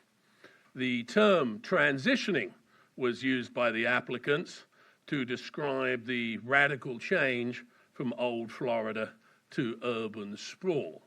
But that's exactly what constituents don't want. Commissioners are not really in a difficult spot here, as the choice is a simple one. You can vote to approve this environmental vandalism, and in return, you'll be guaranteed a cardboard box in the fall of this year or in 2028 to remove your personal effects from your office. The regional sentiment, whether the developers like it or not, is overwhelmingly against this kind of project. Going against public sentiment always ends the same way, either this year or in 2028. The choice is door A, which is community opinion and interest, which comes with elected office, or siding with special interest donors and going out the exit door, which is marked B. There is no door C. Thank you, sir. Do I have a William Moran here? You do, sir. All right, come on up. You got 20 minutes.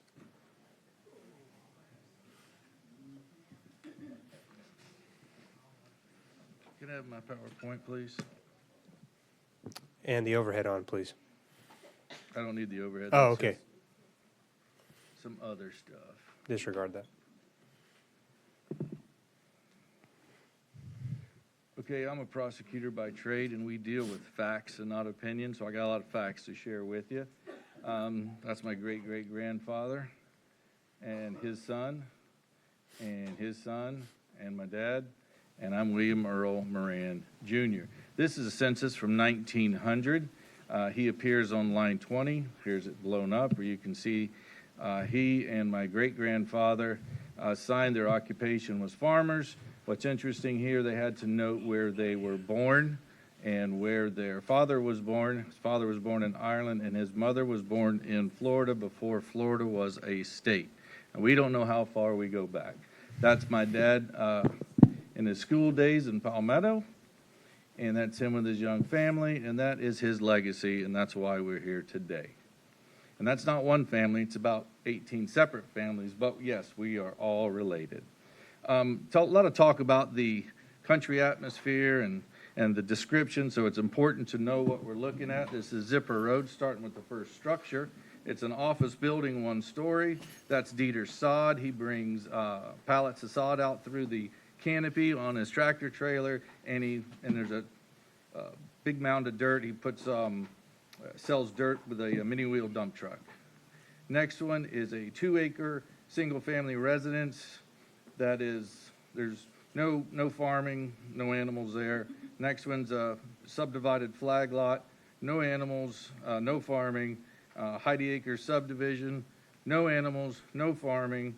This one's been zoned PDR already. It's a Snyder subdivision, no animals, no farming. Same for this one. This one is the next lot. It's the one that touches the bus barn property going on. Zoning PDR, right down Zipper Road. No animals, no farming. And the next one, still in the subdivision, no animals, no farming. Going back to the front across from that subdivision, on the other side of Zipper Road, Zoned A, 3.5 acres, no animals, no farming. A1, 3.64, no animals, no farming. 4.17, no animals, no farming. This is Mr. Riley's residence, 1 acre, A1, no animals, no farming. There's a 1 acre lot behind him. There's another 1 acre lot on Zipper Road. There is a 2 acre lot behind that one. All these, they don't have any animals, any farming. The only animals that we can see on Zipper Road that are like considered farm animals is this property here. It's a 3.6 zoned A. As you can see, it's pretty much a sand lot. There's a few goats there. There's maybe a cow in the back. If you look down at the bottom of the screen, that's the house. That's Earl Bailey's old house. And there's 1, 2, 3 travel trailers and somebody living in one of those travel trailers. But we don't care what they do on their side of the fence, right? None of our business, but this is the neighborhood, right? Just trying to show you this is not the Ponderosa. This is a cut-up residential neighborhood with county water in place. The next one you'll see is 0.288 acres, less than a third of an acre. You'll see that little shell circle underneath that box. That is a commercial boat and RV storage business. Next to that quarter-acre lot, and that little house right there, built in 1975, and the house next to him was an earlier speaker. She talked about the country way of life. She moved next to that quarter-acre lot to establish her country way of life, and now has a commercial business as a neighbor. Her other neighbor is 1.92 acre lot. Now on 18th Avenue, what we're looking at is a 1 acre, single family residential, no farming, no animals. That used to be 5 acres and part of 10 acres. It was Miss Roberts' place. She sold 5 to Lampum, and Lampum built that house, and that's been subdivided. Now there's 3 lots there. The next one is 3.7 acres, zoned A, with a single wide mobile home, no farm, no animals, but he does have another boat storage business there. This is a topo map. Those black lines there shows you where every drop of the water goes. This is your topo map from Manatee County. I did 6 years Manatee County surveying in your transportation department, and I did most of your stormwater surveys back in the day. If you go from the top corner down, you'll see that goes to the wetland. Those dark white squiggly lines, those are ditches. Those are 1 foot increments in elevation. Any of you with an engineering background, you understand what we're looking at here. Mr. Riley did make a true statement. Water does not run uphill, and not a drop of this water will ever get on Zipper Road. The wetland that you see is that squiggly area that kind of snakes around. That's been the wetland for a long time. I'll show you. This is a blown up representation of that same map, your data. If you look at Zipper, there's a black circle that says 37. That's 37 feet. Next to that, it says 36. Next to that, it says 35. If you go down to the E, under that, it says 32. I submit, not a drop of water is going to run 5 feet uphill and get on him. If you look behind his property, that's where all the water comes from. He said it comes from behind me, if you listen to him. What's happened is everybody put a home on a cow pasture, they built a mound, and they put a house on it. And it destroyed the way the water flowed. Without engineering, without mitigation, without planning, nothing. That's why they have the problems. It's not because of anything that happened downhill. And never, ever is a drop of our water going to get on top of their land. This is the bus bar. This is our project here. As you can see, you look at all the way over to the left, Zipper Road and 18th Avenue. That water comes about halfway and it runs up to where? That mitigation pond, where we catch it, we retain it, and a 50% reduction downstream. Same thing happens in the L1, just to the right. Same thing happens in the L2. Our water, we catch 50% reduction in runoff. That person who was talking from Waterline Road, she ought to be up here begging you guys to approve this. 50% less for them is great. Can you move the How does that microphone a little help bit Zipper? closer to you? Excuse me? Microphone a little bit closer to you, please. How does that help the people on Zipper? They now have a dedicated place for their water to go. He even said it. It runs to 18th, and it goes down, and then it cuts over. Now there's a place for it to go. It's not just going to sheet flow wild out into the wetlands. Now we're going to grab it, catch it, hold it, and metered, controlled flow out with a 50% reduction. That's good for everybody. This is an aerial from 1973 showing you that the way the water, the land and the ditches, they've been there before anybody was there except for us and 6 neighbors. And the bus barn property, that's that, you can see where the dot is, that's our property. Just to the south of that is the bus barn. This is a property where, some of the people have bought houses near or in the wetland. They buy the wetlands, and then they complain that the wetland is wet. But they still try and sell them for development. But they come up here and they speak and they protest against this. This is the back of the property. Also, it doesn't run uphill and get to Sand Creek. It never has, it never will. If you look all the way to the left, you'll see 54. These are 1 foot increments. So if you count every white line till you get to 61, then you'll see it goes 59, 57, and that's the Sand Creek. We heard a lot about the Sand Creek. I bet you've heard all kinds of stuff about the Sand Creek. If this guy wanted to develop on the Sand Creek, he would protest him. Because he's right on top of Sand Creek with a septic tank. 1940, no trees on Zipper Road. That canopy's not centuries old. It might be 50 years old or 60 years old, but it's not centuries old. Not a tree in 1940 on Zipper Road. 60 plus years later, aerial photograph 2003, that's still a dirt road. What does that mean? For 60 plus years, we run a road grader right down beside those tender oaks, and they're doing really good. And you can see the canopy only extended to the Harry Dalford's place right there on the corner. It's more now growed up in somebody's fence line, but this was the canopy. Those are even less old, those other trees. This is that photo. That's 20 foot wide. That's a full-size semi and a full-size pickup truck and enough room between to drive a golf cart. And the semi is about 3 foot off the edge of pavement, and the pickup is on the edge of pavement.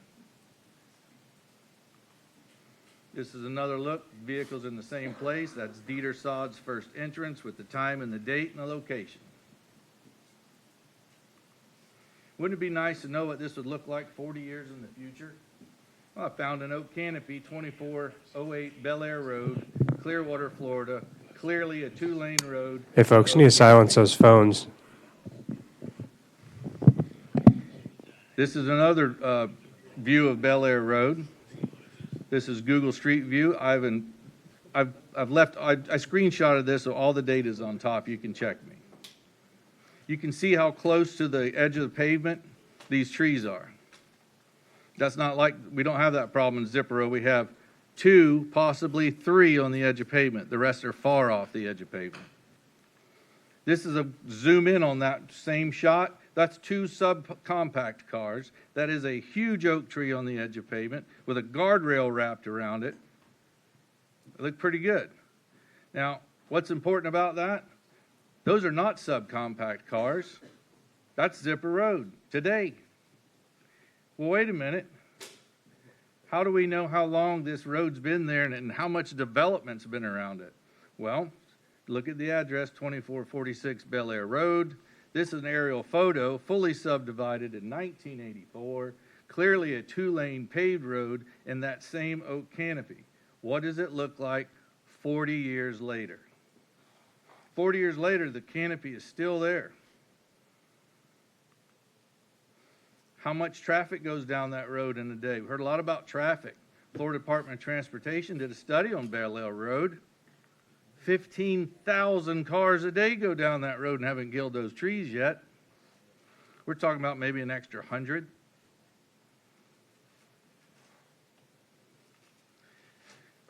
Zipper Road's wider, and the trees are farther from the road's edge, and traffic will have no impact based on the historical and empirical data. This is an aerial photo from 1973. Where it says 15th Street East, under the 1 is about where 15th Street East is. That is how far we had to go to get groceries. And right under the 5 is Manatee Elementary, and that is where I went to school. And there ain't nothing this side of that. and it was 30 minutes to get to town. And if you forgot it, it stayed forgot. People talk a lot about the traffic. 8:01 a.m. from Zipper Road to this, right across the street to the courthouse, 31 minutes. How is that possible? That with all this traffic and all these people, I can get farther than I could in 1973. Well, maybe it's because we have 26 more north-south lanes of travel, right? 16 more east-west lanes of travel. Look at that dot. The dot's in the same place. What's surrounding us? People who said the traffic is bad, they weren't here when we had no roads. They were here when we were building the roads. Nobody wants new neighbors. Nobody. But competent and substantial evidence is the burden of proof needed here. Now, I've shown you from your own databases and state agencies facts. Mr. Heide, he made a good point, right? Facts versus opinions. The fact is, we went above and beyond the minimum to set a new standard for this development in Manatee County. We've shown you how this will benefit even the people who speak against it, especially those downstream and the ones upstream. The ones uphill are going to benefit just like the ones down on Waterline. Because a 50% reduction is 50% better than nothing. There's no valid reason to vote against us. The feller with the traffic stuff, he was talking about Rye Road and Waterline Road. We're not using Rye Road or Waterline Road. The capacity now is 37 cars a day. What is that? 1 an hour? That's all that road can take? It can take all the RVs and boats they want. Talk about motives.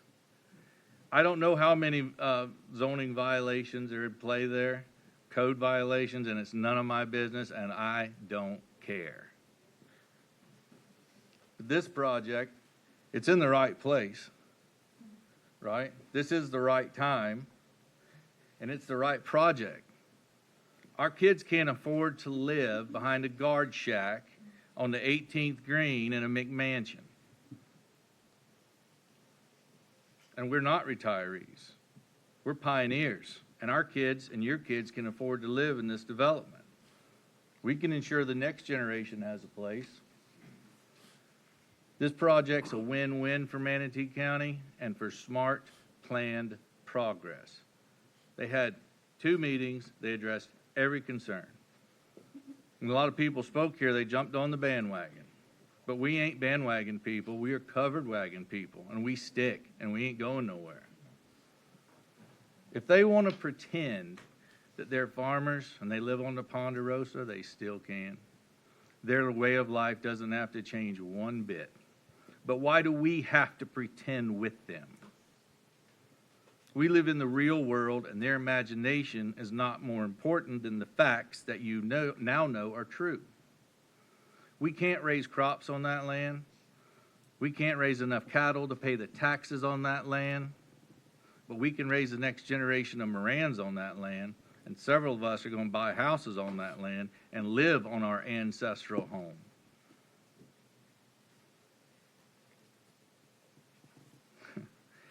We ask you to do what's right and let our family continue to live and grow on Zipper Road. Now, I took an oath to enforce the law and seek justice in my job. You took a similar oath, and we did everything by the law and your codes. We did 2 revisions to meet their concerns, and no, the trees are not coming down. The road is more than wide enough, and water don't run uphill, and that is not the Ponderosa. Many of the people who spoke against us may have not lived so much by y'all's rules. I don't know if y'all support that or not. I would say no. Many of the lots are already planned development residential, and the same across the street without rezone for Class A. We can't do 5-acre tracts on there. That easement is not, it's not suitable to subdivide off of. We can't do it. We tried. We looked into it. 2/3 of the properties out there are under 5 acres and as little as 0.28, which the density on that is higher than ours at what we're asking for.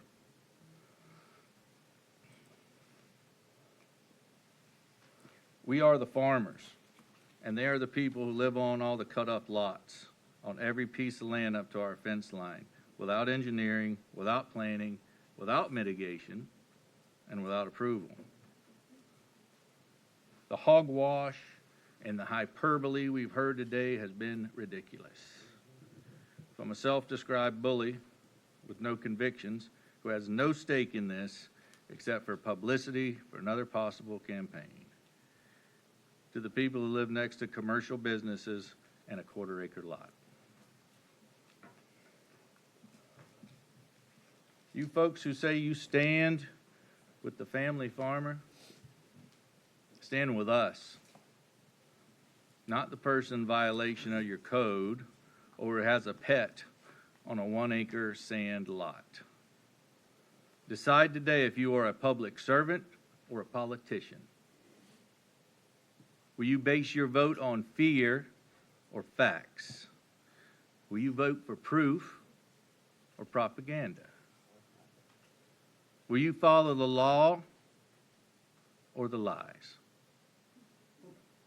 Vote yes for the future of our family and Manatee County families, and vote yes for a higher standard of development, which we have given you, and yes for the best use of that land. Thank you all. Thank you, sir. We'll take a 10-minute break and be right back at 8:17.